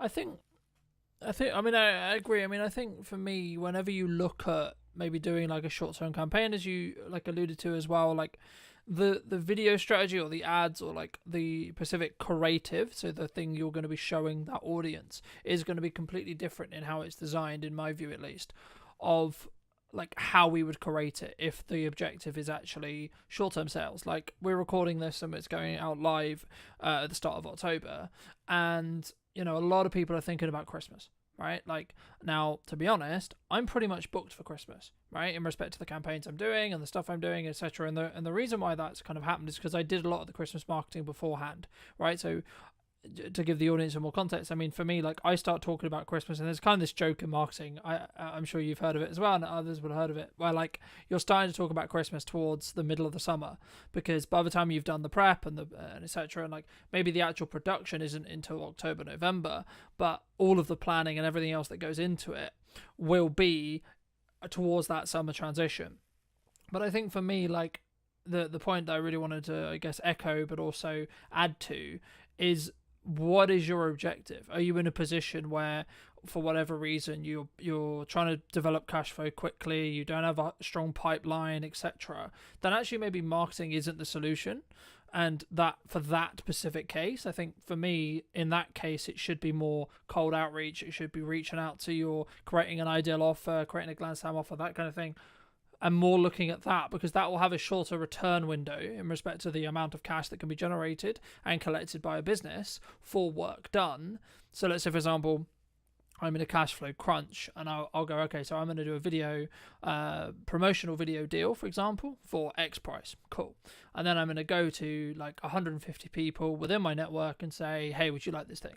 Right. And if it's kind of more a binary yes or no. This is why I think sometimes people get things wrong when it comes to marketing, is because like they don't see them as separate tasks, right? You've got to do marketing to get people to the point of sale. And I think for me, like the overarching perspective when it comes to video itself is it humanizes, as you say, of course, but it also allows people to get to know you and build that parasocial relationship faster than like us. Like there's kind of there's two ways, and it's about the depth of connection, right? So you meet the person, you have meetings with the person, you go to networking, etc., which will lead into my next question, or you consume their content and you build that parasocial relationship. But a way of building a parasocial relationship is by having one-to-many, e.g. a video, e.g. piece of marketing that can help nurture, can help build trust, know, like, and trust through your audience to allow you to then, so I'm going to spend time with you talking today, but actually this is going to sit online and it's going to potentially be a multiple set of touch points with multiple sets of clients. And then that's not even before you then start pulling out the, the smaller chunks, etc. But for people who are maybe listening to this who are like, okay, cool, I'm going to start doing video. How should we start? Should we just jump in? Should we just record a quick video on our phone and post it? Like, what do you think? It all starts with diagnosis, basically. So, like I mentioned before, so you can diagnose where you're at, where the business is at, like what are the challenges you're facing currently and all that kind of stuff, and like get a bit of a map. You can also then think about what you want to get to, and then map that out, and have use different tools. So like project management tools or things can be useful, like diagrams and different things like that. And once you've had that, then you can sort of think about like what could be the quickest thing we could do if we wanted to do that. Like if we wanted to, we want to get like good at creating videos, so maybe we could like do something really simple that moves in the right direction, but it's not so specific at the moment to actually get into that vision, but it's us practicing the skill of it. You could do something like that, for example, and you could just keep it really, really simple of like, let's just get on a video and just say, hey, we're thinking about doing more video content, and just like, we want to hear from you what your struggles are right now, like challenges and things, like let us know in the comments, or like give us your experiences of what it's like been like in the past with other content we've done, or other interactions we've had or whatever. And just see how people react, because I know that sometimes some people actually get like a really good response from that, and other people don't get anything. So it's worth testing things like that and seeing where your strengths are and stuff, because sometimes people have got a massive network and they've just never created content, or maybe a few written posts every now and again, but they're not really put video content out or content like that. And then just one thing like that can often get a lot of different people commenting and things, and obviously you can share it around and things. So that's one way of getting started. And then going back to your vision and your diagnosis of like where are our challenges and where are our strengths, and like how do we go and lean into the strengths and sort of make up for the challenges that we're facing at the moment. Do you think, I mean, my next question was going to be around consistency, but like for me, when someone's looking at what they're doing, the key to whether someone's going to be successful for me is that element of consistency, right? Like, so I'll give you a very quick example. One of the reasons why I would argue that the podcast, or like what I'm doing with the YouTube channel, what I'm doing with the business, etc., like the only reason why it's consistent Well, the only reason why it's consistently working is because I'm being consistent with the output.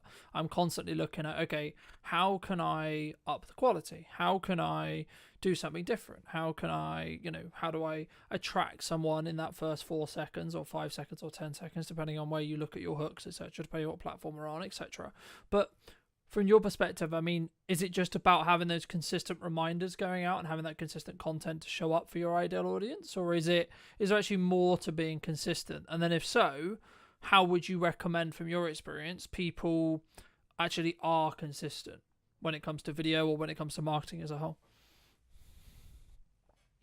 One thing I was thinking about when you were talking about something else earlier was like about, you mentioned about like getting your personality across. And I think that's a big benefit of video. And if you've been to like a networking event, which I've been going to quite a lot recently, and like connecting with people, connect with somebody and then they see your content after they've met you in real life, I think it's a powerful combination. And it's and just having that going out there, even if it's nothing to do with your business, I think it's still a powerful tool to use so people that get used to you and feel comfortable with you. It's like building that trust. But it's I think, even though I've talked about strategy and things like that, I've also recently been thinking less about it as well. And I've actually been, and I think partly it might be to do with my being neurodivergent, because I always like seem to find it natural to break rules and to test new things that people don't expect. So like for me, I've been more like less strict about strategy and less strict about certain ways I show up to sort of say I do video content and all that, because I know that just showing up and being myself will like I say, will build trust, and people will go into my page and they'll see my other content I've done about video content anyways, and they'll see, like, read my headline, read my bio, whatever, or go on my website, whatever, and then they'll find out more about me naturally. So it's like having that faith a little bit that I don't always have to be showing up like a maniac talking about video content all the time. It's like I can just like be myself, and I can talk about the things I care about, which more of the stuff I'm planning on doing more content around is accessibility, inclusion, and leadership. So like these topics are the ones I'm interested in, I'm passionate about. So then me talking about that is just an extension of my personality, and it all motivates me to create more content. And then there's also going to be those moments when I go back to the expected thing that I talk about, which is about video again. But then because I always use a lot of video content anyways, and I'm filming myself, people will see the video content. So they'll see the quality of the content that I'm filming. And that's already showcasing my skills at the same time as me showing my personality. And I think for me as a video person, that's one thing I often remind myself about. So I don't need to stress myself out to think I need to be giving these video tips like everyone else does, or I need to do this, or like showing up in a certain way and like strategically positioning myself in a certain way. Like I'm still working on that, and that comes with time, I think, a little bit to refine things. But it's like I don't have to be too obsessed with that. And like I say, I like to break the rules and just test new things. I think, the things I'll just pull out of that I completely agree with. I think sometimes when we look to either do video, we look to do content, it has to be in this model of like loads of people online, Gary Vaynerchuk, etc., like people who I follow a lot, like they're constantly talking about add value, right? But I get where they're coming from, and yes, you should, right? Is the answer, but the caveat is, actually, if you're looking for long-term sustainability and long-term growth, and it's kind of a cliche now, but people do buy from people, right? So when I'm looking for a supplier, when I'm looking for whatever it may be, I'm looking for a position where I can get to know the person behind the brand, right? Yes, I need to know that you're a good, in your case or my case, yes, I need to know you're a good videographer. Yes, I need to understand that you're good at X, Y, Z. Sure. So personally, yes, you should have some of that content out there. Yes, you should be sharing your knowledge. Yes, you should be sharing. But I think for me, it comes back to, and this is something I touched on last week with Chris, this is about bandwidth, right? We discussed at the beginning a little bit about trend jacking, and this is where I think you can really have that kind of creative spark and kind of that creative element. But we did mention at the beginning about, like, everyone wants to talk about AI, everyone's looking to use AI. I mean, are you personally using AI? If so, like, how? But also, should we? Like, why do you think it's such a big talking point online at the moment? Yeah, like initially I was thinking to myself that I don't use it much, and now I'm thinking I do, because it's integrated now into a lot of things we use. So I think everyone uses it now to some extent, without realizing. Like AI is obviously built into search engines now. It's built into video editing software like DaVinci Resolve that I use. So it's like I do use it, but I don't really use it in a in much of an intentional way of like using one specific tool and like in that kind of way. But yeah, it's become a part of my workflow. Like definitely some useful features in DaVinci Resolve, like move background removal of noise and things like that. Do you think it can go too far? Do you think people can use it too much? A tool that's used for this, for like I say, go back to the strategy and really, because I think you mentioned earlier, like sometimes it's about what you don't do in your strategy, and you just think of like, as long as I'm clear of like what I'm not doing, it'll become clearer what I will do, because it's like I have less options and the choice overload is reduced, and you become more clear, you have more clarity, and you're like, I'm not going to do that or that or that or that. Yeah. And especially if you're thinking like as a default perspective, not to jump on hypes and just think about your strategy, then you're going to be like more grounded and be like, what's going to be best for the strategy? Yeah. And then you make that decision. And then if it is one of the hype things, you can go, okay, I can use that and test that out as part of it. But it's not like a crutch. Mm. I think you have to experiment in marketing. Like that's the first thing I would say, and then the second thing though would be everything I put through that I'm thinking of doing, spending money on a trip, whatever it is, a piece of gear, so on, right? Or even nowadays, to be honest, looking at some client jobs and looking at some projects that I'm like maybe asked to consult on, or asked to help with, or asked to produce, or whatever. And I think, is this gonna make my boat go faster? Is this money worth the time, energy, resources? A. B. Is the client the right fit? Right? A, B, or C. Like, how does their attitude? Like, how do they work? What is the value exchange good in respect to either how much you're making or potentially the benefits that client could potentially work with you, etc. Like, but also, do you like them as people or person, depending on how you're working as well?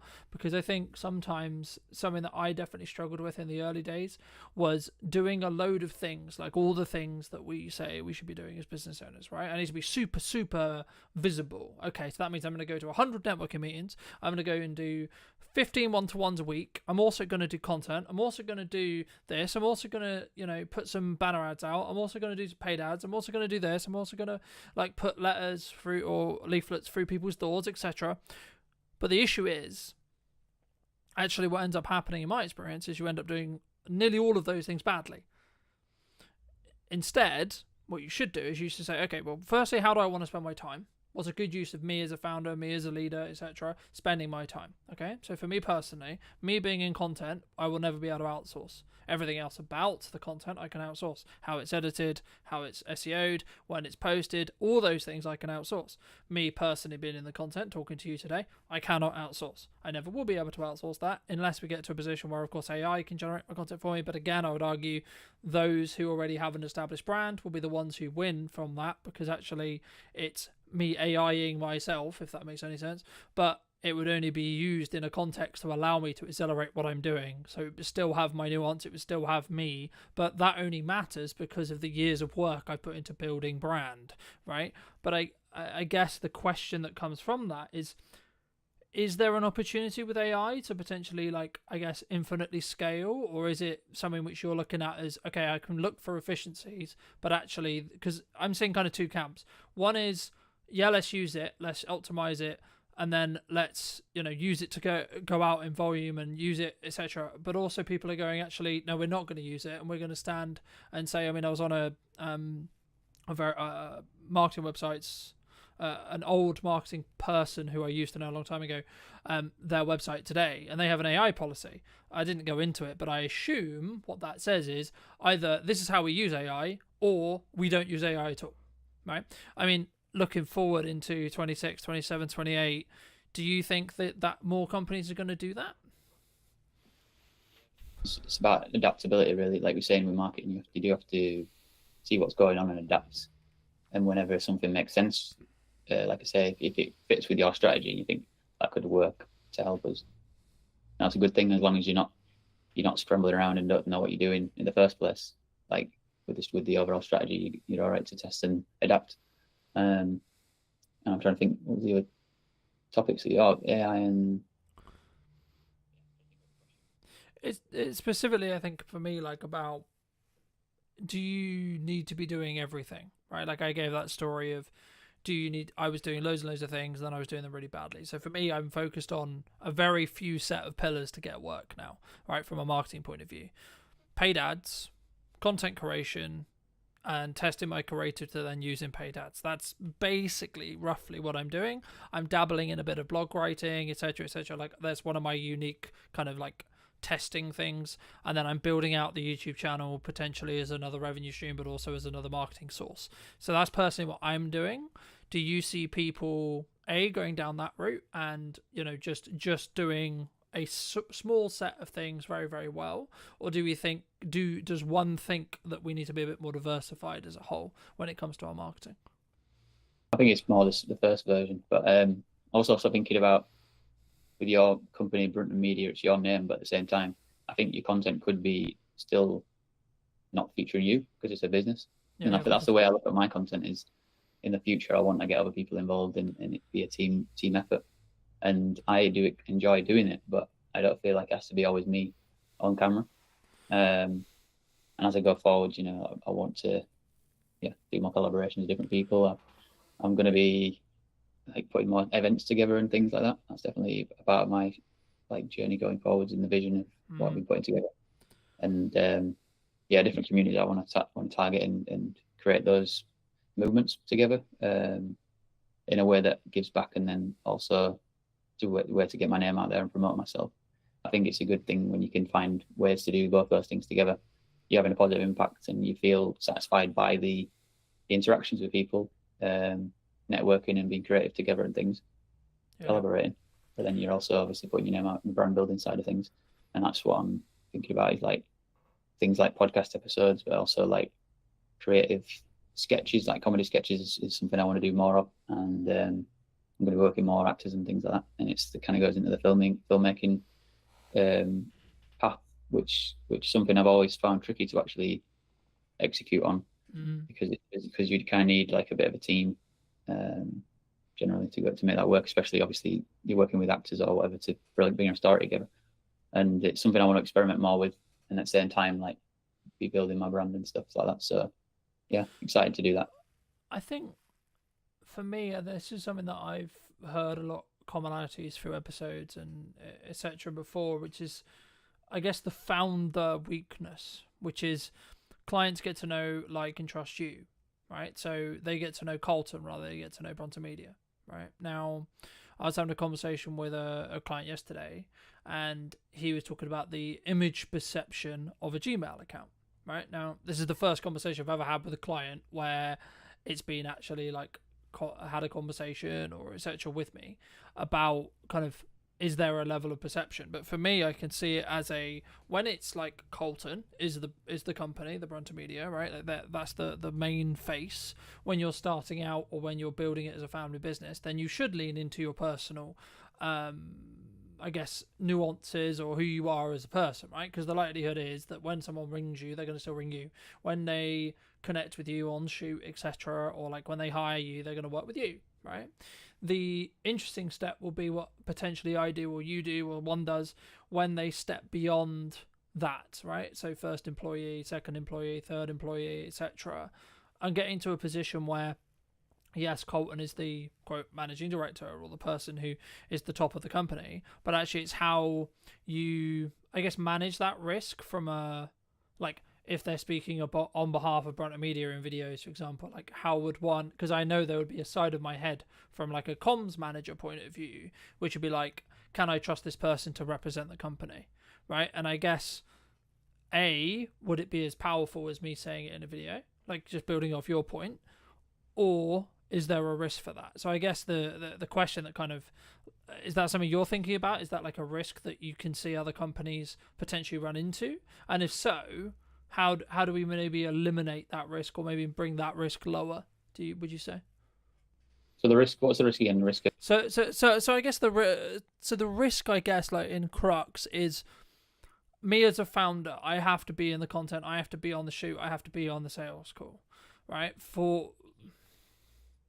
Which then can be, and also as a founder, I was just thinking when you're talking, as a founder, you create the kind of blueprint of the company and brand and everything because of your personality. So all your values become the company values, which then, and you're the leader. So then what you stand for and what you care about is how you create a culture. And then that's something that I've become more interested in, the idea of creating cultures, and become more passionate about. I wanted to step into that and be a leader and stuff. And like in my past, I never saw myself as a leader. And over time, I've seen like what leadership really is and understood it more. And now I see how I already am a leader, because we all are a leader in some way. Like a leader of yourself is one part of it. A leader in your family, because you influence everybody, whoever you interact with, friends and family. Like you are leading situations, or sometimes avoiding leadership decisions, and you know that you can look out for the opportunities and to step into that.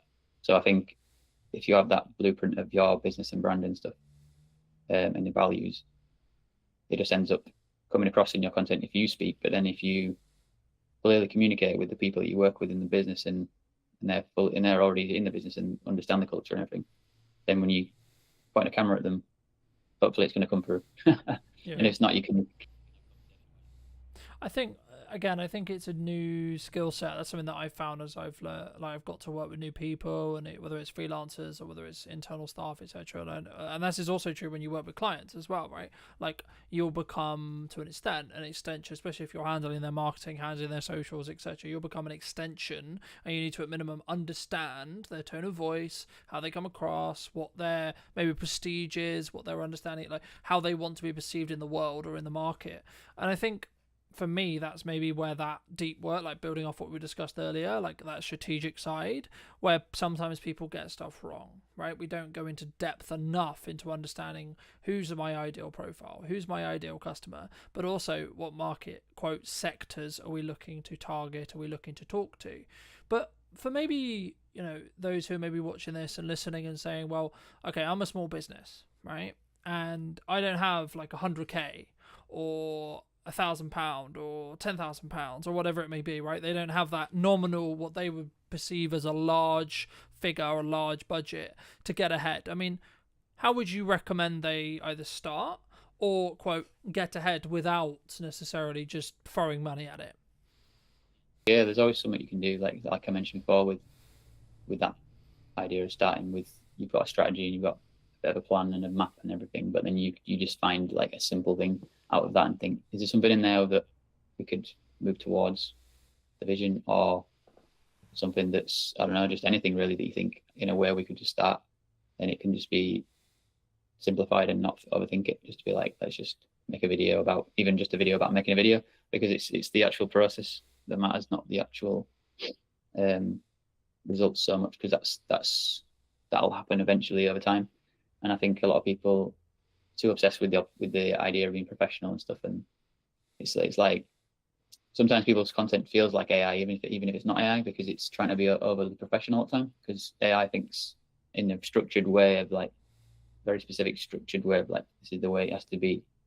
So then it's like, it seems like people have that as well, like locked into it, these ideas rationally, rather than something beyond that could be more emotional, or could be more authentic and intuition going on and things like that. We step out of the fear and we just take action, and we just see how it goes, and showing up in a way that's not that you're not scared, and you're just empowered to take action. People will resonate with that, and they'll respect you for it. Yeah, I agree. I mean, I think just what I was thinking while you were talking. I mean, I think for me, it's about what do you want to optimize for, right? Are you trying to optimize for the algorithm, right? So getting that click-through rate, getting that high watch time, etc. Or are you actually trying to, quote, optimize for the human, right? For the connection, for the person who you're likely to connect with, even if it's one or two or three. And I think sometimes we don't feel great, right? We don't start the podcast, we don't do the video, because the nature of it is going to be, when we start, it's only going to be 5 views, it's only going to be 3 views, it's only going to be, my mum and my friend and Andy who likes my content, right? But actually, in reality, if I kept going for 2 years, I kept going for 3 years, number one, I'm going to get better every single time, I would hope, through time. But also, is going to slowly build momentum, right? Those 3s will become 5, those 5s will become 10s, those 10s will become 100, then thousands, and so on, right? If you're consistent, in my view, right?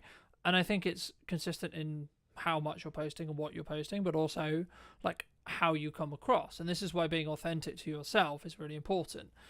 I'm aware of times, I think, let's wrap up soon, but for those people who, have really enjoyed this conversation, who, really want to connect with you, where's best for them to do that? So LinkedIn, it's the place where I'm the most active. So yeah, just connect with me on LinkedIn. Fair. And if you were going to talk to yourself 10 years ago, what, if you were going to give advice to that person, what advice would you give them? Well, I think the biggest advice would be to get diagnosed for ADHD. Because I didn't know that back then, that I had ADHD. So that's the biggest impact that's been on my life, is to understand my ADHD. Yeah. And then in terms of business and things like that, I think learning about the fundamentals of marketing earlier on would have been a big help. And then also like about the time things you talk about, like putting your energy into things that are specific about, what your strengths are, putting time into that, and then finding like support systems around other things to get help with.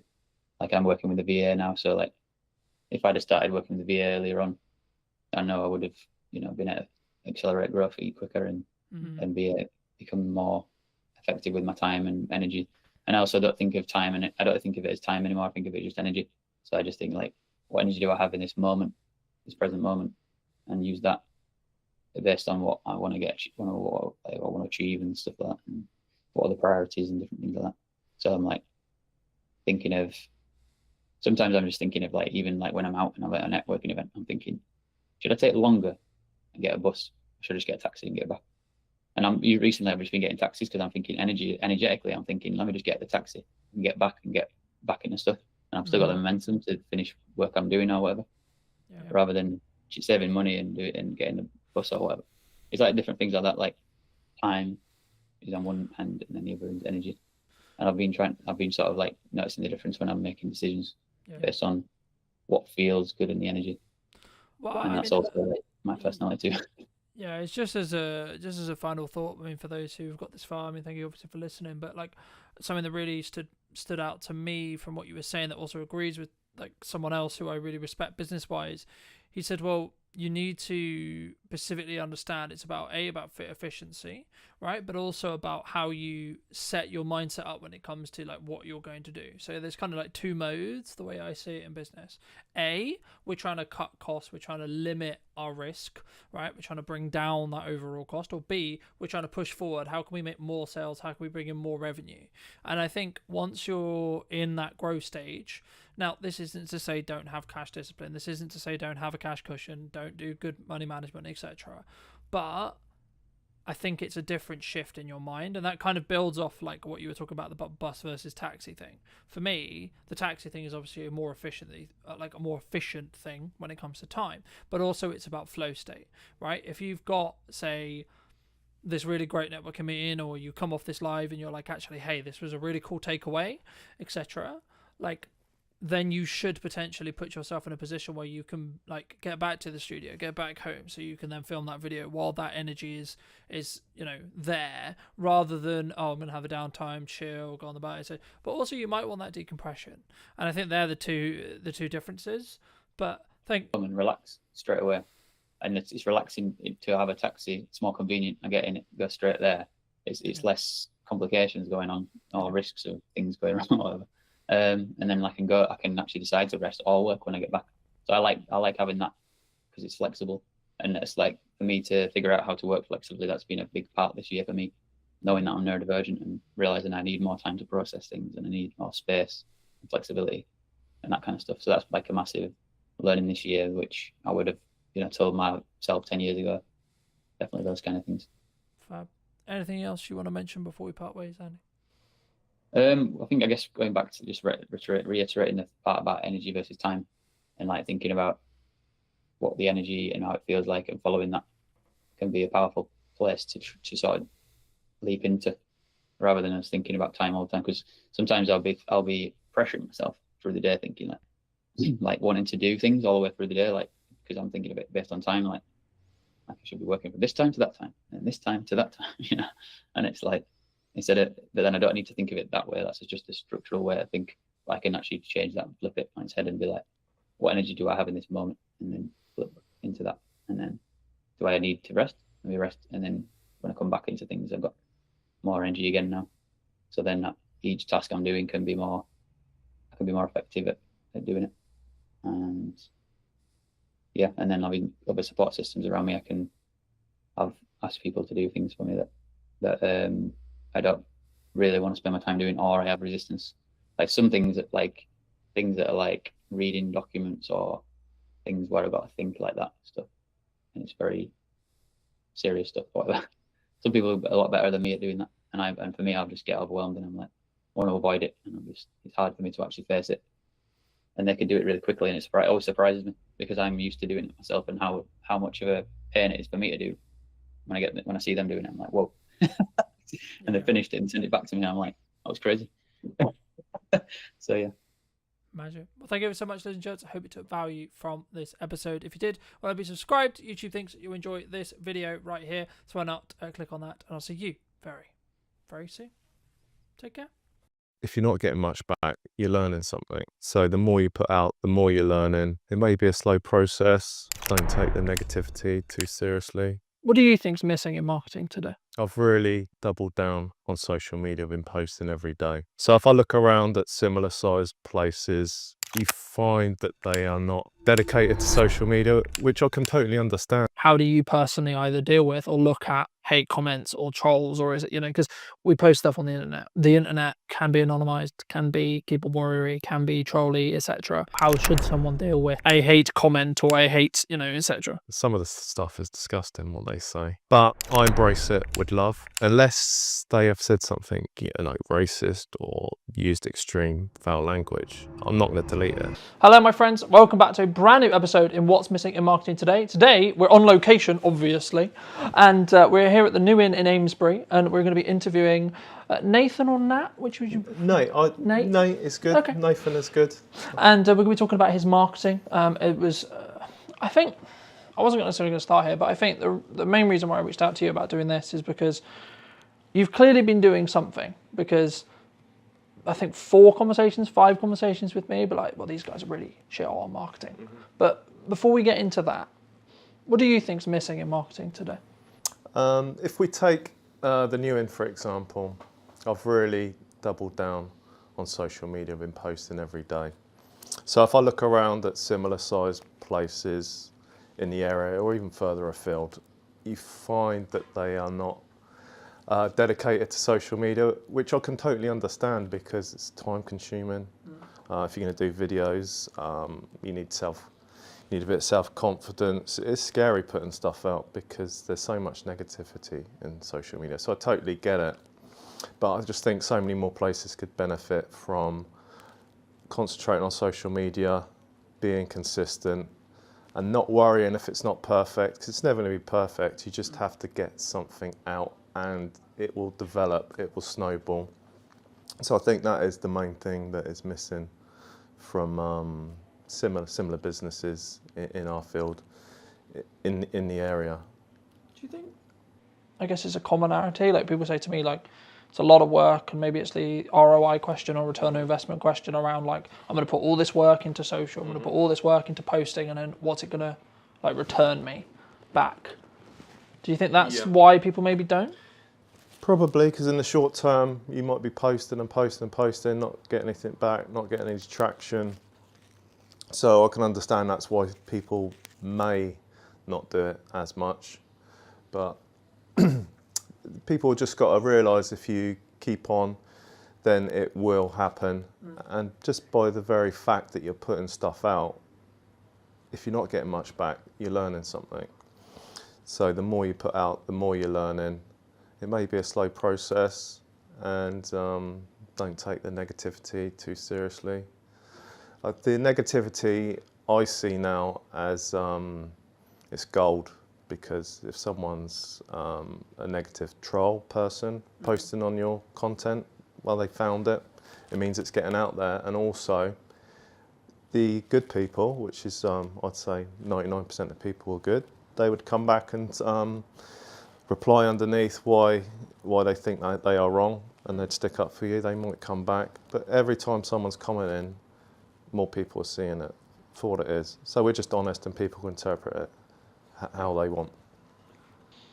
I think, for me anyway, I think you're, especially in the way you approach or have approached your marketing as a more document rather than create methodology, I think that's really unique as an overall, not even necessarily in your sector, but as a whole, from what I've seen. I mean, did you always look at that? I mean, like, how did you sort of think about it when you were taking on this space and going, well, okay, well, you know, this is why we're going to be successful because we need to do that? Or was it actually just sort of naturally happened, I guess? I guess the question like becomes is like, has your success been, quote, lucky, or was it more planned and predicted because you knew you were going to market and then the result would have been that you're building that community? A bit of both. So I'll go back to the methodology that I want to post every day.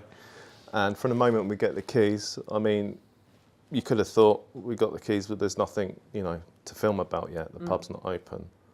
But every day something's going on.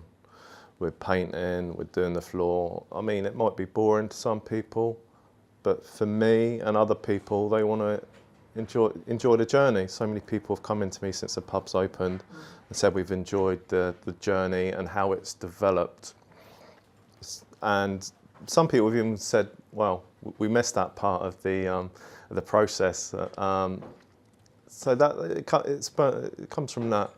It's just posting every day and just things happen. We film it. I've got 5-6 things probably lined up in my mind that I want to do, because just make sure you got something lined up. But then things just spontaneously happen. I'm looking around and seeing someone's doing something interesting, like discovering the cellar, for example, was the big one, or even simple things like putting up lights or laying a new floor. There is a satisfaction to seeing something that isn't right, it's tired, strip it back, and then see the end process in a short video. People find that satisfying. I find that satisfying. Why do you think people don't do that? And that you can either target this at your sector or in general, I think, because I think there's so many opportunities to document rather than create necessarily. Because you're in it and it's every day, it might be boring. People thinking, who's going to be interested that I'm painting this wall? Who's going to be interested that I'm laying this floor?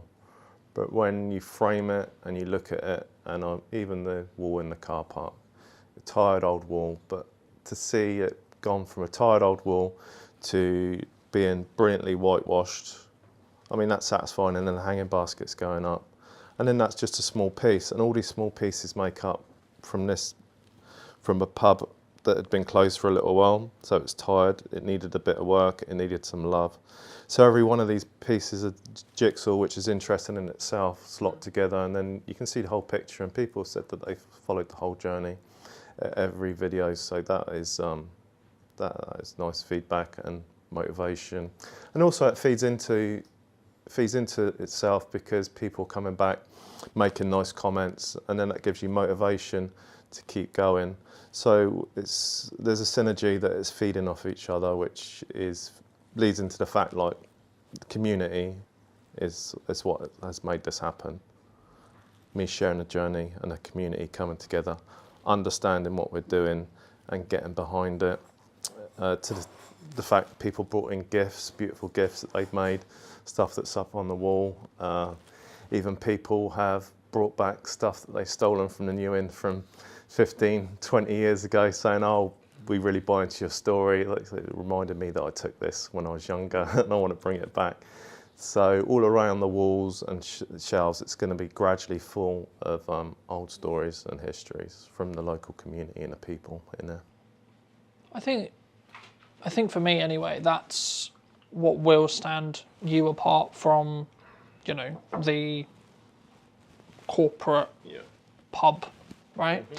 But I think as well, like, maybe people who are watching this who are maybe not in the hospitality industry but are in maybe other industries. I mean, what you're talking about there and touching on there is the storytelling aspects of our daily life, right? Yeah. I think especially now in a, quote, harder climate, people want to connect to stories. They want to connect to people who, I guess, are building community around their businesses. Yeah. Did you? I mean, I guess the question that comes from that is, what advice would you have for either your sector or general for people who are looking to build a level of community, a level, because it can be quite buzzwordy, right, in that respect, and the concept of building story and something that maybe we both understand because we've been doing it a while, but for those who maybe haven't and maybe are starting on their journey, what would you say to those people? I'd say the advice I'd give people, I did it myself, is especially at the start, I don't so much now, is like look at people that are telling the story well in your industry, in your sector, and look at it from the outside, because a lot of things that you think might be mundane are actually interesting.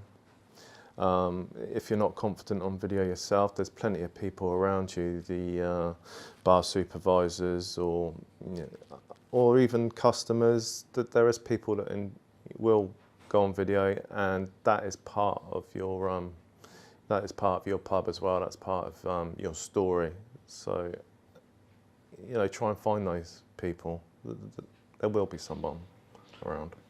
I think you just have to sometimes put out that intention, right? You said very early that I'm going to post every single day, right? That's, for me, that's something which I've done for many years, but I think that's rarer, right? I think people sometimes struggle, like the keys that I hear from people I work with or etc. is like, we don't know what to post, we don't know how to post it, or we don't have the confidence to post it. Yeah, they're the key things. How would you, I guess, fix those problems from your experience? So maybe either pick one or three, and I'd be curious to hear how you would personally recommend people try and fix that if they are looking to maybe daily post, or is it actually, go to weekly posting, get that done for a couple of months, then go to 2-3 times a week, and so on, to build it up from there. I'd say go into posting daily and commit to it. I mean, you can write a list of stuff that you think's interesting. You can ask people, and you can work through that list. The thing is, if you're going to post something, if you've got nothing to post that day and you just randomly think of something, you may not think it's that good, but post it anyway, because that's happened to me before, and it's been like one of the most biggest posts. Just because I've put something out, I think, well, I don't know if it's that good or people are interested, but I've just posted anyway, and occasionally they can be your best posts. And conversely, you might have a really good idea and think, I got this story and I want to put it out there. You put a lot of time into it, and for some reason it doesn't take off. So I think you should commit to doing every day. I mean, everyone's different, but I think that forces you into actually posting and learning. And being in that, I guess, in unconfident action, rather than, oh, this post has to be perfect. This post has to be, the thing which is going to get loads of views, right? Yeah. Don't worry about it, because you're going to be posting the next day. And if it's not perfect, it's going to be buried within a week if you're posting every day. And you're learning every time. That's the beauty of it. No, I agree. Looking a little bit more towards the pub, then. When you reopened it, was this the vision you had for it originally? Or has there been, I mean, you mentioned the cellar, right? Yeah. Like, I think it's one of your highest performing videos, correct me if I'm wrong, but I believe it is. Yeah, I think it's over 700,000 views on that one, and subsequent ones, which I mean, is fantastic. It, was when you took it on, was like, okay, I've got this vision, I've got this plan. Yeah. Did that stay true, or has things changed and adapt since we sit here today? Yeah, I think it stays true, and it's been our vision. At which point I want to say that's my partner Gemma, who's the driving force of it. Great business mind and organiser and manager. And then there's Kirsty, our other co-owner, who has a background in catering, and she's a chef, so she's been brilliant, like getting the kitchen organised. And her partner Adam, who's been doing some maintenance and some DIY stuff. So as we talk forward, I want just to acknowledge that it's like a massive team effort, especially Gemma being the driving force. But that being said, we have me and Gemma and the others. We have had a similar vision, and it has come together as we expected. And on the opening night, I knew it was going to be say the soft launch, I think it was on the soft launch, I knew we were going to be busy. So I made it in my mind to take a moment and just like step outside and see it, which I'm glad I did, because I quietly snuck out the door. I went over the road and the pub was lit up for the first time, and you could see people in the windows mingling, enjoying, and you could hear the quiet sound of people laughing and talking come across the road. So that was like a special moment. I just sat on the steps opposite the outside the church on the steps and just took a moment to watch it, because that's what it was about. So that was our vision right there. How did that make you feel? Satisfied. Yeah, it's a nice. Because I think that's kind of like a plastic. You put all this work in, and there's no guarantee. Like with a lot of projects, especially like in your example with the pub, you put all this work in beforehand, and then it's pretty piss. It's either going to work or not. Yeah. Yeah, that was a great warm feeling, and I was confident it was going to work because we had so much positive feedback from the community, and that fed into the fact that we'd work harder and get it open quicker and do more. So that was a rolling effect, which was great. And while we're working on the building, I'll be working outside sometimes, inside. The amount of people that walked past and said, "We can't wait till you're open. We love what you're doing. We love the stuff you're doing on social media." It's, same people walk past every day and ask how it's going, popping in and showing their support, which was great. It was really, really encouraging. And even walking around the road to get a coffee, you'd get stopped 2-3 times. How's it going? To the extent it felt like I was like mini famous in Amesbury, which was really nice, because it felt like people were getting the story, getting what we were doing, getting behind it and understanding it as a community and it's for them. We're just custodians of the place, and this place is for them to come and enjoy, even if it's having coffee and cake during the day, if they're playing crib or they're playing pool or darts or whatever, or starting a football team or supporting local groups. That's what it's there for. I mean, that's really nice for me to hear, because obviously traditionally, what like pub was a communal hub, right? That was traditionally what it was meant to do. And I think with maybe the advent of the internet or of advent of again, I don't like leaning on quite harder times, but it would be easier to say that pubs are maybe slipping away and out of the community. So I guess in some ways you're an example of no, we can kind of, I guess in some ways is it more the community actually? Because then my next question was going to be around like when you look at the marketing you've done, some would say maybe the uneducated percentage, but some would say, oh, you've been lucky. Right, but I personally believe you've made your own luck with execution and learning rather than, oh, you're lucky. But do you count it as that? I think there is bits of luck, but the thing is you need to capitalise on those bits of luck. I mean, for other people those things may have happened and they might not have seen the value of converting that into a story, into sharing it with the community and the public. I mean, even with the bad things that happened, I knew I was going to post, and I thought, I need to be honest. If we're going to have ups and downs, so in particular, I'm thinking about the day after Gemma fell down the cellar, and I was shaken up by it, and I was upset. But I thought, I want to force myself to do a video. I want to talk about it, see what happens. Because so many people said they enjoyed the journey, then I'm robbing people of the journey if I'm just saying the good bits that happened. I want to tell them everything so they can share with us the ups and downs. Do you think that's, I guess, natural? Because I don't personally think, because I think social media especially is known for, here's the highlight reel. Yeah. Here's the holiday, here's the car, here's the new camera, here's the etc. Right? Yeah. Here's all the good stuff, but we don't talk about when maybe business isn't booming or things unfortunately happen, etc. I mean, was that hard for you, like to actually capture those elements and actually think I guess in some ways is there a moral question around like yes, this is part of the story because it happened, but should we post it? Should we not? Because the thing is, like, obviously you can capture it and then choose whether you use it or not. How was that sort of for you? I mean, I'd be curious to hear. Sort of, was it always something that's like, no, actually, this is going to be just part of the story, and we'll choose the right time to share it? Yeah, I had to step back and think about what my ethos was and what the ethos of the pub was, and that's honesty and transparency. So I thought we'd do it. I had to have the permission of Gemma. She doesn't like the limelight. That was the worst thing that could happen, her falling down the cellar. So the story is, we got a glass panel on the floor now, which looks beautiful and it's lit up.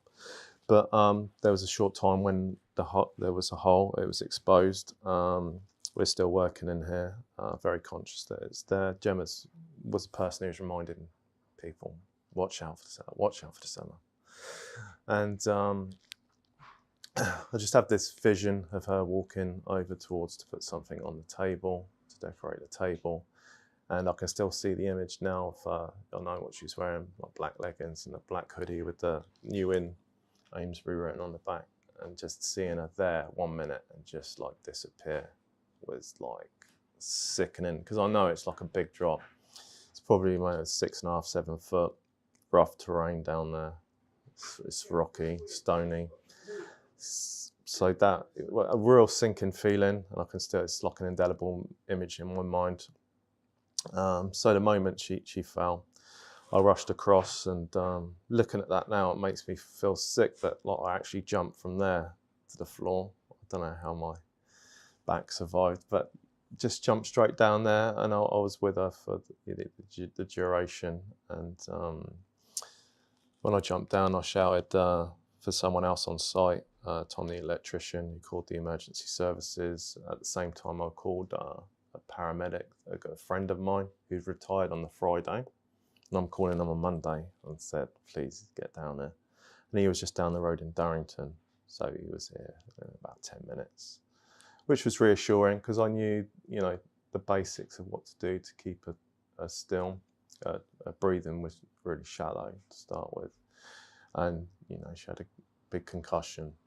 So to have him there and to tell Gemma to stay still, which is a mission in itself, because she's saying, I've got a meeting in an hour, all this dead time. She said, I just need to get up. We've got a pub to get open. And we're saying that Des is brilliant. He's reassuring her to stay still. We need to get her out properly. So the ambulance crew arrived shortly after, and they said, we need the fire brigade to get her out that small hole.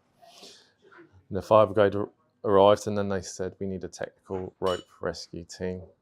So over the next few hours, this pub was full of emergency services, and they were all fantastic. This road out here was just lined up with emergency vehicles. So of course the jungle drums on the local Facebook groups were going wild with speculation of bombs or fires. You know what it's like. So that's also why I had to shortly after say, this is what's happened, just to knock that on the head. And as soon as we knew Gemma was okay when she went to hospital, I could put that out, and we had a great response. People that we didn't even know said, is there anything can we do to help? We'll come and we'll bring you this, we'll bring you that, we'll sit with Gemma. It was fantastic. People we know, people we don't know. The amount of flowers she got was incredible, which was really heartwarming. Yeah, and it makes me feel a bit emotional now, because that's what it's about, community. Yeah. Thank you so much for sharing that. And I think, I don't know if the response, I mean, the initial response as a human is always, oh my God, this thing's happened. Is the person okay? Right? But then I guess it takes another level of, you know, leaning into your values, your trust in your community to say, well, this has happened. You know, she's okay, but, you know, this was obviously an accident, etc., you know, in that respect. And I think it takes a level of, I'll use the word trust, to tell that to your community, because in another world, in another way, your response was very positive, but there could have been a world where the response could have been very negative. Yeah. Right, and it could have been very, oh, this, that, you know. I guess that bridges me on to a nice question, which is like, how do you personally either deal with or look at, quote, hate comments or trolls, or is it, you know, because we post stuff on the internet, we put our, maybe sometimes our vulnerability, especially in this case, out on the internet, and the internet can be anonymized, can be keyboard warrior, can be trolly, etc. Can be, yeah. You know, in that respect, and I think if people haven't been, quote, seasoned on the internet, then they maybe won't necessarily know. Like, everyone reacts differently, right? But I mean, if you were going to give advice to people, what would you, how should someone deal with a hate comment or a hate, you know, etc.? I can understand why that would put someone off, because it is, some of the stuff is disgusting what they say, but I embrace it with love, unless they have said something, you know, racist or used extreme foul language. I'm not going to delete it. I'm going to leave it there, and I thank them for taking the time to watch the video, and thank you for taking the time to make a comment and put a heart at the end. Other people see it and that they would like it. I mean, initial reaction is quite different, but over the years, that is the way to do it. Either they don't say anything more, or occasionally they say sorry, that, you know, oh, I didn't mean that, or they twist it back round. Very rarely do they double down. I mean, they can, but I'd just like double down on the love. And it's all good. You have to understand that some people are not, have problems in their own lives, and maybe they're using that as an outlet. Do you think that's a common reaction? To, quote, kill them with kindness? I don't think so, but it's the only way to do it. Because it would be very easy from an emotional reaction point of view to go, well, I'm going to start having an argument in the conversation now. It is counterintuitive, but it is 100% the best way to deal with it. Then don't give them the power to make you feel angry. Just accept some people are like that. And the thing is, you just got to just know that 99% of people are good, and they're going to say positive things, or if they don't agree with it, they will say nothing. So just, I mean, you need to have trust, but I can totally understand why people would get angry about it. My partner Gemma and other people would, but I was saying, it's a good thing. Someone's seeing it, making a comment, it's fine. Looking forward. What are you specifically looking forward to? I mean, we're recording this just before Halloween. Is it just Christmas? Is it going to be into the new year? Like, what's coming for those who may be watching this when this comes out, that it may actually have happened by the time this comes out? Okay. So every single event we're going to look at, and we're going to keep driving forward. We haven't just opened the doors and that's it. We got the sports bar open now. Sky TV just went in yesterday. So we'll start advertising that now. We're confident that's up and running, because it's a nice games room with a pool table, dartboard up there. There's more work to do in there, pictures up and bits and pieces. I think that the amount of response that we've had from the games room, sports bar, is been fantastic. So we got a bigger room that's a function room. So that'll be the next project. So potentially we'll start clearing that out. And I think that may be the new sports bar, because it's bigger. We'll be able to get a lot more TVs in there, dartboards. The response for darts teams has been unbelievable. I think, you know, potentially we could have 2 or 3 darts teams and a pool team. So that's another thing to look forward to. And then over the summer, I showed you the garden, which we just made serviceable for now. It's all overgrown. That's a nice space. And by the time spring comes around, rocks around, then that'll be a beautiful beer garden. So that will always be stuff going on, and we're also led by, you know, what people want. So as people buy into it and spring comes around, we'll see what people want. You know, maybe a pizza oven out there, or do a barbecue, put a marquee out there, have an outside bar. All these stuff, you know, we got lined up in our mind. But if people are going to use it, then we'll do that. Do you think people? I mean, you're clearly investing time, energy, resources, money, etc., consistently here. Do you think that's rare in the hospitality industry, especially at the moment? Because it would be very easy for you to go, well, I put in X, so now I'm going to start wanting to pull some profit back. I think maybe. I don't look around too much what other people are doing, but there are some people that are doing what we're doing. Specifically in Amesbury, there's a new owner down at the Kings. He's investing some money in it, making it better. That brings me on to with the pubs, you need each other. Coming into this area, I thought I'd need to work on everyone to work together. Because I know in previous years there's been a lot of backbiting and people competing each other in Amesbury. But the thing is, if you just have the new inn by itself and there's nowhere else, people want to come to a pub and have a meal and go to another place and come back or go to another bar. So you need the whole of Amesbury to be working together. And I want to make Amesbury busy again with the help of everybody around. Because we're not competing against each other, we're competing against people going further afield, out for a meal and a drink. We're competing about people staying in and buying cheap supermarket beer. We're competing with the cinema, we're competing with so many things, the internet, everything, but Amesbury needs to work together because we're not competing against each other. We need 4 or 5 nice venues, which we have got here. And everyone has been so helpful. When you open the doors and everything's brand new, no matter how much you plan, you forget something. On the first day we opened, someone asked for a bottle of wine, and we were like, oh, we ain't got a corkscrew. That's one basic thing that we've got. So I popped over to the George over the road, and they were like, no problem, here's some, have these. And same with the other venues. I'll try and list them all, like the Kings and the Dunkirk and the Anthropos and the Bell, and sorry if I've missed anyone, Piazza.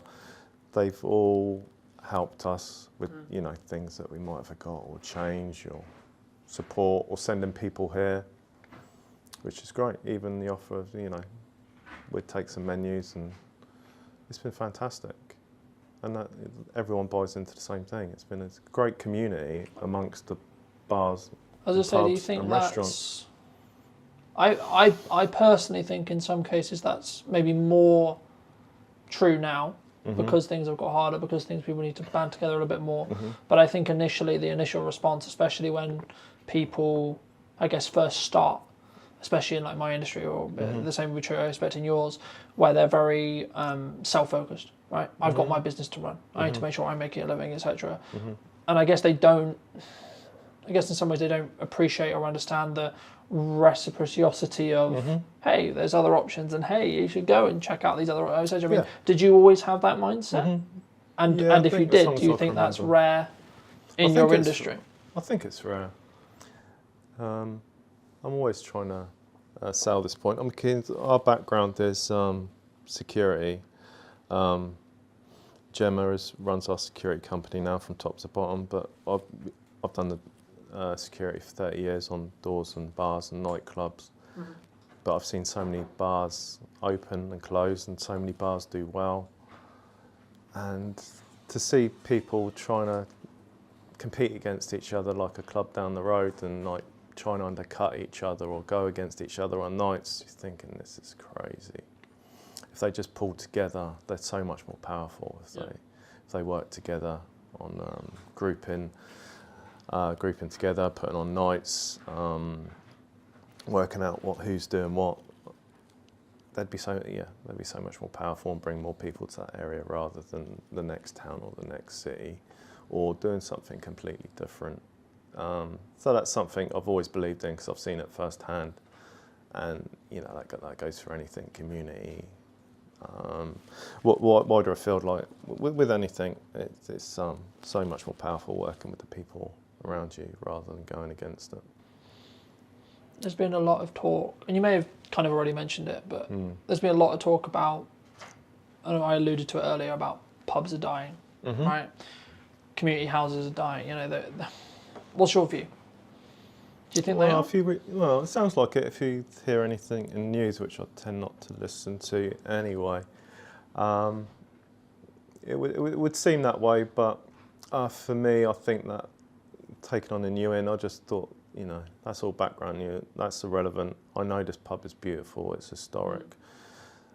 The community needs it.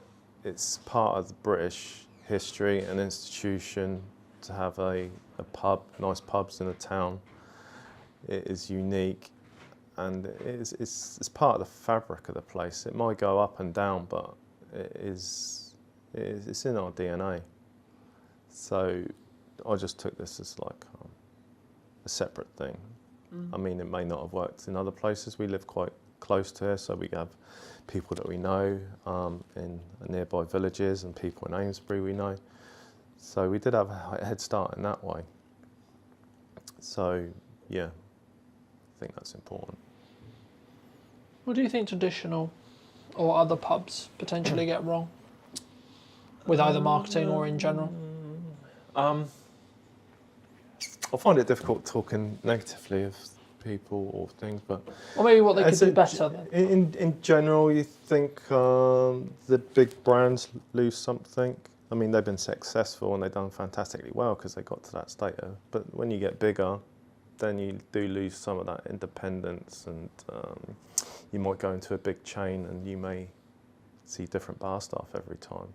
That's the beauty of having an independent pub, when the landlord and landlady and you have consistent bar staff and owners, and they're actually there on site, because that is a big part of the pub, following that journey, getting to know them and the characters, and knowing even if you walk down the road and you're just going to pop in for a pint by yourself, you've met your friends or people you know may not be in there, but they know the person behind the bar, or they know the landlord, and you probably wouldn't get that in a big high street chain. Probably not. You may do, but less likely. If people are interested to see more of your journey, where would you recommend they go? The big one has been Facebook, but also we've got Instagram, YouTube and TikTok, and they are all the New Inn Amesbury. Under that should come up top if they search for that. It's all documented on all four of them, but Facebook is probably the most popular. So yeah, they can follow on any of those 4 channels, and that'd be much appreciated. We've had people following from all over the place. A lot of American people said they've seen it and they've liked the journey, but it's a bit far. And some people even said, like, when we come to England, we really want to come and see the place. And over the road to George Hotel, they have a lot of foreign visitors stay there, and they've been coming over to look at the cellar and some of the history. The history's always been here, but no one, well, maybe that's unfair, but no one's sort of showcased it for a little while. I've started to put pictures up on the wall of old pictures of landlords, landladies, what Amesbury used to look like, so people can come in and enjoy that. Well, thank you so much for coming on. And if you were going to talk to yourself 10 years ago, what advice would you give? Yeah, that's a difficult question, because you think if you told yourself something, then you wouldn't be in the place that you are now. And I'm really happy where I'm now with the pub and the people around me, how this has panned out. With Gemma, my partner, extremely happy and very much in love. So if I went back and changed something, then I probably wouldn't. Thank you so much. And if you did enjoy this video or this podcast and you'd like to see more, make sure to be subscribed. YouTube believes you enjoyed this one, and I'll see you very, very soon.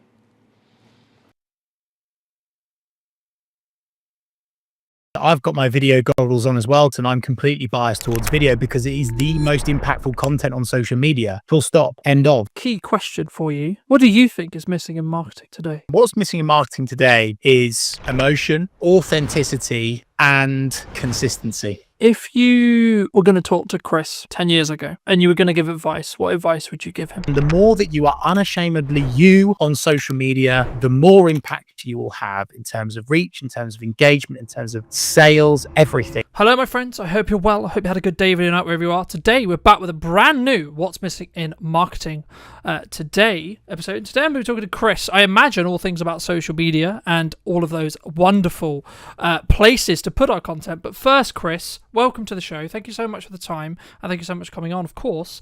But key question for you: what do you think is missing in marketing today?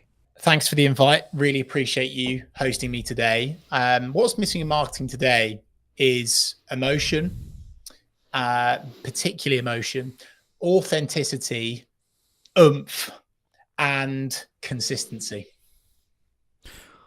When you say oomph, what do you mean? Because I think sometimes some people will take that as energy, right?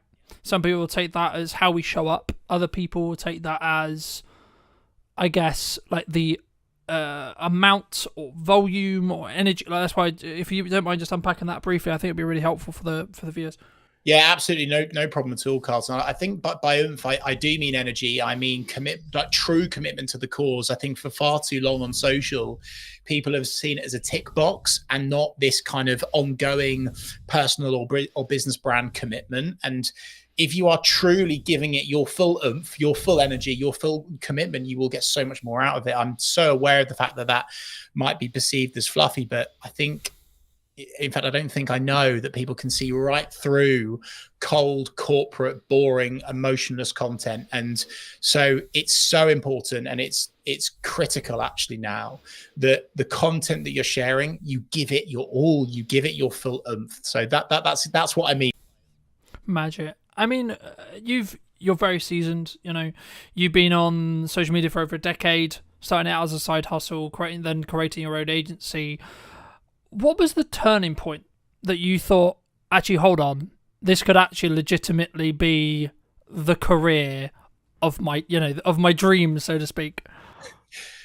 I became addicted. I became obsessed with the platforms, the algorithm, the opportunity, particularly because really with social media, you can honestly go anywhere and get into any audience and reach any person anywhere. Like how incredibly remarkable is that? And I think when I first started on social, I was gaining traction really quickly, and I was connecting with people in places that I could never dream of. And of course, most people on that tune into this podcast will understand the 6 degrees of separation, right? And I think that process is sped up so much more because of the power of social. And so I am just obsessed by it, and I'm excited by it. And I just truly believe that anyone can create impact for themselves or their business through organic social media. And the opportunity of that is bigger and better than any opportunity in the history of the internet, in my humble opinion. Do you think people don't do it because they're worried about what if someone sees me? What if Gary, Sally, my mum, my friends from high school, etc., etc.? Like, is that why people don't do it? Definitely, Carlton. I think a huge amount of work needs to be done in terms of self-discovery and your why and your own self-psychology and having a coach. So many people come to me, Carlton, they say, yes, Chris, let's do social media. Let's get going. I want to do this. I want to go there. I want to achieve this. I want to achieve that for myself or my business. And on paper, that sounds amazing. But often comes the stumbling block of getting themselves out there, seeing themselves on camera, being okay with how they sound, understanding how to, have some confidence in your conviction, and being okay with people judging you. And that's something that is really, really tough for so many people. And I actually think is a great place to start this conversation with Carlton, because before you get into all of the technical, geeky social media strategy, tech, platform, algorithm stuff, content creation, how are you showing up? How confident in your conviction are you? Are you okay with people judging you? Are you not okay with people judging you? Are you way too tuned into the vanity metrics? Oh, this post only got 2 likes, therefore I'm never going to do it ever again. So there's a lot of mental work that has to go into it, Carlton, and also again, that's not a tick box. It's not a one and done. It's a continuous thing. And the unsexy truth about social, and certainly becoming successful on social media, whether that be for your business or your personal brand, you are going to get people that criticize you. You are going to get people that disagree with you. You are going to get people that leave you snidey comments. But with that growth comes huge opportunity, both financial and just general impact in whichever way you perceive that to be for yourself or your business. No, I mean, I completely agree. And I mean, I think, but I'm also aware when saying that, though, that we come from a place of privilege because of the years we've been doing it for. If someone's listening to this and they're maybe concerned about, okay, I've got my first hate comment, what do I do? First of all, pause. I think so many people just jump into it, Carlton. They'll get a bad comment and they'll react emotionally immediately. Hold the line, folks. Calm down, breathe. First step. Second step is linked to that is make sure it's okay to just sleep on it. If someone leaves you a comment like that, just sleep on it, come back to it the next day. Okay, this is all quite starter pack stuff. But where I think people then make the mistake is when they go back to that comment, they will react perhaps in a passive aggressive way, but perhaps they will hard disagree with that person. But the thing that's always worked for me, both personally and professionally, given what I do in the media world as well, is that I always respond with empathy, with kindness, and I understand that the reason why that person is leaving a comment on your business page, on your personal page, they're going through some stuff right now. Okay, so coming at it from a genuine place of empathy and killing them with kindness, and from a business side of things, it's an opportunity for you to show off your exceptional customer service skills by going back to that angry, frustrated customer or someone within your network or your audience with genuine kindness and empathy and care. And it can only help your brand, and understanding that actually, if you respond to that comment, it's going to help your post perform better and stay in the feed for longer anyway, right? So there's a whole lot of stuff on that, and I could go deeper into that, Carlton, but that's what I'd say to begin with is sleep on it. Kill that person with kindness, right?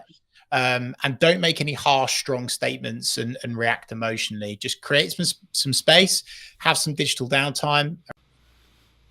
I also I completely agree, but just to add to that for those who are listening, I think for me, it's about like whether you're willing to give that power back to them. I forget the initial quote, but it was something along the lines of, when someone drops a comment on your post, on your video, wherever it is, if you respond to them, you're giving that power back. So if you can see it as kind of a power exchange, when they comment, they're giving you that power to see how you react to it, etc. And if sometimes you don't need to comment back. Sometimes you don't need to necessarily engage in that conversation if you don't feel it will necessarily be, I guess, mutually beneficial for the conversation, or like you're not. Like, there's a balance, I think, between building community and building real relationships with people, and then also having people who are just there to maybe stoke the fire, maybe get a little bit controversial, etc. They're there for maybe rage bait, right? But you've had a lot of experience with, managing other accounts and working with other accounts, etc. And, in my notes here, I've got, you've managed over 250 accounts, which is across multiple industries, which is a big, big thing to say, right? Is there like a specific lesson or a specific like thing that you've noticed in that process that's like, this really works? Or is it very specifically industry based? Is it very specific timing based, would you say? In terms of content, in terms of responding to criticism, what do you mean? In terms of, I guess the question comes is like, what because then it's like, maybe someone's listening to this and go, well, why is everyone on social media, right? Like, we want it to work for our business, okay? But some people said to me, you need a niche, right? You need to niche down and do just content about X, okay? But at the moment, and this is a video I have up and coming, I'm going to talk about a hub strategy very quickly. You have a core Instagram, same is true in every platform, but core YouTube channel, core Instagram that you put your flagship content onto. Then you have spear or supporting accounts. So I have one for this podcast, I have one for my aerial work, etc. And they all then get invited as collaborators whenever there's a main post principle. But for me, like, you can niche, but because we're an interest-based graph now rather than social-based graph, in 95% of the case, I think LinkedIn's the only exception. Correct me if I'm wrong. I'd be interested in your thoughts on it. But like, for me, in most cases, we're interest-based, especially on short-form, infinitely scrolling feeds. In that respect, actually, followers become irrelevant. So actually spinning up these other brands, spinning up these other accounts, you could actually get some decent numbers. And even if it's just awareness traction to push to your main account, where you can then have more value-led content or, quote, conversion content, etc. And that's quite techie. But I think for me, that's like the key, I think, to understanding what content, like what this piece of content, what a piece of content serves. So I guess to like reframe it into a question, in your experience across all of those accounts and across all of your industry, do you find there is commonalities when it comes to strategic content pillars? The unsexy answer and the truthful answer, and I would be waving a big red flag if someone said that there would be something that works for all 250 plus accounts, right? I think that's a little bit disingenuous. In fact, it's massively disingenuous. And the reason why, Carlton, is on social media, there are thousands of variables, thousands. And we're talking like the algorithm, we're talking about the type of content, the headline used, the question, the value, the audience, the timing, the media. I could go on and on and on and on and on and on and on, right? And so I think what I always like to do with our clients is, to begin with, you have to understand who you're talking to, the audience, right? There's no point getting going and serving up content that's not going to convert because you don't understand who your audience are, right? So that's the first step. Who are your audience? Who are your people? And then the second thing, and maybe the thing that could apply to the majority of those, is having this kind of mindset and oversight and umbrella, if you like, of serving and not selling. I think that's really important. Of course, there's times in content where you would add in a call to action or, send someone somewhere to do something. We have to do that to make money, right? But having that mindset of serving, not selling across a board of whether it's a business account, a personal account, small, medium, large organizations, that's something that I would say works for the majority of those accounts. Of course, execution of perfection, consistently turning up, not getting bogged down in this kind of perfectionism mindset. I think people have this misconception with social, Carlton, that the perfect social media post exists. And I'm holding my head because it happens all the time. And someone's like, oh, well, that wasn't that good, or that didn't work. Yeah, but my feed looks beautiful, Chris. And we're now away from that, right? And I think, and I'm so happy, Carlton, that you have the understanding around, interest-based content and followers being almost not applicable now.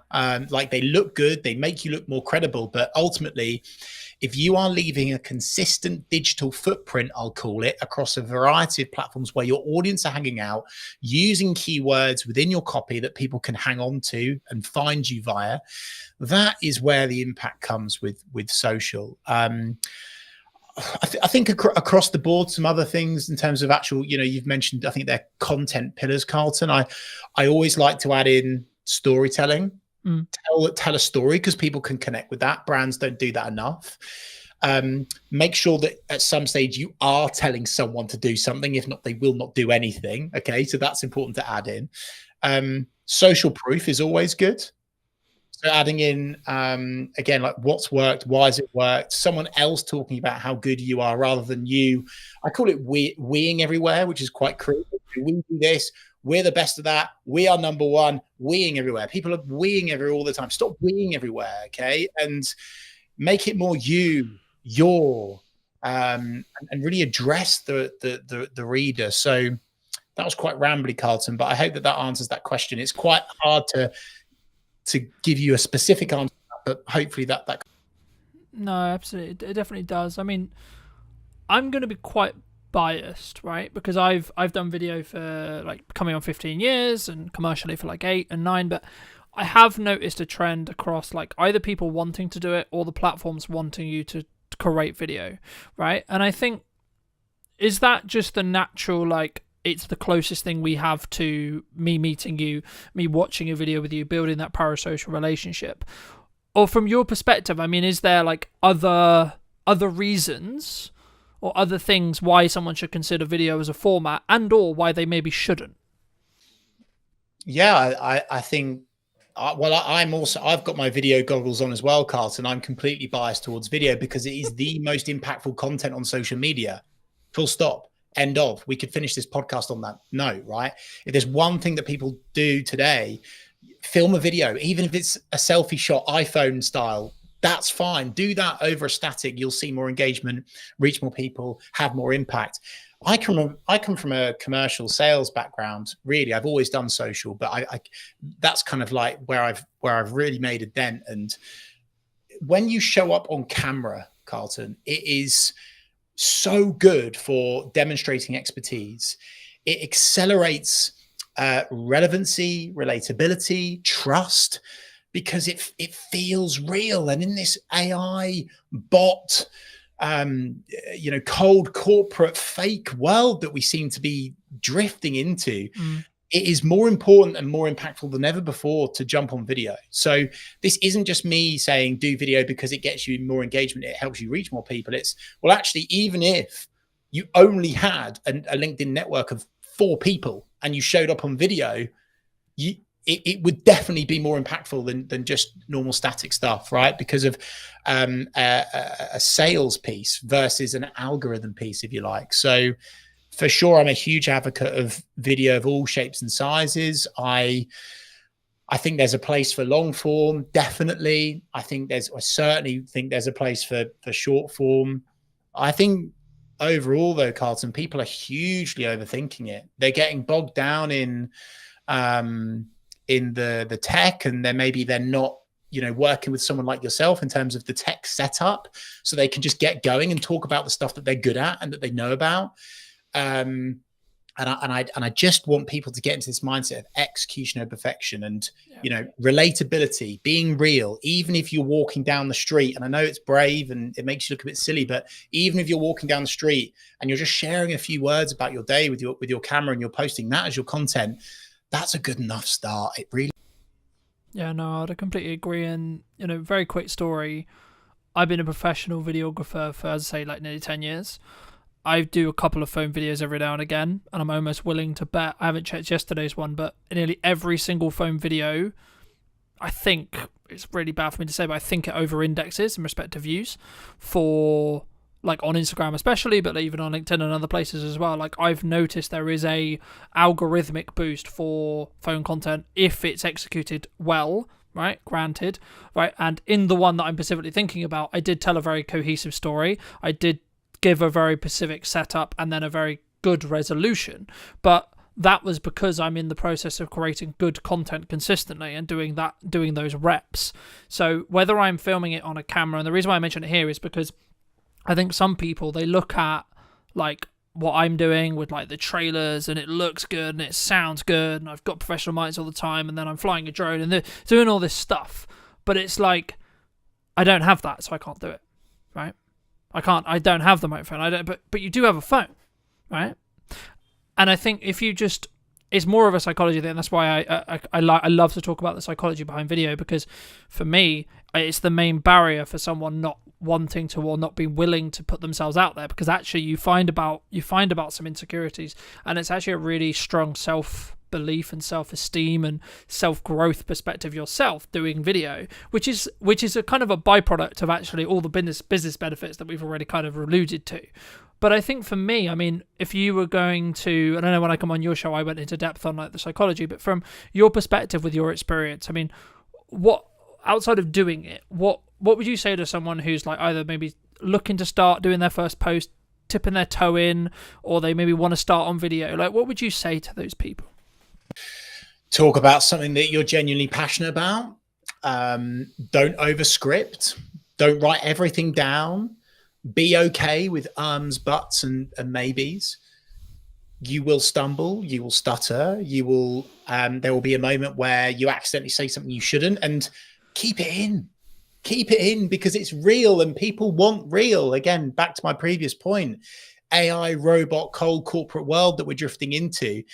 people are craving real more than ever before. And this is why influencers do incredibly well, because it's so real. It's so genuinely authentic most of the time.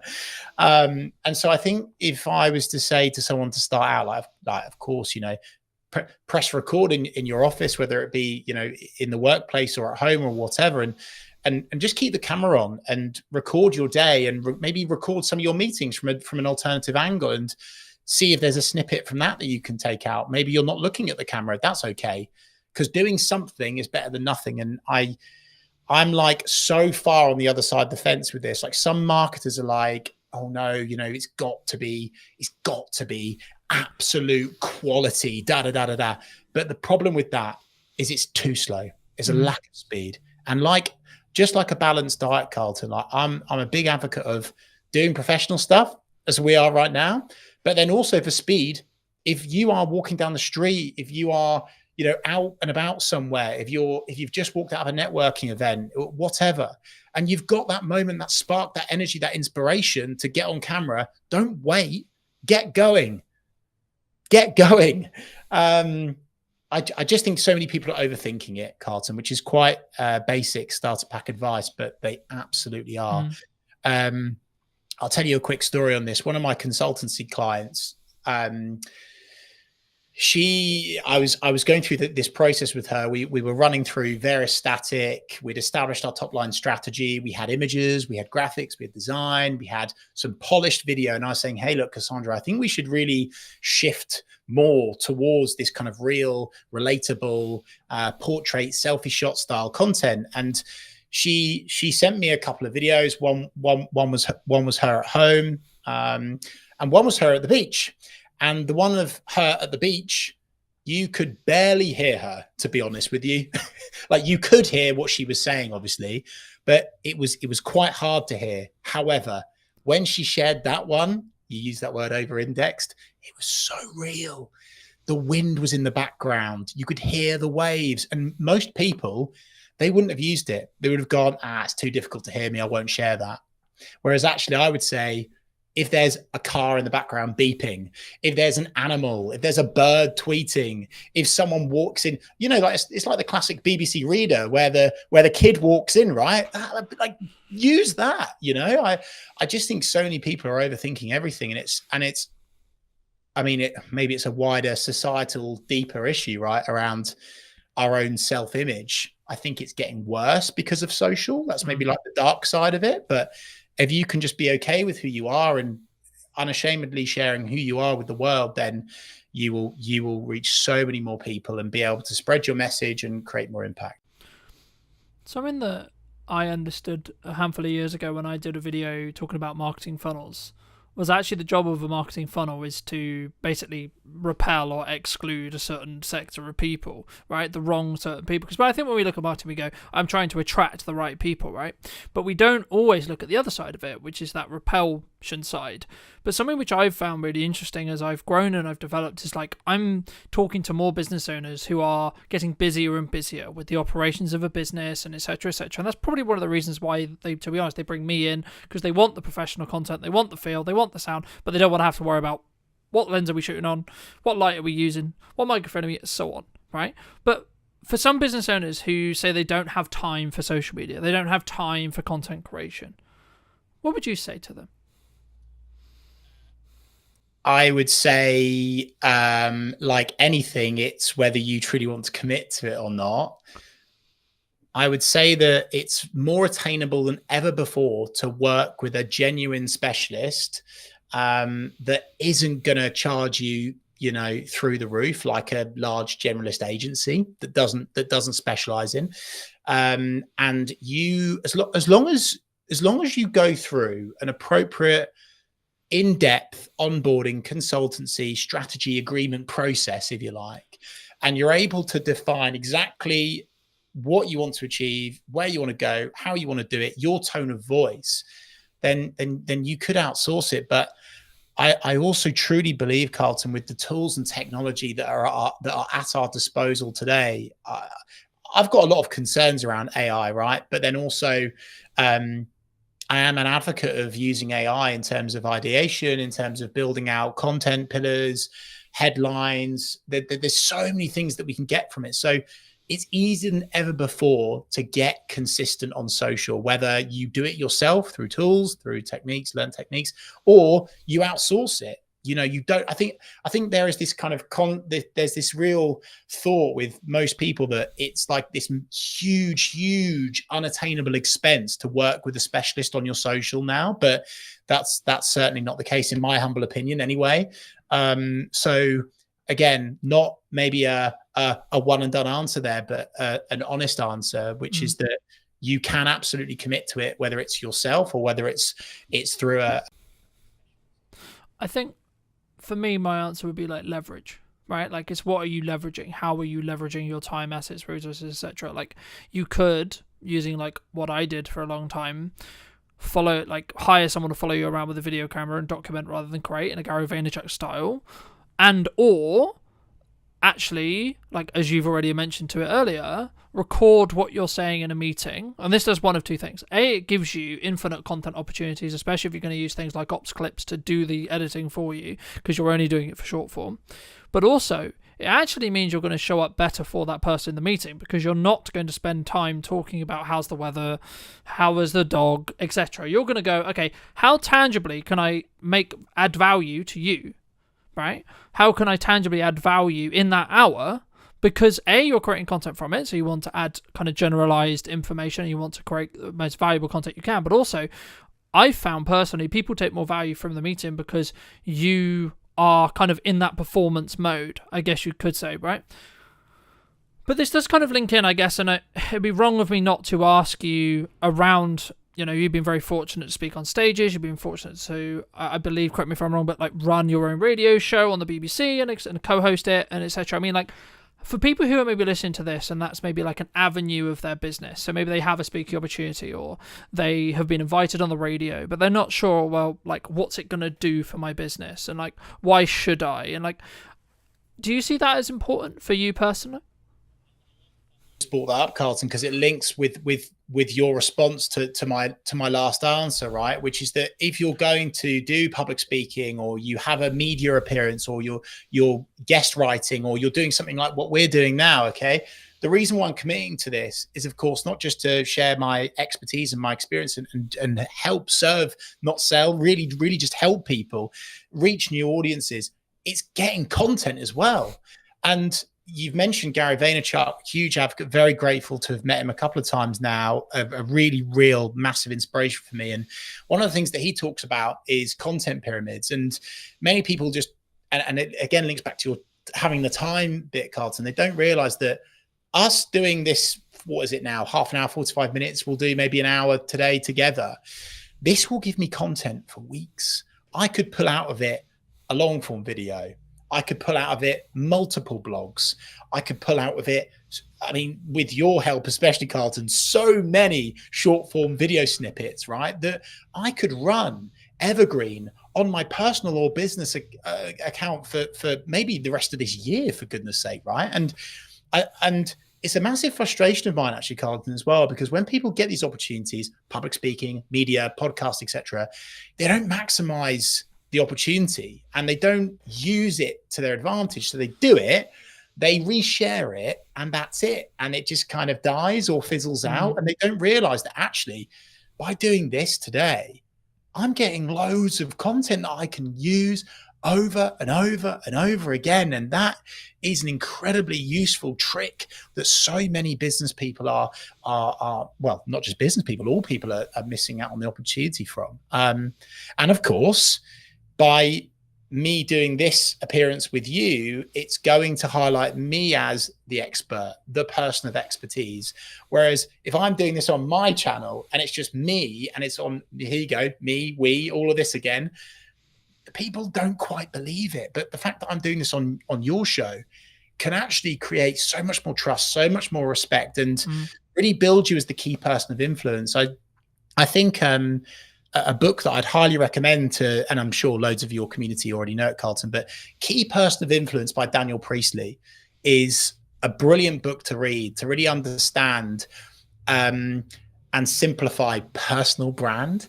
And it gets you in this thought process and concept and strategy of, using these opportunities to build you as a key person of influence so people trust you more. And if they trust you more, they buy more of your products and services. It's a simple mathematical equation, if you like. And so again, that's why I would hugely recommend that when you do these appearances, you really, really milk them for as much as you possibly can. And also, I think, sometimes people see like filming a talk at the front of a room or filming a podcast as like just a cost. And until you break that framework down and you look at the visibility that you're potentially going to get, and I think at the moment we relaunched the podcast account, I think it's now like 24 or 22,000 or so within like 2 weeks or so, just under 2 weeks in regards to like monthly views.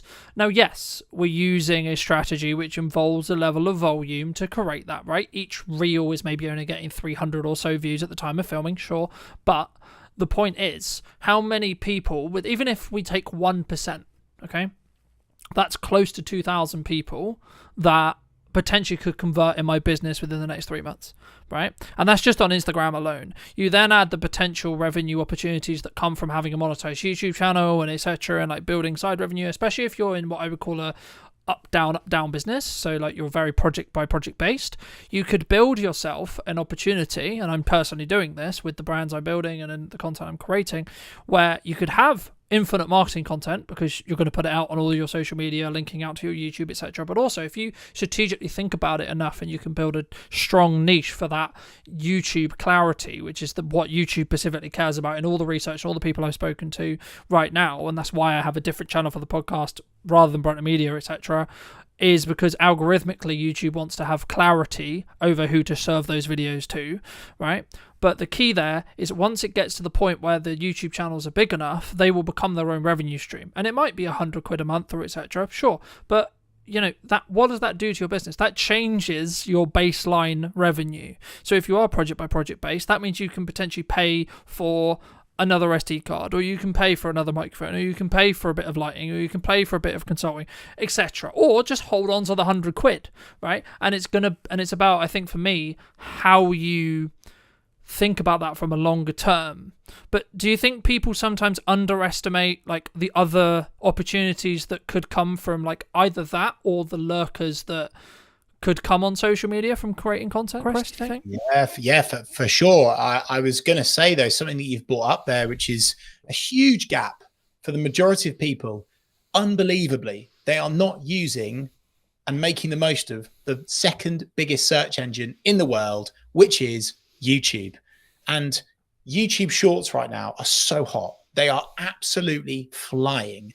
They are getting so much organic reach. And so even if you were to set up your own personal YouTube account under your name, right, and you just share all of these little videos that you do from various appearances, public speaking gigs, talks, meetings, whatever, wherever, however, getting your name on YouTube and giving these AI tools, hey, by the way, something to grab onto because then you're the expert, boom. And that is a massive gap for so many people. So again, link back to your previous question, Carlton, we're doing this in a funny order today. That will hugely help people. So definitely jump on YouTube and really, really capitalize on that opportunity by using that video content. And the great thing is with YouTube is by tweaking, tailoring, optimizing, making something, amending something, is that it can go viral like that. Okay. So with LinkedIn, with Facebook, with Instagram, if you edit something, if you edit a social post, it will penalize you, right? YouTube is phenomenal because by simply adding a new thumbnail, changing the headline, adding more to the description, all of a sudden your video can blow up and it could completely change your business forever. And that's not pie in the sky, blue sky thinking stuff, right? That's very real and it's happening for so many people. And so again, another takeaway for people listening to this is please jump on YouTube. Please start publishing to YouTube. Yeah. And I mean, we've talked a lot about like the commercial benefit of doing content, the commercial benefit of like why I should be looking at marketing, how I should be consistently marketing, but you've done some incredible work through your Big C initiative about, specifically raising I believe this is correct, do correct me if it's wrong, raising up to about £40,000 for the charity involvements and etc. I mean, how specifically is that kind of, I guess, purposely shaped your work, or like how did that kind of come about? Like, because I think that's really rare in the business landscape, but also in the social media landscape as a whole. I don't think we sometimes think, hey, I could actually do something really good and really meaningful here. Love that, Carlton. And we're talking here about business and doing all this, but hey, actually, what charities are you passionate about? What do you want to change in society? What legacy do you want to leave? You can use social as a tool to support with that. I'm so proud to say that we've now got up to over 50,000. I think we're almost knocking on the door of 51,000, right? For a cancer charity that supported my mum before she sadly passed away in 2007. And my mission is I want to get to 100 grand before I retire, right? And I will get there. But the takeaway and the learning from that is all of that money was raised because of the power of social media, specifically the power of building a engaged community. And we jumped on YouTube lives. We were talking to our subscribers. We did a 24-hour watch along, which was phenomenal. And we raised, I think it was like annoyingly, it wasn't 24,000. It was 23,000 in 24 hours. And that was on YouTube, one platform. So again, like, if it's not enough to already jump on social media for your business, what about the stuff that you're passionate about? What about the charities that you want to help and support? It's definitely the right thing to do. Do you think AI is going to change this? Yeah, I do. I think AI has already changed a lot of social media. And I think that it's one of those things that you can either lean into, you can sink or swim. And I think that many people are already swimming with it, but then also some people are unintentionally sinking because they're using AI.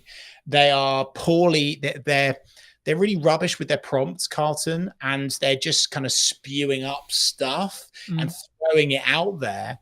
And the algorithm is understanding and picking up, that's AI content. And there's certain things that you see and you're like, you've swallowed a thesaurus overnight. You're using the rocket emoji on every single post. You're using multiple line breaks in weird orders. It doesn't feel like you anymore. So I think AI has changed it, but not just for the good, but for the worse as well. And honestly, not even just saying this because I'm on your podcast. It's why video. I mean, I didn't think video could be any more I didn't think it could be any more valuable. AI coming in has made video work even more valuable for you and your business. Because of course, AI tools are developing all the time, right? And it's going to get scary really quickly at what it can do, even in video. But right now, there's this opportunity where doing video as you, for real, there's going to be this nice soft squidgy stage where you can get so much impact now before these tools and technologies catches up with it and are able to dupe you to a quality where you can't tell the difference. I don't think that's going to be long, by the way, and I'm quite scared by that, to be honest. For the world, not for me or my business, everyone. But for the next year and a half, 2 years, I think there's a real moment where you can jump on video, make loads of money, create loads of impact, help support causes that you care about. I think AI has made things really good in terms of getting people going, ideation. But I actually also think it's really showing people up, and it's making jumping on video even better for showing off your expertise, your knowledge, your wisdom, your skills, because that's something that AI can't do. Yeah. How shouldn't we be using AI? How shouldn't we be using it? Putting a I'm not going to try not to swear just in case you're monetizing this, by putting a rubbish prompt into ChatGPT, copying and pasting any old nonsense, right? If you put rubbish in to ChatGPT, you will get rubbish out of it. And people aren't even proofing it, Carlton. It's so scary how lazy humans are. It's so scary. They're literally putting a rubbish prompt in, getting a rubbish answer response out of it, copying it, whacking it in LinkedIn and sending it. Yeah, that'll do. Fact checking it. And some of the stuff I've seen, it's like the worst thing to do for your personal brand. It can literally destroy your personal brand in an instant because the facts are wrong. The stats are wrong. They're not right. And it's because partly of the prompt, but also what AI is currently still latching onto. So as I say, I'm not an AI denier by any stretch of the imagination, but I think that's where people are getting it massively wrong. They are not understanding how it works and they are shortcutting it. They're thinking it's accurate and it's not. It's actually, you spoke earlier, Carlton, about, video / social attracting or detracting for your personal or business brand. And my goodness gracious me, is it detracting from some people's businesses right now? Algorithms change constantly, right? There's constantly a new thing. There's a new trend. There's a new, Reels have just launched, Stories have just launched, Snap Spotlight has just launched, etc. Right? It's a full-time job on its own, right? That I'm sure we both spend quite a lot of our time because of the nature of our business. But to the person who's maybe not in the space every day, what advice could you give them as we go into 2026 and say, okay, well, this format, this trend, this idea, this concept, this thing is underrepresented and is the quote opportunity right now on social? Well, I think what's always going to be safe, is educational content, serving, not selling, especially when the content that you're creating is non-time sensitive. That consistency is going to be more impactful and work over and above trends. I'm really cautious with trends. Trends are fantastic at creating virality and going big, getting loads of vanity metrics. I'm not sure jumping on trends is something that a business should be leaning into too much, because actually I think it detracts away almost from your commercial objectives. Heck, I saw a competitor the other day post something on their social, which was so detracting away from what good customer service, client service looks like. And I was like, oh dear. And it's because they jumped on a trend that other people are doing, but you don't have to jump on every trend. So I think video works. I think doing lives works and will work very, very well. If someone is able to do content where they are getting connected, exposed, and accelerated into another network of people that they want to reach, is also good. So Instagram collaborations, live broadcasts like this, very, very good thing to do. But Carlton, I do fear that question will almost strike fear into people, and they will go, "Oh no, I'm overthinking it again. I can't do the right thing." So again, I just want to go back to basics: execution of perfection, give value. I'm creating now, as we speak, 52 videos, and I'm going to do one per week for the rest of next year. I'm practicing what I preach on that, and I'm not worried about the trend at the time, because I want to leave a digital footprint. I want to leave little magnets, branches for my audience to hang on to with keywords of service areas that I want to sell more of. That's what I'm all about, right? Leaving this footprint that people can grab onto. So trends are great. You don't have to jump on all trends. And in terms of what's safe for 2026 and what is going to work still in 2026 is short form video content. Make it real, make it authentic, whether you do it professionally with someone as good as yourself, Carlton, or whether you selfie shoot it. But again, balanced diet point. Do both. Why not do both? Yeah. Work with you, Carlton, or another video provider. Won't be as good, obviously, to batch create loads of video content, evergreen, non-time sensitive, so you're talking at least once per week, and build it and build it and build it, and that's how you can grow your account. No, I completely agree, and I want to build off just before we wrap up the trend thing, because I agree, but I also kind of disagree, and it's kind of a bandwidth question, right? So I'm going to caveat my answer with, if you have the bandwidth to do this and you have the systems in process to be creating all the polished stuff, all the value add, everything that me and Chris have been discussing for the last hour or so, then yes, do that first. That's always going to serve you. That's always going to be a good idea. However, if you want explosive growth from an awareness point of view, and you have the bandwidth to jump on a trend fast before it becomes saturated, then you can commoditize a load of attention that will then lead into your value-led content. And that's where it really comes down to, in my opinion, a yes and thing rather than a yes or thing, right? We've alluded to Gary a lot, and I will link some resources down below for those who are interested, but like, this is one of the things that Gary talks about a lot. It's like, yes and you should talk about your hobbies. Yes, and you should talk about, I think he had a video that got like silly views, like millions and millions, and it was like him talking about like a fruit, right? What ROI is that? Well, actually, probably quite high, because what happens is people, if you look at everything you do as a part of a marketing funnel, you need to ask what piece of your content is going to do. You can trend jack and get a strong piece of awareness content.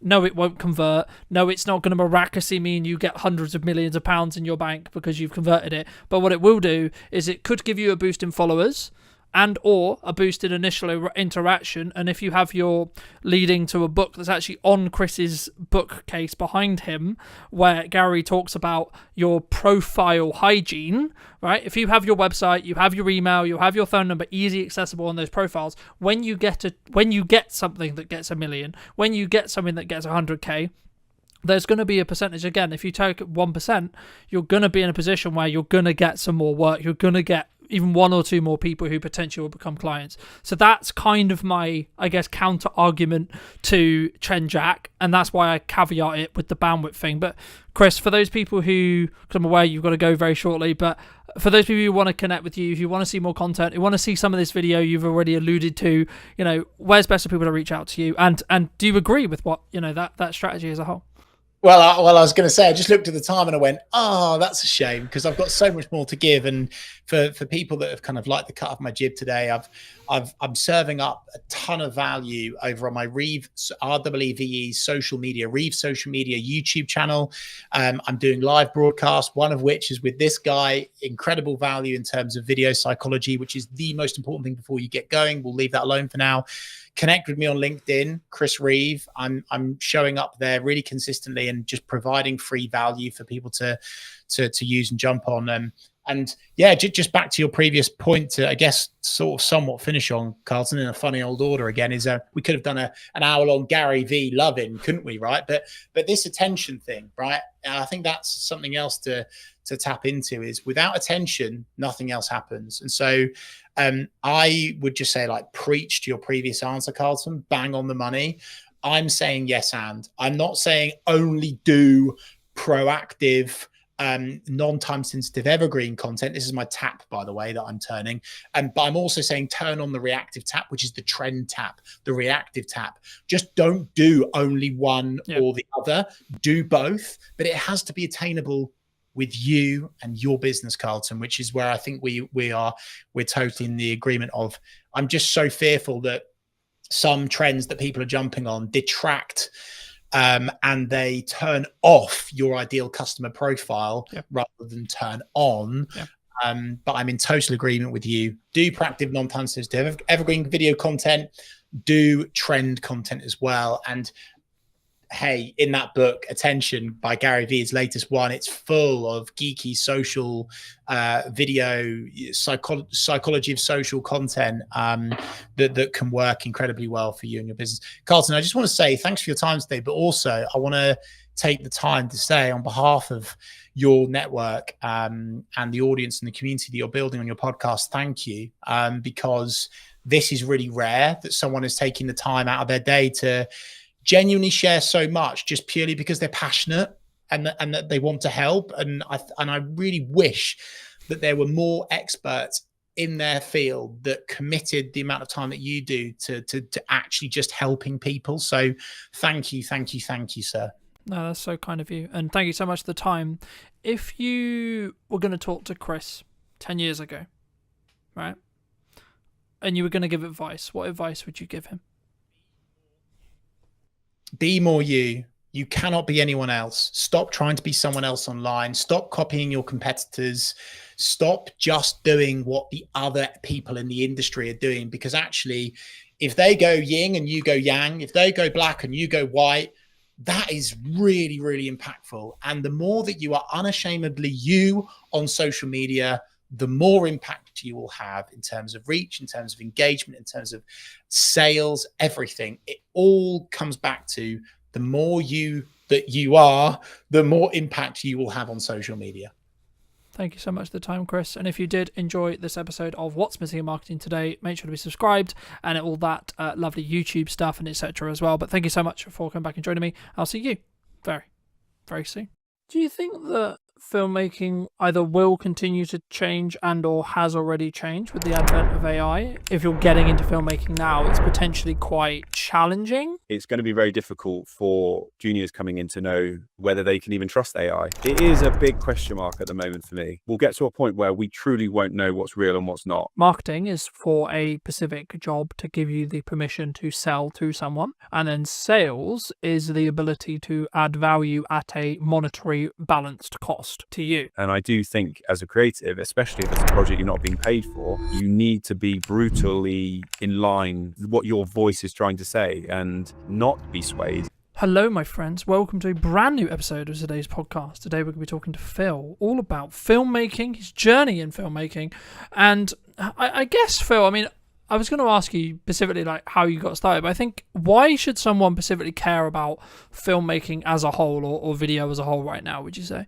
Well, I mean, it seems to be that video is everywhere, and it's a really powerful way to sell or to get a story across and just to generally get a message. And I think people are, well, I mean, the fact that we've just at our fingertips got video content that we can just scroll through and on tap, it seems. I just think it's probably the most effective way to get a message across. Do you think that filmmaking either will continue to change and or has already changed with the advent of AI? And equivalent, like to give you some context, I was watching a video earlier today all about the fact that like junior editors and getting into filmmaking, like we're both like I would say probably more established, but if you're getting into filmmaking now, it's potentially quite challenging in respect to like those don't necessarily have those junior roles because they are being commoditized or replaced by AI. Yeah, it's an interesting thing. And I was at an event the other day and they drew attention to the fact that, as you described, those junior level roles are being filled with AI. But what's interesting is that those at the latter parts of their careers, once they disappear, the experts that actually know and have the knowledge, it's going to be very difficult for juniors coming in to know whether they can even trust AI, because they haven't got some old fogey next to them that they can vet it and check if it's correct. But in terms of AI, it is a big question mark at the moment for me.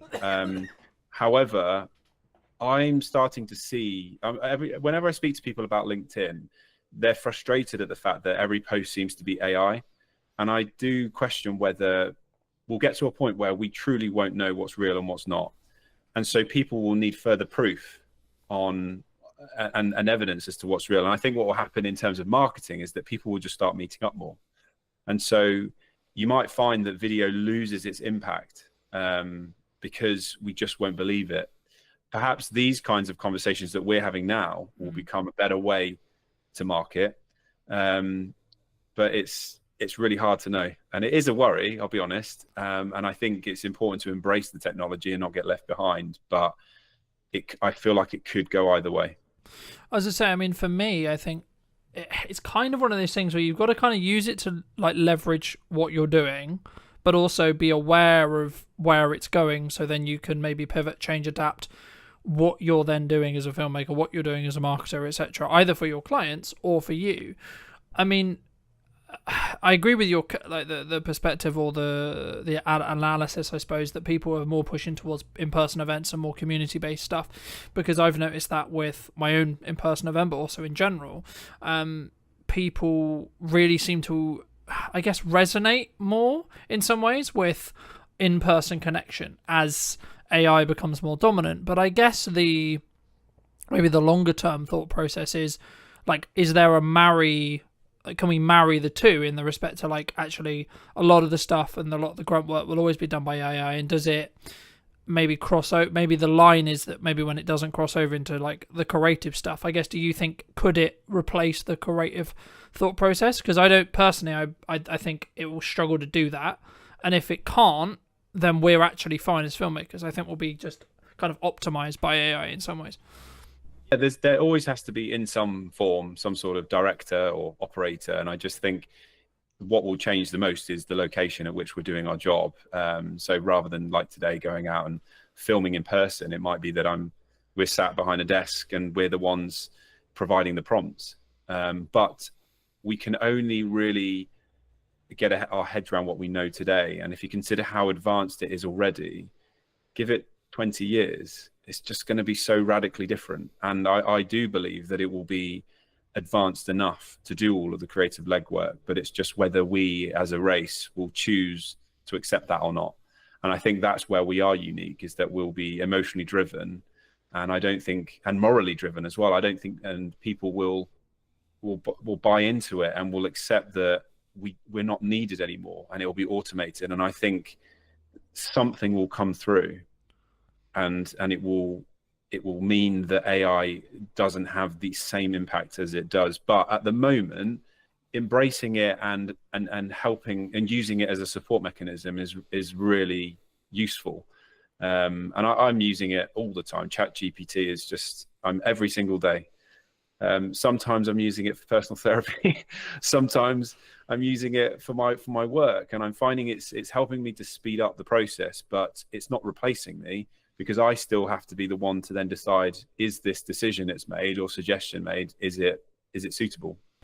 Yeah, I agree. And I think, I don't know if it will ever, because the problem with like large language models, right, is if they start embedding mistakes and they have mistakes in them, then they'll learn from those mistakes and then repeat them, right? And I think to an extent that's kind of why I'm maybe slightly more skeptical of whether it will become this all-seeing power. Is it going to be in a world where we have it and we use it? Absolutely. But I don't think it will. I'm kind of, it might be famous last words, right? But I'm skeptical that it will get to the position where it can completely replace a human, right? Will there be elements of, like, I can see a world in 5-10 years where the camera we use for work or the camera we have in our webcams have AI features built in, right? They can, I mean, that's what we're already seeing that with iPhones and etc. when it comes to like beauty filters and etc. And I guess in some ways the vulnerability, maybe if you're already in the beauty industry, I can see as a specific industry that will potentially struggle with this, because they already try to beautify non-reality, if that makes sense. The thing that AI will struggle with, for example, is like the detail on my beard, for example, at the moment, right? And I think as we move forward, I guess the question comes is like, is that a regulatory thing, do you think, of like stopping it from just completely obliterating like the entire industry as a creative industry? Or is it actually just going to be people will eventually just say, yeah, it was kind of a gimmick and we kind of use it as grunt work, but actually we're going to draw a line and sort of say, well, we're not going to, it's not going to be used for this. Do you think? I feel like we are in such a capitalist society that sadly I feel that the need to create revenue will be so strong that I don't even think, I think it will just happen and we won't even notice. And for people like you and I, we know a world before AI, whereas in 20-30 years the next generations coming through won't know any different, and so it will just be part of their life. So I think that's when we'll notice the biggest difference. But I do feel strongly that we will just require that real human interaction, and for as long as we don't know, we'll crave it. It's just hardwired into us as a species to want real connection. So I do think in some form we'll seek it out, and I reckon a new art form will come about from it. I don't know, or it might be, as we see quite commonly now, things that are retro coming back in. It's because even the younger generation are looking at simpler times. My daughter is 13 and she's taking a break from her mobile because she doesn't like what it represents in her life, and I think that's an incredibly mature choice that she's made.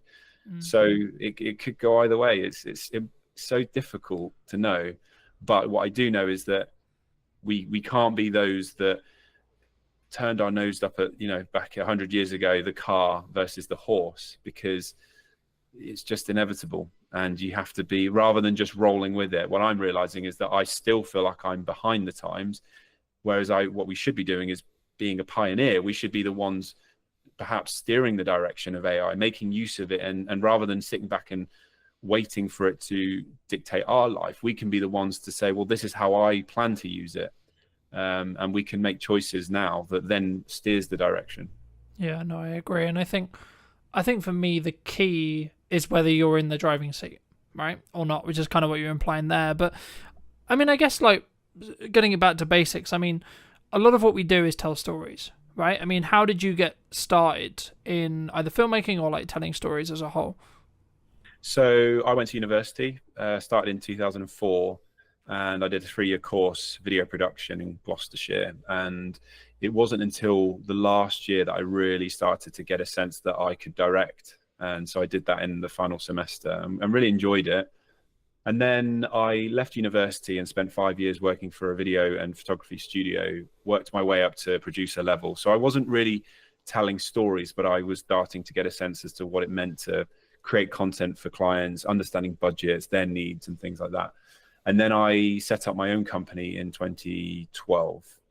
And that's when I started to get that itch and that need to want to make content for myself, or to prove that I was more than just a corporate video producer.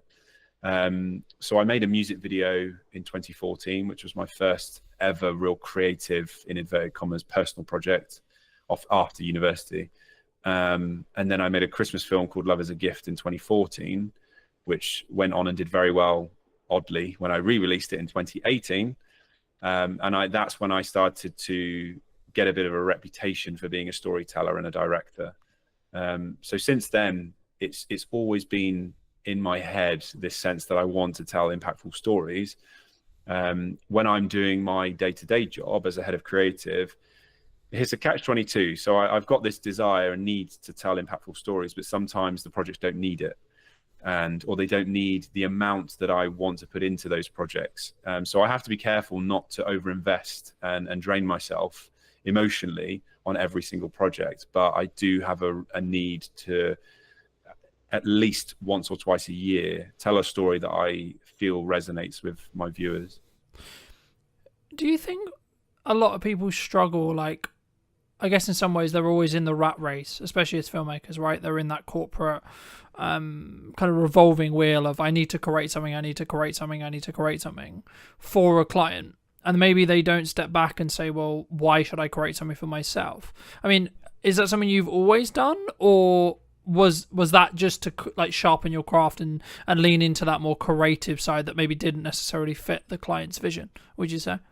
When I started making, kind of the reasoning behind, I guess, why you still create, or why you did create your own stuff, rather than, because I guess in some ways some people would say, well, you don't make direct money from it, so why would you invest the time, energy and resources in doing so, right?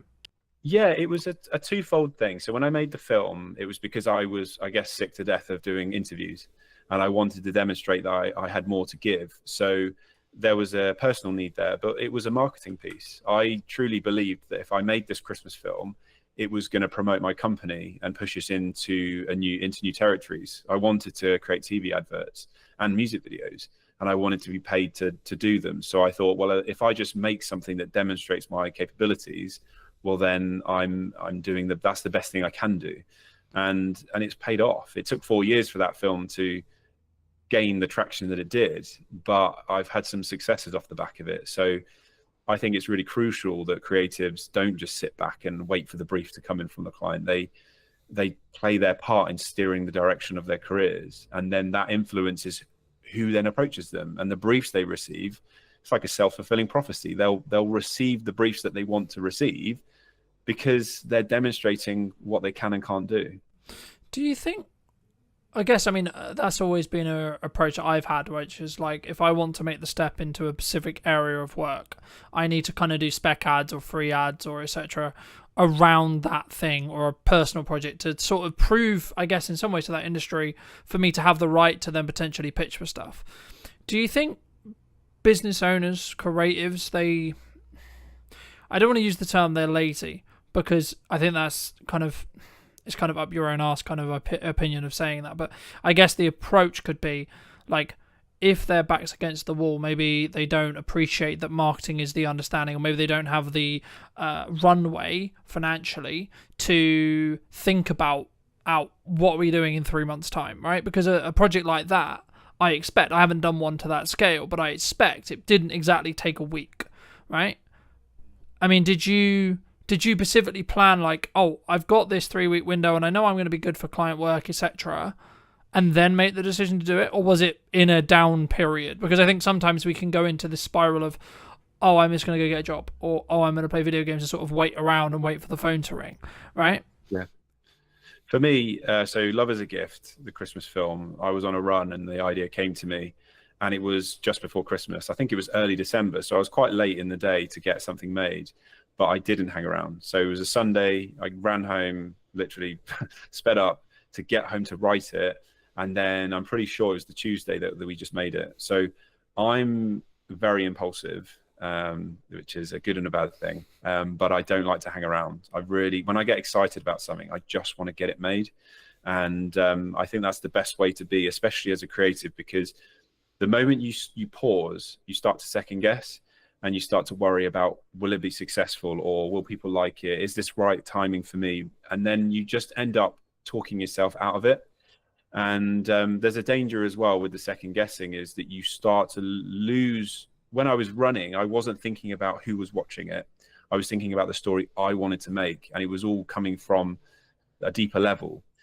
It's dangerous to get into a place where you start thinking about how people will consume it, because you lose your identity a little bit. And I do think as a creative, especially if it's a project you're not being paid for, you need to be brutally in line with what it is, what your voice is trying to say, and not be swayed.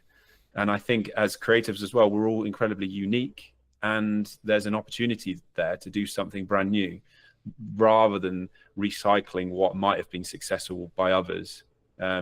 So in terms of fitting things in, I have to be really mindful, because I've got a job that's full-time and I need to squeeze things in there. But if I really believe in it, I'll make it happen. I think if you're so passionate about something, you make it happen, don't you? And I guess, yeah, brutally, if you don't, you've only got yourself to blame. Would you have done it if there was absolutely no guarantee, or absolutely like the likelihood actually in general was that you probably wouldn't make any money off it or get any more projects off it? Will you still made it? Do you think, in hindsight now? It's a really interesting question, because at the time I didn't know, but I still made it. But yeah, there was always that hope that something good would have come of it. So if someone said to me this would be a waste of time, truthfully, I probably wouldn't have made it.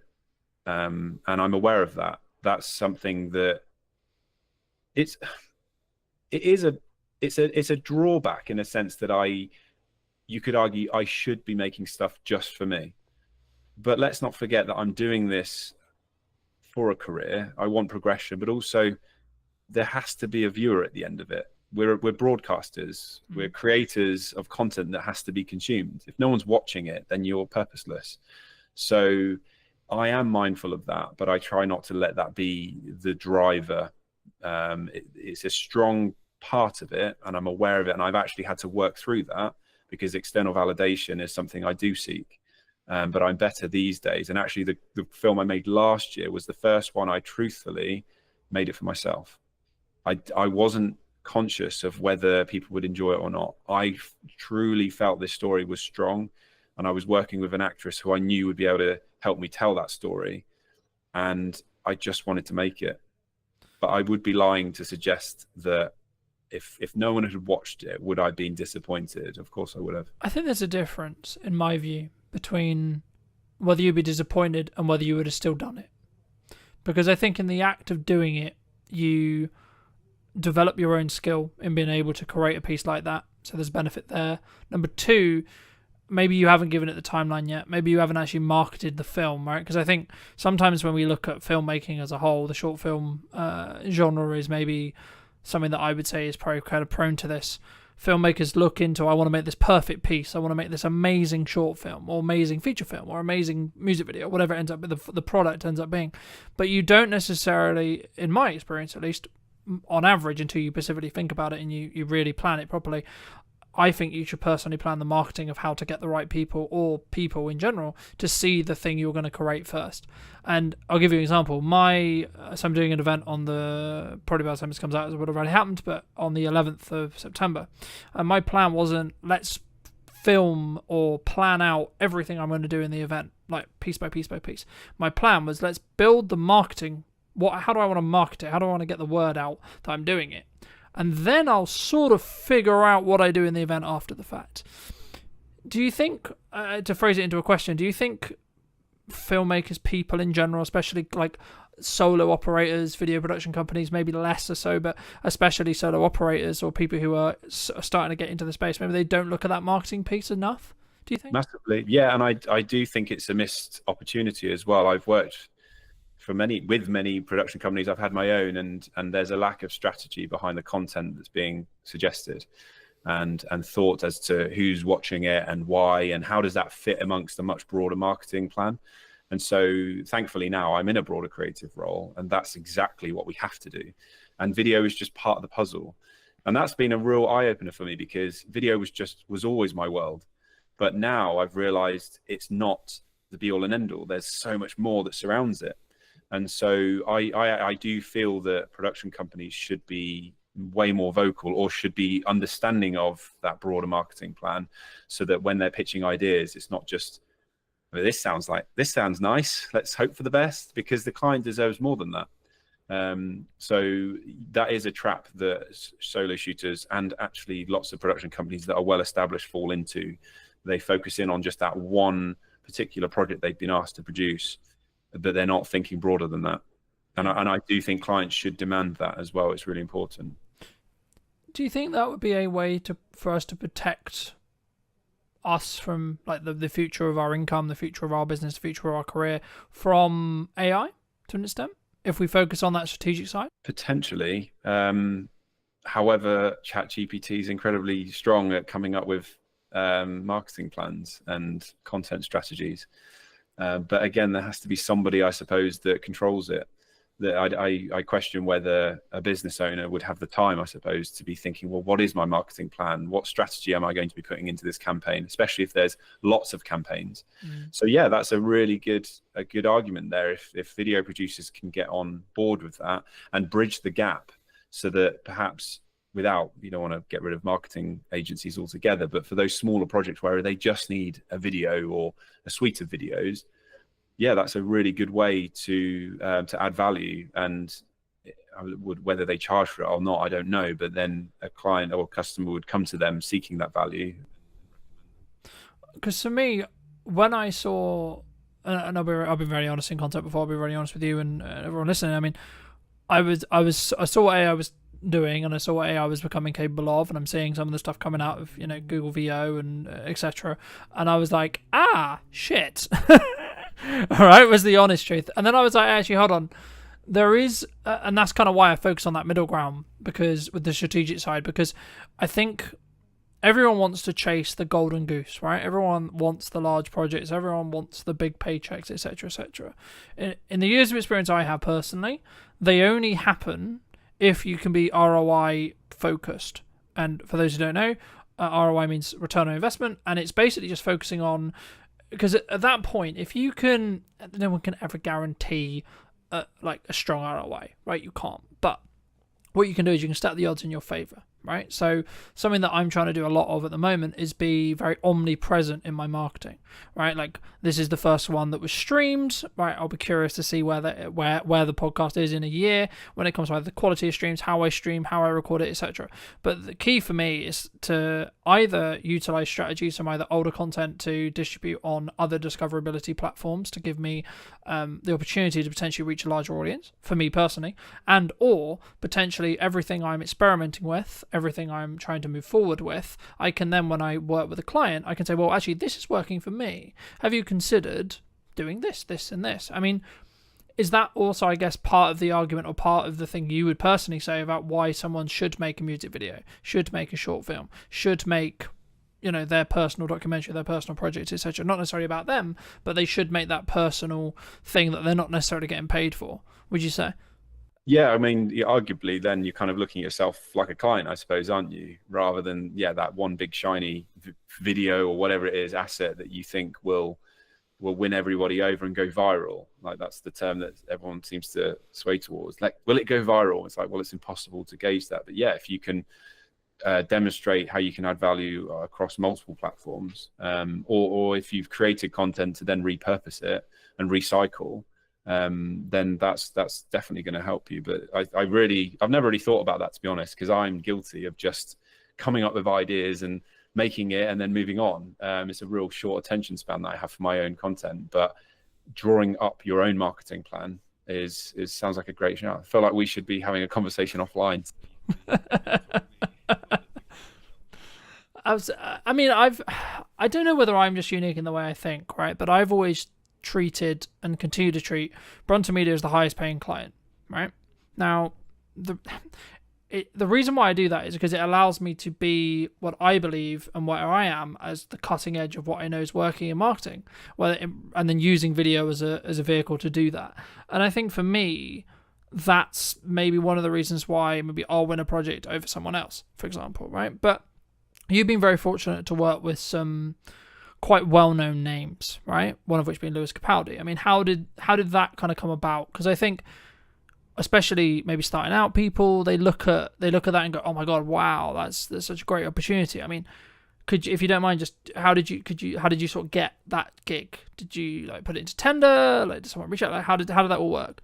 It's going to annoy you because I was just very lucky. I didn't have to do much. Well, so my Christmas film re-released in 2018. It went viral and I got a lot of press coverage. Then I was asked by Good Morning Britain to make some content for them. And I went on TV again, and that was broadcast live, which was incredible. And then I was approached by a director agent, and she started to toy with the idea of representing me as a director. But at the same time, what I didn't realize was behind the scenes, she was putting me forward for music videos. And one of them was Lewis Capaldi. And so from my perspective, I didn't know this. So all I had was an email from Lewis's manager saying, we've seen your work, we love what you do, would you be up for a conversation with Lewis to talk about creating a video together? So I actually then had a phone call with Lewis himself, and this was all before any of his songs had gone to #1. So he was quite an unknown name. And we chatted about a concept, and then over Christmas I didn't hear anything, and we're talking 3 weeks where I just heard nothing. So I just thought, well, that's not happening now, is it? And then they reached out again. And so I did have to put a treatment forward, which is a document that details how I'm going to approach the music video as a director.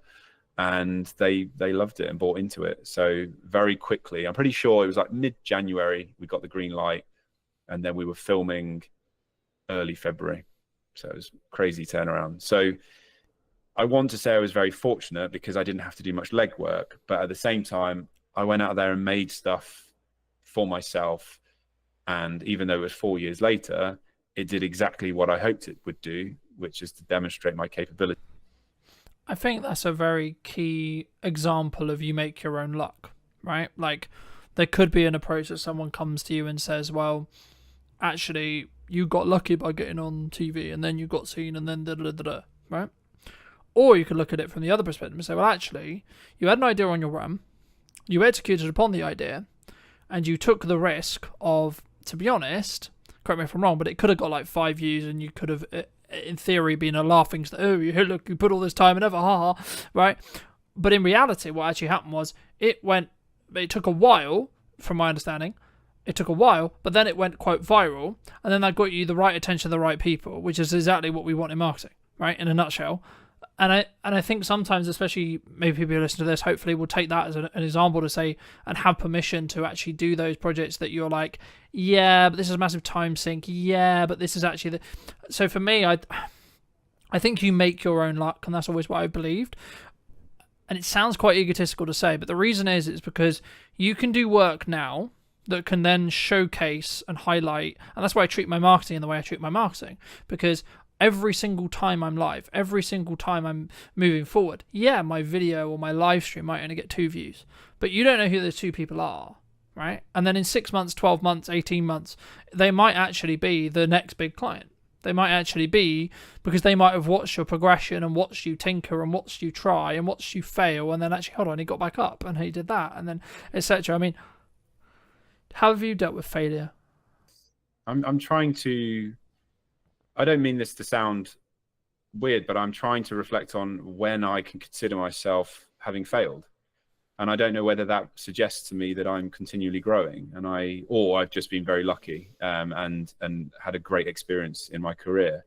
The film Love is a Gift, I released it in 2014, and it got a few likes and watches on the Facebook notice board in Tewkesbury. And you could argue that that could have been considered a failure. But I think because the position I was in was that anything was better than nothing, I had no expectations. But I also wanted to relate to what you were saying about the waiting game. It's the same for brand. With brand messaging, it takes a long time, I think, to build a brand. And my example is a really good.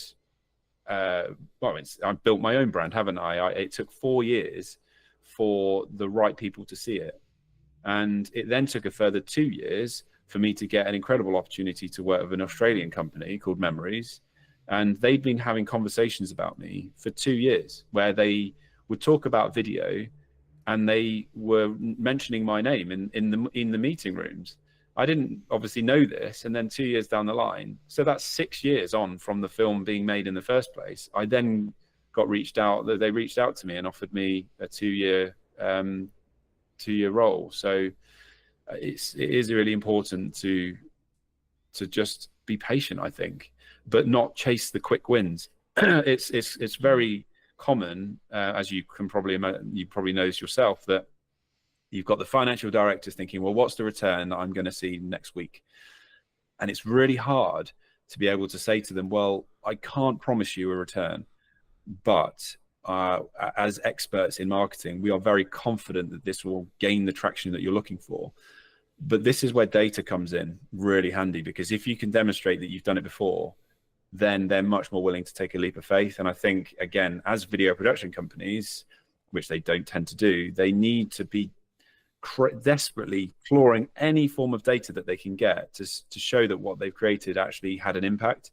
And without that, it's just pointless. And I've been in those rooms where I'm saying, yeah, I feel so great about this idea, but truthfully, in my head, I'm like, I don't know if it's going to work. I hope it does, but I didn't feel confident in that. So now we're really hungry for data, because it just gives us that extra bit of confidence to be able to say, well, check this out. We've done it before. I reckon we're going to do it again. Yeah. And I guess in some ways, it sounds really weird to say, but sometimes the litmus test is turn off stuff, right? Like, let's say, for example, you've got a client, and maybe you're not in the position to say this or do this, but like, I've had it previously with clients. I'm sure I'll have it again with clients where they're like, well, what's the ROI? We're paying you all this money, etc. Like, we haven't made any direct sales from it. And I'm like, okay, right, let's break that down. So you haven't got a trackable outcome necessarily. Okay, we can add something trackable into the video to see QR code, discount code, etc. Right? B, we can also look at it as a top of funnel understanding of, if you're consistent and you're consistently having a load of visibility, actually it's then not actually going to directly actually give you the ROI as in the sale, because it's not designed to do that. What it's designed to do is get you seen by a load of new customers that then take 3, 6, 12, 18 months to then convert. But then actually, and I guess the issue or the thing that marketing and sales always has is sales always gets the credit for the sale, even though arguably 70% of the work was done by the marketing, right? And I think as video creators, that's why we need to specifically structure our proposals, structure like how we work with clients to be I guess in some ways for them to understand, it doesn't mean that you're necessarily going to 100% like keep the client forever, or you're going to keep the retainer, or people are going to understand the content, because there is a window of time, unfortunately or fortunately, depending how you look at it, where you will just, like, you've added the value you can, right? Like when they've got the story videos, they've got this, they've got that. Maybe they don't need the ongoing support. Maybe they don't see it as valuable as they did, say, a year ago. And actually, maybe you've grown as well. And I think, just building off what we were discussing about like the failure thing, I've always been in the view you either succeed or you learn. You don't technically failure. Yes, it exists. Yes, the word exists, but it's not something to focus on, because for me, if you fail, it's because you did something wrong. You should take self-accountability. To phrase it into a question, though, in your career and your experience, do you think people, either you personally, should have taken more self-accountability in the past, or do you think more people should do as a whole?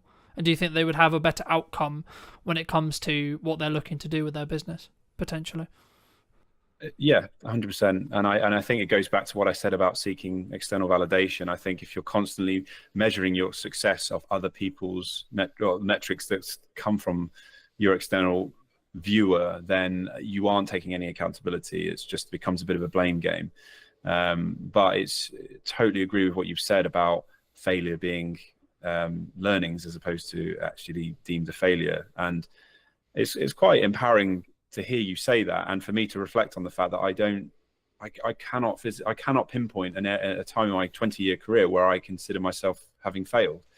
And that's actually the first time I've reflected on that. So that's a big win for me today, to be able to feel quite proud of that. But yes, we're all in charge of our destiny, and I think we should be taking accountability. And if there are moments where things don't quite go the way that we planned, well, we just reflect and move forward, don't we? And it's the same with all aspects of life, relationships, and just personal stuff. It's every obstacle is just it's something you can look back on in later life and almost be grateful that it happened, because it just gave you some further clarity. That's how No, I completely agree. And I think, we talked a little bit before we jumped on the actual show, and I said that 2024 was really difficult. And I look in hindsight now, and I blame myself for why it was difficult, right? Now, some people would say, well, that's a bit harsh, that's a bit mean, but it allowed me to understand what I was doing wrong. And now I can look in hindsight and I can look back 6 months and go, okay, well, the reason why I'm where I am today is because of the work I did 3 to 6 months ago, right? In regards to marketing and output. So the thing that people struggle with, clients and like me and potentially you as well, is we do a load of actions. The analogy that's always used here is like the gym analogy, right? You show up, you do a good workout. Cool, sick. But I look the same. Okay, we'll go again tomorrow. Right, cool, sick. Do a good workout, cool, feels great. I still look the same. Repeat. There is a day, though, where that compounding effect will get to the point where you actually see results, right? And that's then a motivator, of course. But I guess in some ways, is it the same, would you say, in filmmaking, in marketing, in output, in outreach, in any skill set that we're trying to build when it comes to business? Like, do we just have to keep going for long enough for them to reap those rewards across time with consistency, would you say? 100%. And I think being present and for a long period of time is, you're establishing yourself as any good brand should and does. But I do think you're being hard on yourself, because you're just one aspect of what might steer you in the direction of success, whatever that looks like for you. You can't control other people's behaviors. You can only control your own. And I think there of course is going to be projects that you've created that might not have necessarily gone where you'd hoped, but there's going to be all these other people that will influence that direction. So I think as long as you're proud of the values that you have and the behaviors that you put into your work, I think that should release you slightly from, let's say it doesn't work out the way that it did. You can always stand back and say, well, I gave it my best shot, and I used the tools that I had to my disposal, and I put my best attitude into that. It's like kids. We say that if they got an E or an ungraded on an exam, if they tried their hardest, that's the important bit. So I do think you should release yourself from some of that stress and blaming yourself for whatever it is that happened last year, because you're just one of billions of people in this world. And I do think we get lost in that a little bit, which is that we, as perfectionists, which a lot of creatives tend to be, imposter syndrome, we come down on ourselves like a ton of bricks, but that's not fair. And it's not, yes, there's many aspects that feed into why something might go the right way or not. And sometimes it is just bloody luck. My Christmas film in 2018 did very well because I was lucky in the way that I worded it, which was the Elton John Lewis Christmas advert. People didn't like it. And so what I said was, off the back of the John Lewis Christmas advert, here's one I made 4 years earlier. So the reason my video, I personally think, went viral is because they didn't like the John Lewis one and they were more receptive to something else. So the whole narrative was John Lewis, this guy creates a film for 50 quid that rivals John Lewis. There was that story there. I couldn't have dictated and controlled that. And I probably would have put the same type of post out had the video been successful. I wasn't deliberately writing it in that way to say, well, I know it's shit, therefore they're going to love mine. It was just good fortune. So I don't think I could have truly controlled that. No, and there is market, like to an extent, there is market conditions that do have a perfect storm, right? But the reason why I say luck is in our own control is because we prepare for an opportunity and then we can execute upon the opportunity. So, like flipping it the other way, if you're going to take maybe my point of view on it, I would argue by the fact you had the film and by the fact that you saw the way I actually remember I wanted the John Lewis advert that you actually questioned or that you're talking about.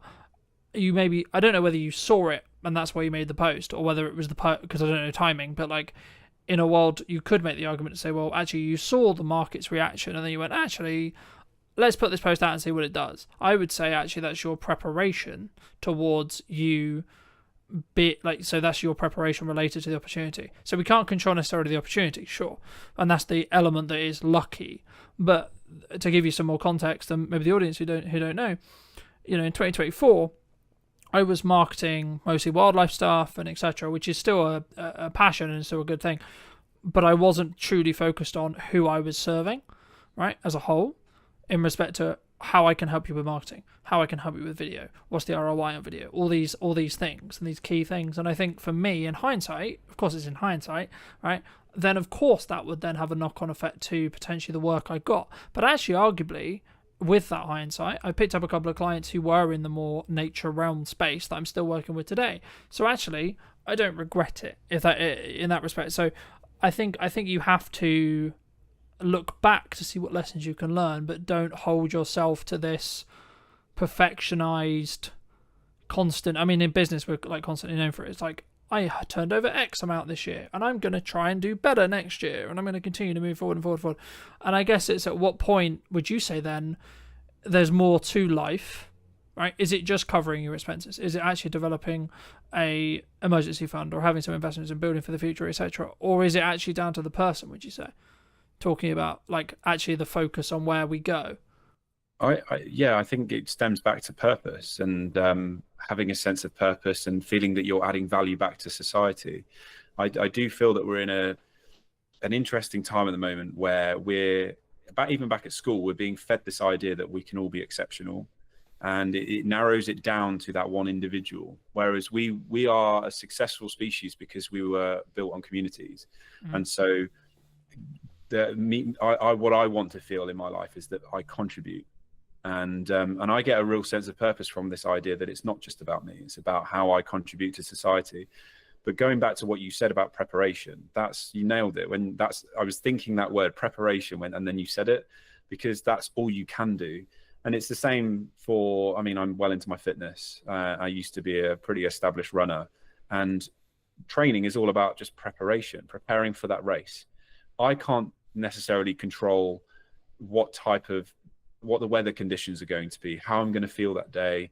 And there's lots of factors I can't control, but I can be very prepared. And again, using that as an analogy, every time I suffered in a race, it meant that the next race, I literally would be able to say to myself, I felt this pain before and I survived. And so I think we can use that in business and all walks of life, which is to say, well, that didn't work out how I thought, but I feel. Yeah, and I think when you change your mindset around failing, right, and that is your mindset when it comes to potential failure, I think it frees you. For me, like in that scenario with the running scenario. Yeah. But yeah. I also think failure is often dictated by other people. And I think if there was no one around to tell you that it failed or to give you any sense that it failed, I think we wouldn't feel so bad. And so that's why it's important not to measure your success of other people's drivers or what other people are doing in their lives. It should be based on what's relative to you. Yeah. Do you think that comes from a self-belief, self-esteem, like in here thing? Like, this is more general, this is like not necessarily filmmakers, but do you think that the reason why we look for external validation constantly is that, or maybe that we want a film to go viral, right? But putting it back into our industry, do you think that's why, like, we there's something we're trying to fix in us? Potentially, but I think it's because we're taught the wrong lessons. We're taught that success comes in the form of finances and how many likes and subscribes we get and popularity. Whereas if we were fueled this idea that success came from making someone smile, it's just a whole different vibe, isn't it? And that's raw human nature. And I do think we all have it in there, but we're just being fed this dopamine hit constantly, and the need to want to be popular, which is just that again is a human natural thing, an instinct to want to be popular. We want to survive in our community. So I do believe that from an early period in our life, we're taught the wrong lessons. Yeah, I think that's true, and I think it takes some rewiring sometimes to, and also from speaking personally, like some internal work on why do I look for X or Y from that perspective. And I think you have to take it into two, just maybe lean a little bit back into business. You have to take it from two sides. One is I'll use your example. I'm actually completely cool if this video gets 3 views. I've spent tons of time in it. I'm really proud of it, and I'm not going to tie what I believe to be a successful project on what the internet or the output or etc. actually deems it. So if it gets 3 views, still great project. If it gets 50 million views, still great project. Fabulous, right? And then there's the other side of it, which is like I'm doing it for a client or I'm doing it for myself, which is like, cool, I need it to push a needle somewhere, okay? So I'll give you, I've just picked up live streaming in the last handful of weeks, and I've weaved into what I was already doing into live streaming. So I'll give you an example. A handful of weeks ago, I knew that I got a couple of private texts from a couple of clients that I would call maybe on the fence, right? We don't have any open projects. We've done some projects previously. We're in between projects, etc. Cool. And the part of the text that really stand out to me was like, oh, your videos are really connecting with me, right? And I was like, okay, hold on. So I don't know what he watched. I don't know where he saw it. I don't have any context at all outside of he watched a video, at least one, and it meant something to him. It connected with him, right? Now, if I'm looking at that purely transactionally, that probably means they're more likely to use me in the future, or they're more likely to do a project with me sooner rather than later. Sure. But actually, on a nice level, actually, cool, I just made that guy's day. I made that person's day. I added some value to them. I helped them move forward, or help them pre-context or re-understand something related to the video. And I think for me, when I started really focusing on that bit, the how much can I help, how much input can I give without not necessarily expecting anything. Now, it comes from a place of financial planning and financial health, sure. But actually, once you can get there, you can then actually probably make more money. If you're just looking tangibly and that's your objective of success, you can probably make more money by continuing to do that, because you don't have to constantly ask for business, right? I mean, just as I'm aware of time, so I think let's wrap up soon, but for people who are maybe listening to this and thinking, okay, I'm going to start creating my own projects, I'm going to start creating my own content, where should someone start, would you say? well, I mean, we've all got smartphones that are very capable now. We've seen it with 28 years later. Obviously, they had some pretty sexy lenses on it, but it was shot on an iPhone. So we can all be going out and making our own content. But I think in terms of learning, it's important to surround yourself by other creatives who are perhaps further ahead, and go in really hungry with a positive attitude to want to learn, but just to watch and see what's going on. And I think being broad with that as well, and getting a different spread, allows you to understand, well, what is it that I want to be doing and what do I enjoy? But I truly think the best, if you want to be a content creator, you have to create, and you can't sit back and wait. It's on your terms. And I think especially younger people, they've got less ties, perhaps, financial restraints. I think it's a great opportunity to use that time to explore. But it's also being mindful of the fact that you might not figure it out for a long time. But if you imagine there's an infinite number of doors in front of you, all of those doors could be open, but it's up to you to open those doors. You don't have to walk through every door, because that could be careless. But if you're just stood looking at the doors, then that's the bit you can control, is to open those doors and see which is the one that you want to walk through. So, and I know it's a cliche, but I do believe that those, you can have an incredible skill set, but if you're an actual arsehole, people aren't going to want to work with you. But if somebody who knows nothing but has an incredible attitude, I'll remember them. I'll get them back on board. I've done it before. There was somebody who had an incredible attitude, and I put them in front of the right people, and now they're living in London, having an incredible time working on TV commercials. And that was her attitude. That's what mattered to me. So that goes back to what we said before. It's about behaviors and how you feel you can contribute back to other people and make people feel something. And those people as well, they're the ones that are best at selling, because they can sit in a room and it's not about them. It's about, well, how can I want to add value to your life, to your business. And they truly, truly believe it. And the best brands in the world are positioned in that way, which is that they truly add value, and it's on the customer's terms. So that can definitely be taken into, for any young filmmaker or creative, try to see how you can add value to the person that you're working with or speaking to, and get a mentor as well. That's really helpful. I have a mentor, and he's brilliant. It just helps me to stay fresh, I think, because it's easy to get stuck in your old ways. No, I completely agree. And I think also, like, giving without expecting a return, and just, I'm going to use the term like showing up repeatedly in a good manner. It comes from understanding where you are in your career, A. B, financial planning, right? Like, there's something that I didn't get right in 24 that I am getting right in 25, and that's why I'm in a stronger position, and that's why I can act the way I am. But also understanding the building it off the marketing sales thing. Marketing is for a specific job to give you the permission to sell to someone, and then sales is the ability to add value at a monetary balanced cost to you. So you're adding value to someone, and someone is then rewarding you with a monetary gain. Sure.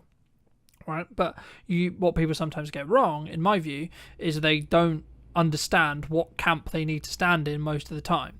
Because if you're really strong at marketing, you actually can be less strong at sales, or have an easier time selling, because you'll A, have more qualified leads, e.g. people who actually want what you sell, and B, they'll have less questions or less objections, right? And this is where you should know how to objection handle to an extent, but I find it a bit corny where there's a lot of content online going, this is how you objection handle, because that's just about, in my experience at least, pressure selling people, which in turn means they're probably not really going to get the value, and you're going to, like, the fuse on that client is going to be a lot shorter than someone who's consumed your content for say 6 months or 12 months, and then understands completely what value you could add to their business, and then be like, actually no, we're going to give this person like 6 months to before we actually, like, they'll always look at ROI, they'll always look and judge it, sure, but they're going to maybe give them a little bit, like me or you, a longer window to actually add that value, because that's how long it took them to potentially convert, if you want to go down into the business road.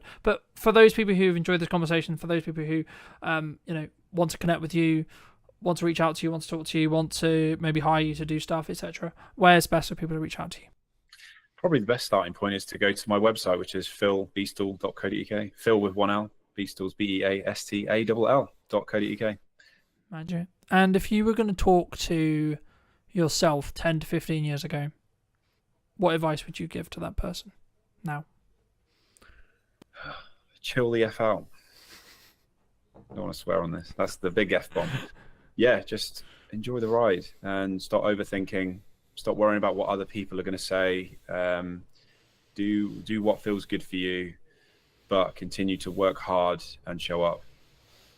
And thank you ever so much for coming back and joining me. If you did enjoy this episode and you would like to see more like it, make sure to be subscribed, follow, all those lovely things, and I'd love to hear what you think in the comment section down below. And I'll see you very, very soon.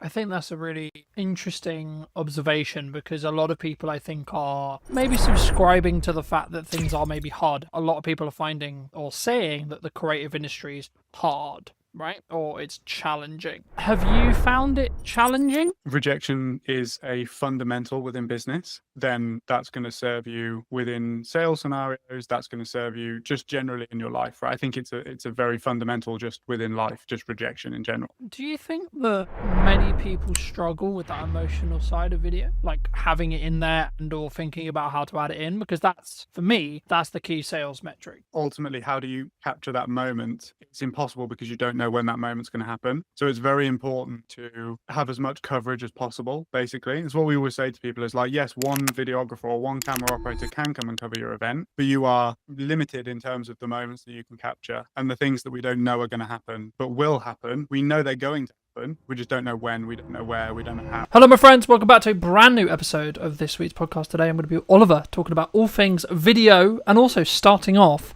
with niching, because it's something that we actually both kind of do opposites, I would say.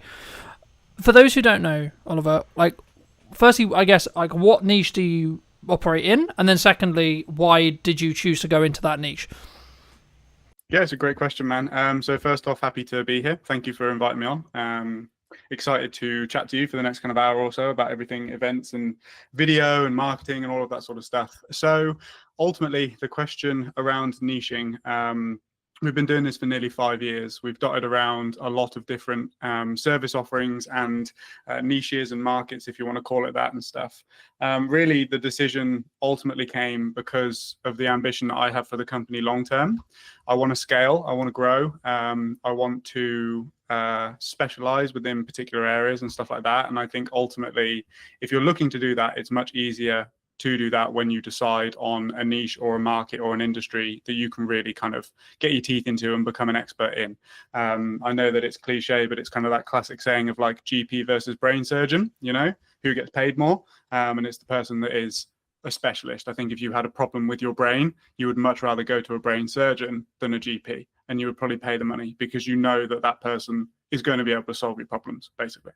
Yeah, I mean, I completely agree. I mean, I guess the critical part of my head is like, so how was, obviously we didn't predict COVID, no one could predict COVID, right, in the respect to like how drastic it was in respect to maybe how it changed the event industry, etc. But like, I know that the event industry as a whole was maybe one of the ones that was hit harder. I mean, how was that from a, because that would be like the counter argument to like, well, you kind of got a risk in that respect. Like there is an argument to be made about the specialist, absolutely.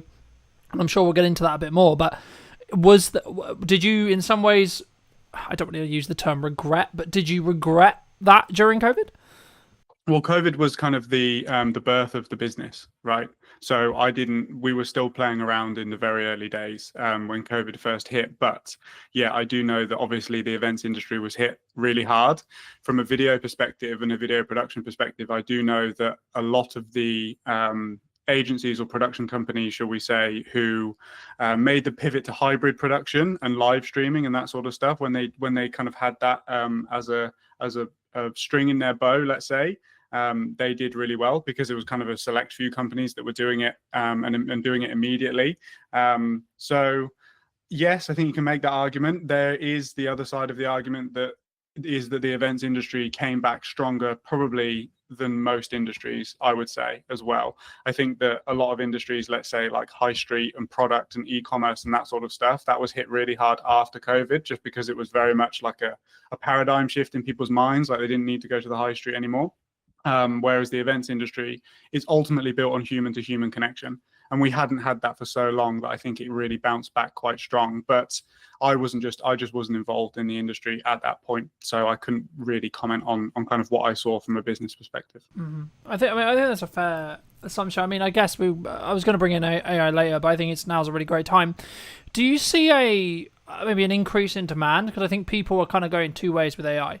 Like, a lot of people are utilizing it, a lot of people are using it for efficiency, sure, but maybe they're, I guess, in some ways wanting that emotional connection, wanting that human to human connection, whether that's in person or equivalent, maybe more, because things are becoming, I mean, maybe this is just a byproduct of what happened with COVID, right? Because we were all locked in our houses and talking through Zoom and this kind of thing. But for me, it was really interesting watching and relaunching this series of the podcast as a hybrid kind of approach, right? Some episodes will be like this, other episodes will be in person, etc.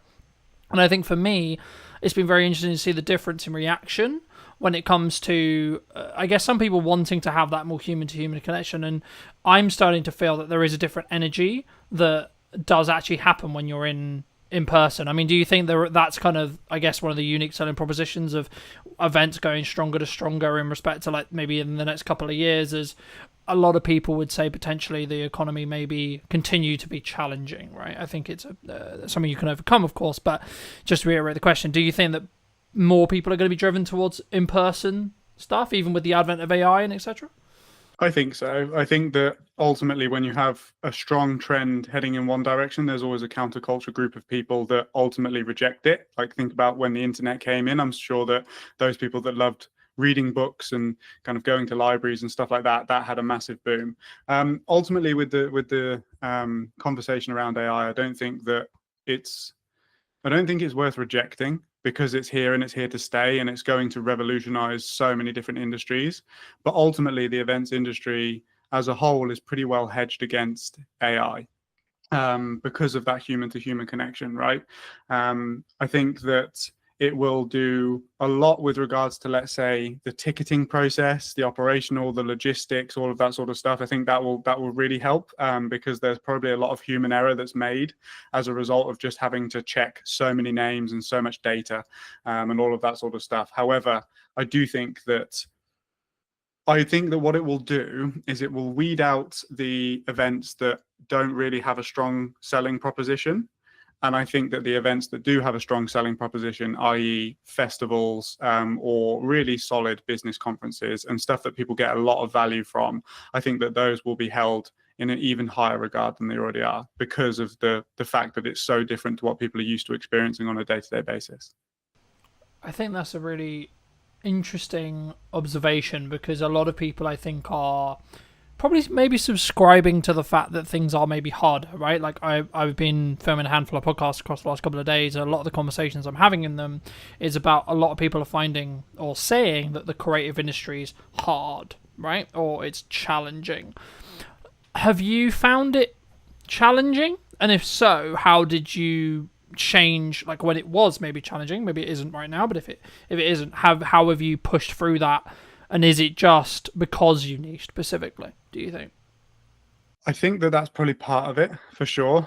I wouldn't lie to myself in the sense that, well, we didn't pick events purely because it was hedged well against AI. It's just worked out really well. I think that if I was a production company, let's say, who niched into like animation or explainer videos or something that could quite easily be done by AI, I would probably have a plan B in terms of like pivoting. But I don't know. I think it's an interesting question. A couple of things that I'll say is that I think that your mindset and your perception around things can entirely dictate how hard things are for you. So if you believe it is hard, then you will unconsciously do things that affirm that belief. So I think that's something that people have to look out for. Ultimately, there is going to be, and there already is, a gap in the market for people that do things not with AI. Like some of the YouTube series and stuff that I watch, at the start of the video, they have a disclaimer that says like proudly produced by humans and stuff like that. And for somebody that values that and values the human input into creativity, for me, that's an even stronger reason to continue backing and watching that channel, right? So that's kind of just like a micro abstraction just there. What it's definitely done and what I've seen is on the post-production side of things, we're certainly less involved than we used to be. So I feel like internal marketing teams are utilizing, let's say, like AI short form editors. But in terms of being on the ground and actually filming the events, I think until it gets to the point where there's like robots and, you know, Elon Musk Tesla bots and stuff that can kind of run around with cameras and stuff like that, I think we're pretty safe for now, to be honest. No, I agree. And I think, of course, we don't know where AI is going to go, right? So it would be wrong of me to say, oh, that's never going to happen. But I think that actually when we get to that stage, I don't believe, personally, we'll see what happens, of course, but I don't personally believe that that will be the thing that's replaced. In warehouses, yeah, absolutely. In, like, repair jobs where it's dangerous or equivalent, yeah. Soldiers, if you're going to have to fight a war, yeah, etc. Things like that, I can absolutely see. But just quickly on the event side, I mean, do you see people maybe underutilizing the concept of like a hybrid event still, because it's not, I guess, as cool, I was going to use the term, but like not as maybe ROI positive if you want to like lean into it business wise, because we're not in COVID anymore? I don't know. I think that there's still a massive use case for hybrid events. Ultimately, the main benefit being that you can attract a global audience, not just a local audience or a national audience, let's say. If you look at some of the people that are top of their game, Alex Hormozy, Tony Robbins, they always do virtual or hybrid events to a really high-end production standard, with the huge Zoom screens in the background, and you can see how many people are on the call and stuff like that. I think that ultimately, if you're going to produce a hybrid event, it can't just be 7 people sat on a Zoom call talking about stuff. I think you really have to go the extra mile with regards to like all of the energy that you would have put into the logistics and the in-person experience. If you take that energy and you put it into, okay, how can we make the hybrid experience better? I feel like you will definitely have a better event and a more engaging and valuable event for your delegates as well, for sure. I think that, yeah, I think that's the key. I think it's about like actually branching out a new audience and maybe having, from a strategic side, maybe looking at like, here's a online ticket versus here how you can be in the room, right? And having a different tier in that respect. But when we look at marketing, right now, obviously maybe we're going to talk directly at events, but like it could also, I believe, be used more generalized. What do you think I'll ask it in an event way, but it will probably branch out outside of that as well. What do you think people are missing in event marketing right now? What do I think they're missing? Like, what should they be doing, in your opinion, that they're maybe not doing? Well, ultimately, it's totally dependent on where the bottleneck is within your marketing system, right? This is what we say on every single discovery call with a potential client or a prospect, if you want to call them that. Like, are you getting enough eyes? I.e., is there a ton of people filling the funnel, but you have a conversion issue? Like there's not enough people converting into actual ticket sales or sponsor conversations or whatever that might be, or have you got fantastic conversion metrics, but you haven't got enough volume?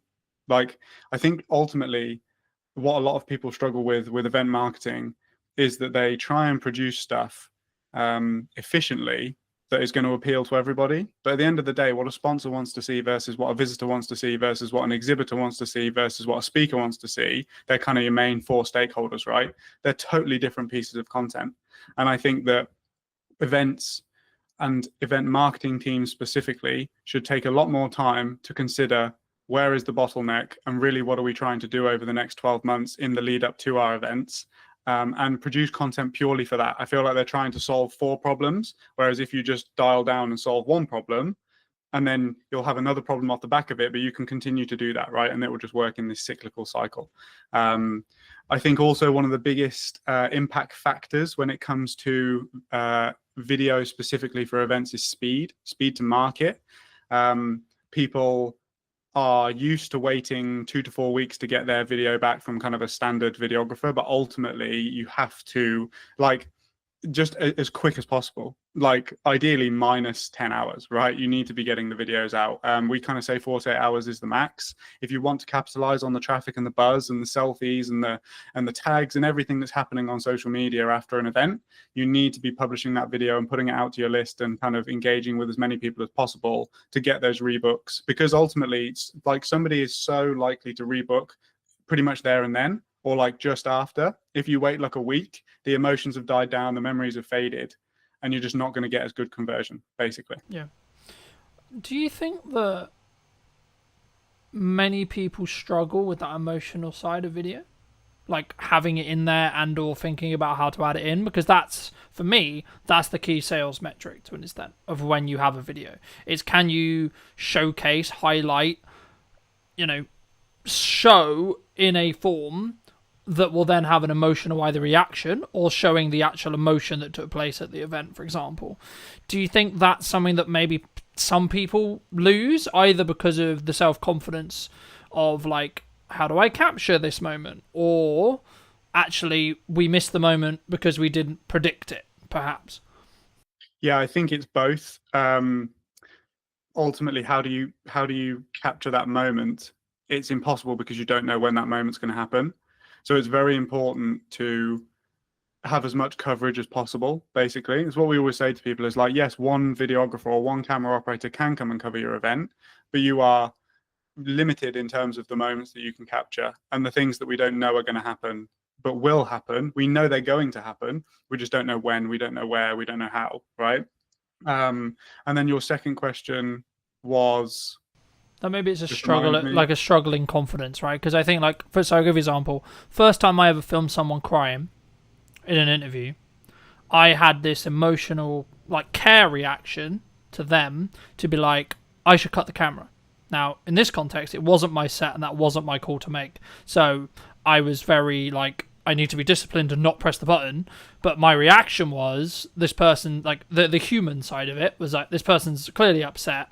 Do you push through that? Like, do you, like, when it's more, like, emotionally charged or emotionally feel? But because I think for a content point of view, there's maybe a moral question. Because, yes, that footage is, like, really powerful to tell the story and really, like, useful from a marketing context. But also, I think we have an obligation, maybe as videographers or directors or, whatever role you sit in production, to say, well, okay, but at what point do we say, actually, we should give this person 5 minutes?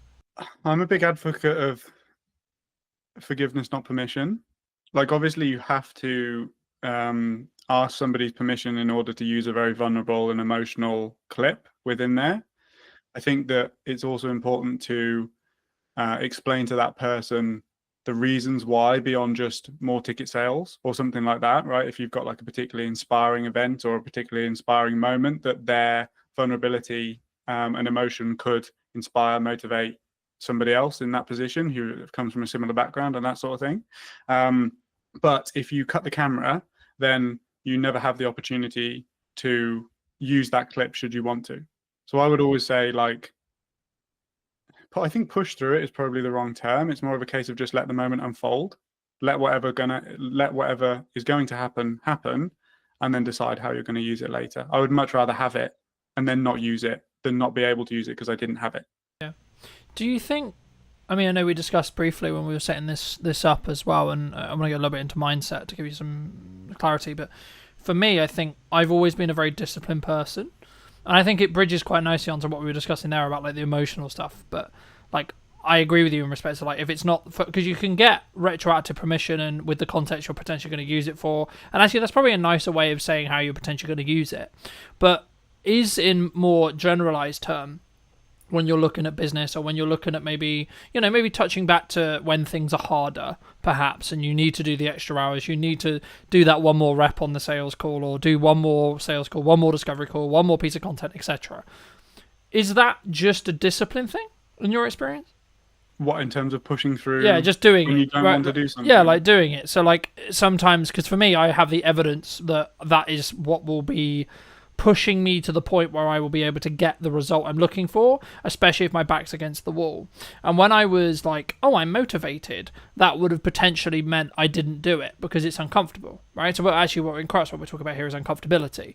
And I guess, when is it appropriate to push through uncomfortability? And how does someone, if they are looking to build it, how do they build it? I think that, I mean, discipline is definitely something I can speak on because it's something that I've had to learn massively. I definitely come from a type B, go with the flow type background. And that's not particularly conducive to somebody that can sit down and work and focus for an extended period of time on things that aren't particularly exciting and aren't particularly engaging to work on. I think that what's really important if somebody's kind of getting started is to find out where your limits are. So everybody is, I think we've kind of gone through this like hustle culture. And then on the back of that, we've kind of got this like, for want of a better word, like snowflake culture now at the moment, which is very much like, if you don't feel like doing it, don't do it. If you're, nervous, that's okay. You don't have to do things, et cetera, et cetera. There's definitely that kind of energy around at the moment. And I think that it's really useful to know where your limits are and push yourself to the edge so that then when something like that comes up, you can ultimately kind of just look with a bit of foresight and say, okay, yes, like today I might need to work 12 hours, but that might mean that tomorrow I can only work 6. So would it be better for me to just do 8 and 8 and feel better on the back of it, right? I think that you ultimately have to go through a process of kind of understanding yourself and your energy. One thing that's been really helpful for me to do that is kind of tracking energy versus hours versus focus on a day-to-day basis. Now, obviously, this is kind of qualitative data, right? You can't, there's no like Whoop or something that's going to tell you kind of like how you're feeling that day. But I think if you learn to see patterns in your behavior and you learn to see patterns within the way that you go about doing things, you can kind of predict that, okay, maybe today I need to take it a bit lighter, right? Like events, to bring it back to kind of what we do, are so intense. The hours are insane. I'm lucky that I'm an extroverted person, but even I get kind of burnt out, speaking to so many, like running so many interviews in the day, asking the same questions and all of that sort of stuff. So when I come back from, let's say, like a 3 or 4 day event, I know that I need to take a couple of days, right? Just to kind of recalibrate. And I know that I need to fall back into a routine that is healthy and sustainable for me in the long run, So I think it's that push and pull, it's that balance. Ultimately, it's just a case of knowing yourself and kind of knowing where your limits are, but constantly reassessing those limits so that you are getting the most out of every hour that you put in. Does that answer your question? Yeah, absolutely. I mean, I think for me, there's different stages in your life, right? There might be, I'll use your example, like you've just come off an event, you're absolutely like, this is my 4th interview out of 5 this week, right? And I'm like, okay, I'm aware that like my performance may start to like pull or start to be not as sharp as I was in the first one. So I may pull back after this 5, right? And that's a key understanding. But also, like, what else is going on around those interviews? Well, actually, all I've got is editing time, so doing the editing things that I need to do, and then the general working out or other, social activities, etc. So actually, in reality, my focus can be given to this hour, and my prep can be given to this hour, and etc. So the key is, for me, is actually like, it's about working hard and working smart, sure, but it's also about understanding. I work in sprints personally. So I will sprint to the point where I'm like, fucking hell, I'm about to burn out. Then I'll stop, look at the data, and now analyze what I did, analyze how well the interviews did, watch them back, etc., make a debrief report, and then I'll go again, right?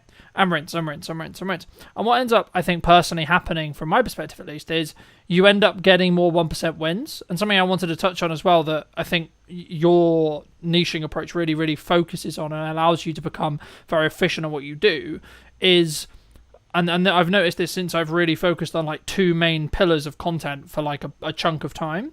So previously, before I did this, I was very, I've got some podcasts, cool, we're going to post them, then I'm going to do this, then I'm going to do this, and then I do this. And of course, in hindsight, I could say, well, of course I didn't get traction because I wasn't looking at the micro improvements upon each interview. I wasn't looking at how far ahead can I get, for example. I mean, we're filming this towards the end of the summer. It won't be released until back end of October. And for me, it's about then saying, okay, well, in that window of time when I have the buffer, it's not that I'm not interviewing. I can then like do the stuff in the business to keep the business alive, right? And I don't have to necessarily worry about where the podcast is. But just like looking forward specifically on ROI, because I think people will look at a podcast and maybe like think about, well, what's the ROI? And it bridges into how do you look at it from a perspective of why should a sponsor or a event provider or etc. Like, is it just a marketing budget that someone has for the event in your case normally, that's how they do the video work with you? And then if so, like, what's your ROI metrics on those? Well, it's always about value. So whenever we're in if you want to call it a sales situation, like it would be sales, right? But I'm always very keen to constantly bring the conversation back to the value that we're providing rather than the day rate, let's say, or how much or what our prices are, for example. Really, it's about understanding, okay, cool, how many sponsors are you looking to bring on if that is your objective? What's the standard ticket price? What's the tiers? Okay, so reasonably we can expect that if we did bring on, let's say, 3 new sponsors over the next 12 months, that contributes to X amount of revenue for you in the long run, right? So then you compare it against the value. And ultimately then the marketing budget might expand a little bit because of the potential that can come off the back of it, if that makes sense. Now, in terms of ROI, I've always found it, and it always will be, I think, relatively difficult without the advent of kind of paid ads and stuff like that to track the ROI on video content. Like, how do you do that? You just can't really, and it's always been a struggle that we've kind of faced, because ultimately there's a lot of inference that's kind of involved in those conversations. But yeah, a sponsor could want lots of different things from an event. They could want straight ROI, let's say, like if it's a bank and they just want people to come and bank with them and they're going to put all of their money in and they're going to generate the interest, off of the fact of that being there. It could be brand alignment, right? It could be the fact that a sponsor is looking to tap into a different market, a younger market, an older market, and aligning themselves with a particular brand that carries that audience is going to do that. And then in the long run, they can expect XYZ returns for that and stuff like that as well. It could be general brand awareness as well. There's a lot of different angles, but I think that ultimately, if the event sales team dug into the sponsor conversations in the same way that we do and actually kind of helps that sponsor understand the value that they can expect over the next kind of 12 months or 18 months if they did commit to a sponsorship package, I think that they'd have a lot more success, basically. And then you've got the video content to back it all up, right? The video content from an event is proof, ultimately, that the thing happened and it was fantastic and that it got the audience that the sales team is telling the sponsor that they got, basically. Do you think people are hesitant to pay more than, like, let's just say, for example, like, a standard videographer can do it for a price, right? And you or I might be like B price or C price, right? And we're looking at the value, we're looking at the value we're going to add to a client rather than necessarily the time that we're going to spend doing that, right? There is obviously time involved, sure, but we don't focus on, in my belief, we share that in that respect. We don't focus on the time, we focus on the value or the transformation that we're adding to that client. Do you think people would struggle, or sometimes clients would just go, oh, they're cheaper, so we'll take them? They do sometimes. I think it depends on who you're speaking to. Ultimately, the person that I'm really looking to work with and attract into my business is not that type of person who price is the deciding factor. So I don't really concern myself with those sorts of people. If I do find myself on a conversation with that type of person where they're basically playing like a race to the bottom is essentially what we're talking about here, I will confidently sit there and say, look, we can be beaten on price. And the reason is X. If you don't understand that, that's fine. You're just not in the right position for us at the moment. That, come back to us when you, like, without sounding cocky, just come back to us when you understand that didn't get you the result that you're looking for. So you're actually wasting money. You've wasted money now. Like, and then we're going to have a different conversation in 12 months time. This is the great thing about events, is that like there is always 12 months, right? There's always going to be another event. Hopefully, if you've got a good event, you're going to put it on time and time and time again. So there's always opportunity to have another conversation, basically. Yeah, no, I completely agree. And I think, I guess, does that say more about like you then? Like having the ability to say no to a client, or saying, actually, maybe we're not the right fit? Because I was having a conversation a handful of weeks ago with a new client, and he said, well, one of the reasons why he went with me, even though I was more expensive, was because I don't work with everyone, which I found really unique. But I've been just like, I'm protecting my time constantly because I want to be able to run the podcast. I want to be able to put a lot of time into our marketing and our sales and etc. and our scalability and our growth. So for me, I'm like, actually, I only have a finite amount of like availability for clients. And I think for me, that's always been the case. But I didn't always, I sort of had to grow into the confidence, I guess, of saying, well, actually, I can say no to this client if they're not the right fit. Did you personally always have that, or was that a skill that you've developed through, however many years? I don't think it's a skill that we've developed. I think it's a confidence that I've grown purely just because we've got good systems. Like we've got systems that book calls on repeat. We've got systems like we know the metrics. We know if we speak to 20 people that then roughly 30% of them will convert over time at a lifetime value of X, whatever, right? So like I know my numbers, and it's okay if it's okay that 70% of those people don't go ahead at that time, right? Because we know how the business operates and we know kind of where that comes from. I think that ultimately what you're talking about is, again, the power of niche, right? Because you might not have a particular industry that you work with, but you have particular types of people that you work with. And that's kind of the power of it, is that, you're not saying yes to everybody. And I think that makes the people that you are saying yes to feel even more included in your service because they know it's for them. There is value in paying more, right? From a client's perspective, there's an assurance behind it. There's confidence behind it. There's there's just power behind saying no. Yeah, I think it also goes into that perspective of it comes with a level of prestige if you want to look at branding or marketing as well. Like, why do we perceive Rolex in the way we perceive it? Why do we perceive Audi, BMW, so on, in the way we perceive it? Do you, either for clients or yourself, look to trend jack or look at what is, quote, trending when you look to do your own marketing? My marketing? Yeah, personally for you.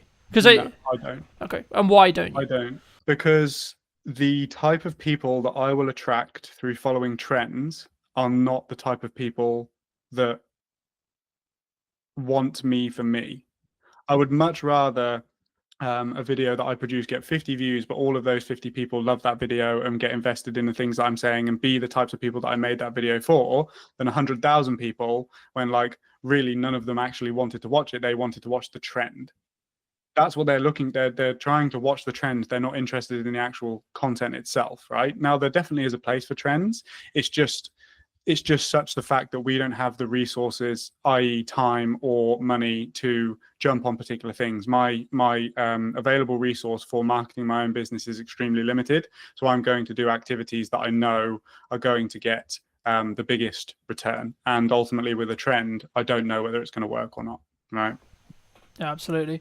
Because I think sometimes, not us maybe, but a person starting out, videographer starting out business, they look at the potential likelihood that they could get something to like 1 million views, let's just say, for example, and they're like, oh my god, that's going to change my business overnight.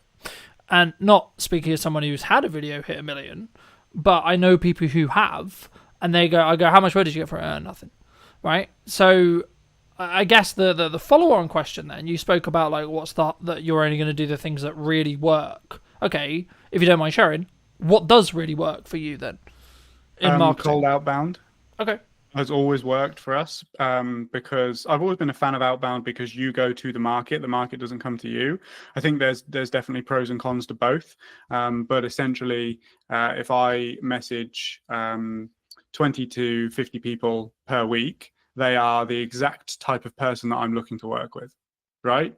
Versus, let's say, we also do paid ads. So I don't want, we also do inbound marketing as well. But like, for example, I dialed up all of our inbound paid ad leads this morning. One of them was qualified. And I think I spoke to like 20 people. So you have no control over the type of people that are coming in, which is a bit more of a waste of time. But the flip side of that coin is that when you do find that person, they've already consumed your content. They already know who you are. They're already interested in working with you because they've clicked through. They've made that action themselves, right? Whereas on the outbound side of things, you probably have to do a bit more persuading because it's a case of like, who are you? I don't know you. You've just connected with me on LinkedIn and now you're messaging me, right? Yeah. I mean, what I mean, for me, I love cold outreach because I want to have it as a skill set to have in my back pocket for when I need to use it or want to use it. What advice would you give to, say, a starting out creator, starting out videographer, etc., or someone in the creative industry who looks at cold and goes, "That's terrifying"? Because I think that's really common, right? And it might come from like the rejection side. It might just be the nature of they haven't done the reps yet. But what would you say to those kind of people who are like, because you're obviously a massive advocate for outbound cold outbound, right? I would say that rejection is a fundamental within business. So the amount of experience, if you can become comfortable with people saying no, then that's going to serve you within sales scenarios. That's going to serve you just generally in your life, right? I think it's a very fundamental just within life, just rejection in general. What I would say with outbound is that people severely underestimate the volume that is required in order to get returns. People think that they're just going to send like 10 messages and get 5 clients. It does not work like that. You know, for example, our metrics on purely cold people is like a 4% appointment booking rate, and then off of those appointments, I'll convert maybe 30% of those people into actual clients, right? So let's say that you did 100 outbound cold approaches, you're going to book 4 people, and you might sign 1 client.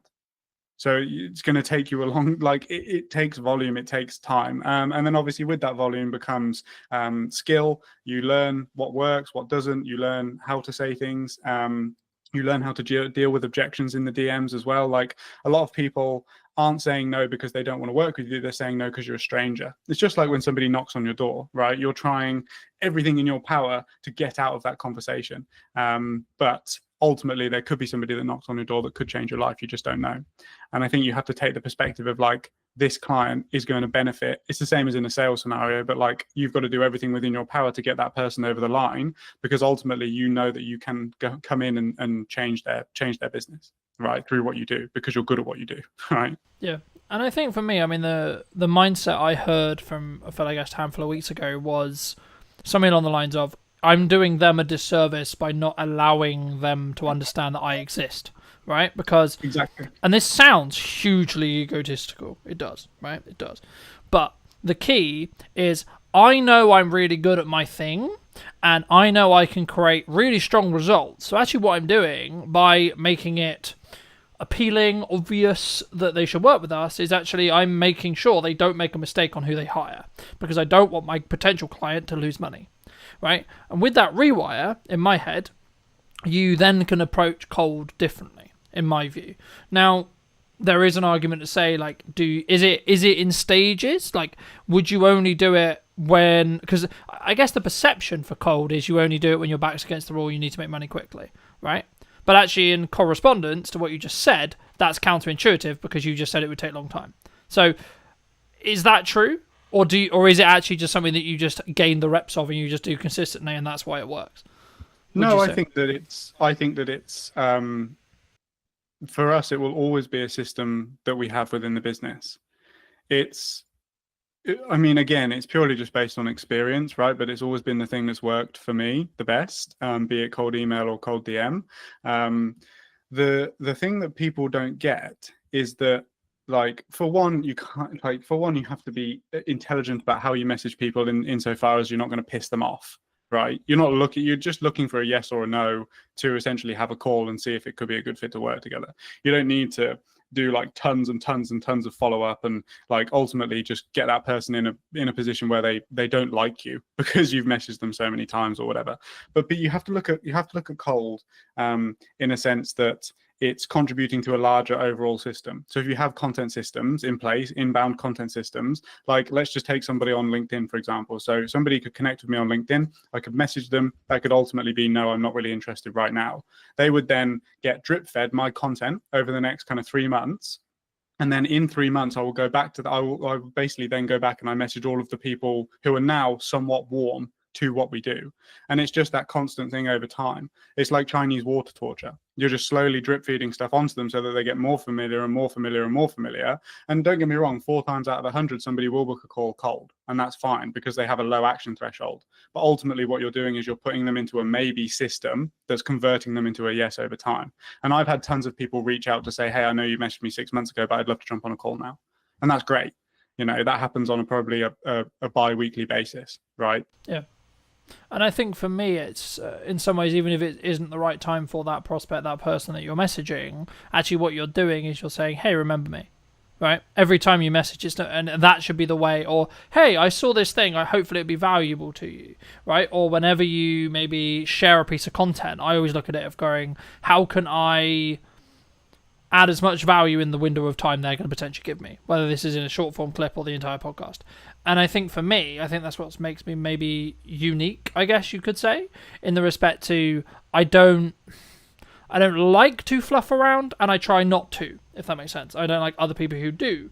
And it's simply because you just don't respect the other person's time, right? But I guess the key, you mentioned Alex Hormozi earlier, and I wanted to ask you something specifically about, he's very well known for, you need to focus on doing one thing for an extended period of time. And what does that actually mean in tangibility reality? And does it actually work? I guess is then the follow-on question. So like, is it going to be you just focus solely on cold and you don't then look at content, you don't look at etc.? Or actually is it you get to a certain level of doing it consistently, you have a system, and then you can add another thing? Do you think? I think it gets to the point where the system's working and then you outsource it and then you build the next one. Like ultimately there's a literal job role that is an appointment setter, which is somebody that takes control of your social media accounts, goes into the DMs and does what you do. And you give them the system and you say, hey, if you message 100 people, 4 of them will book and I'll pay you for the 4 people that book. Right. So I think that's kind of the process. I don't necessarily agree with this whole thing of do one thing and focus on it for a long period of time, because there are gains that you are probably missing out on by not having an inbound system. Like if you purely just do cold, right? Really, content is one of those things that we've always struggled with, purely just because I do it so much for the clients that then when it comes to doing it for myself, it's kind of you know, you're not you're not as open to doing it, right? But I do think that, like I just said, those people that don't necessarily come through the first time being cold will look at the content, they'll see that it's valuable, they'll see that we know what we're talking about and that we're working with other clients helping them achieve the exact same thing, and then they'll be more open to it. So I feel like if we didn't do that, then, you know, you would miss out on those things as well, you know? Yeah, no, absolutely. And I think that's where you have to take it with a pinch of salt, right? It's true that if you try and start too many things simultaneously, you'll fail at all of them, right? But you also need to know your own limits and ask yourself how many plates can you continue to spin, right? I think is actually the key there. But for those who are maybe looking at like either doing an event or hiring you, like, or any production as a whole, like I build a system where I try and do a behind the scenes breakdown of every single production that I've done, right? And I built that very early and I build it into my sales process so the client's cool with it, the client, etc., etc. But like for me, I guess the question is like, do you do behind the scenes content, A, and then B, if you do, how do you manage that resource? Because obviously you're there actually working. Now, I would argue that's the best content you could possibly create for what you do, right? Because it shows you in your element, shows you problem solving, etc. Like, is it just a matter of like hiring another videographer and maybe you take a little hit on the profit to follow you around specifically, or like is it in more depth than that? Yeah, for sure. It's basically that. We have experimented in the past with purely trying to get behind the scenes from the crew that's already on site to do the job. But ultimately, I think that you're doing a disservice to your clients and to the crew by doing that, because that's not what they're there to do. The client hasn't hired you so that you can make an amazing behind the scenes film using the camera operators and crew that they've paid for, right? So you're going to piss your clients off by doing that. The best way that I've found is to essentially just have somebody whose sole job it is to take behind the scenes imagery and behind the scenes video of everybody doing their thing. And yes, you do take a hit on your profit, but you have to look at it as a long-term marketing resource. One thing that I want to experiment with doing that we haven't done just yet is to cut out the talking to camera aspects of the behind the scenes video, because no matter how hard I try, I can't focus on 2 different video projects at the same time, right? It's very difficult for me to think about how the behind the scenes video is going when I just need to be focused on the client's work, essentially. So what I want to start doing is bringing somebody whose sole job it is to do that, have me mic'd up the whole time, and then have those clips of the problem solving and have those clips of us working on a day-to-day, bring that back in, and then probably review it with the camera in the studio, and basically just say, like, look, this is the context, this is the situation, here's what happened, here's how I dealt with it, have a look, right? That I think is going to be a much more valuable resource. And I think that we'd be able to turn one behind the scenes video into probably 5, because there'll be multiple instances of problem solving over time. So that's something that I've discussed with the team, and that we're going to start doing moving forward. I think I think also it protects your bandwidth, right? Like just looking at like that approach, because you're not then thinking, oh, I've got to do a piece to camera because we're about to do this, and then I've got to do that, etc. Like, yes, in an ideal world, that's what you would do. But actually, I think potentially you could think about it as this way. Like, actually, if someone's listening maybe and thinking about doing that, are you doing your client a disservice? Like, whenever I do mine, I've wrapped. Basically, I've wrapped. So I'm basically just referring back to what we did, right? So my initial focus, as I think everyone's focus should be when they get on set, especially in an event context, but in any production, is, hey, what problem are we here to fix? Remind myself of that problem that we're here to fix, and then focus on making sure that the content does that job, right? And then if there's time at the end, or sometimes I'll do like, oh, I've got the behind the scenes, or here's like the setup, etc., and then I'll talk through it in a studio context. But for me also, it's about understanding like when that's, so I guess in some ways you could just say it's like reading the room, right? Like, when is that appropriate to do? When is that not appropriate to do? And or was that planned in? And or was the client aware of it? And how do they feel about it, etc.? And I think it's about how you manage that. And actually, maybe if that's something you are going to do, maybe look at, like, especially if it's a returning client, maybe look at it saying, well, actually, and this is really counterintuitive because you're sacrificing profit and then sacrificing profit, but maybe add a percentage discount because you get the marketing out of it.